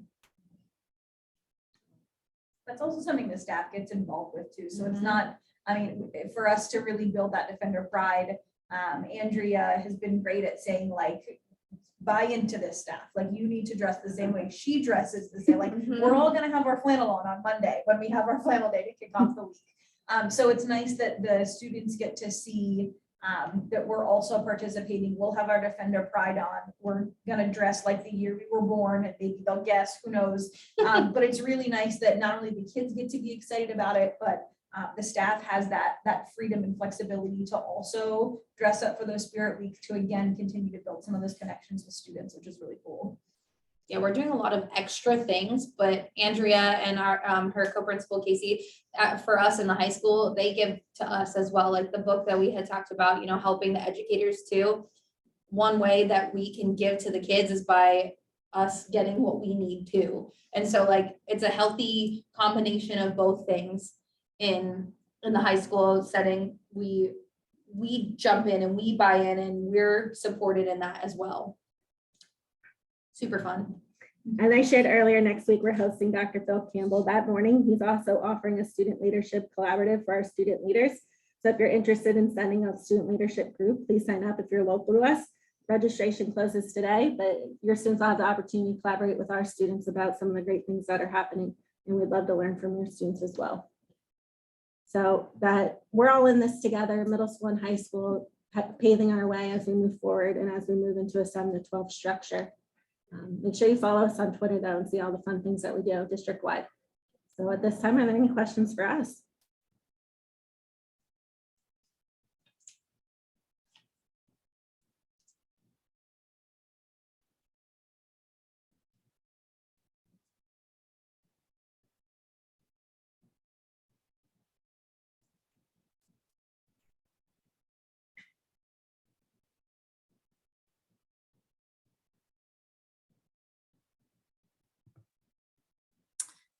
Thank you very much, Warrior Run. We're monitoring the chat, not seeing anything more. I thought people did a nice job of asking as you went along the way. And so thank you again for pausing and doing a nice job with everything, including addressing people's questions. You got so many accolades in the chat for all that you're doing academically, behaviorally, and socially, emotionally. And so it's why we had you present. Every team is different in the way they approach things. And the most important thing, hopefully, that came across today is that both districts are going about meeting the needs of students and families in the larger community in the way that works for them. And so just want to applaud you for all of your efforts over the past several years. Actually decade, but more recently, the last several years with what you've done at the secondary level. It's okay, announcements happen. You're at the secondary level, you're probably getting ready to leave. So, thank you very much. We want to thank you again for everything. I just want to mention to everybody now, we have a bonus session with Dr. Mark Shin. We put the link to his session in the chat. It is a different link. So that was another thing we were incorrect about today. I was incorrect about today. So please take a look at that link, and he is starting at 2:45. That gives you about 15 minutes. Karen Brady is also going to share an exit slide. We would like to give you credit for attending today. It's not Act 48, but it is a way of acknowledging that your district or you as an administrator were here today with us. So if you can complete the exit code for attendance purposes, that would be terrific. And while you're doing that, as soon as you're finished, just note the link to Mark Shin's session. It's optional, so it's not required for our middle high teams, only if you'd like to come. And if anyone else is out there who's not part of our middle high series but would like to do some Q&A with Dr. Shin around secondary MTSS, you're certainly invited to the party. So that is at 2:45, and we will see you then. And thank you again, Warrior Run. Really, really excellent job. We appreciate your hard work with the presentation and all of your efforts to bring this together today. So thank you. Thank you. Okay, hopefully everybody can see the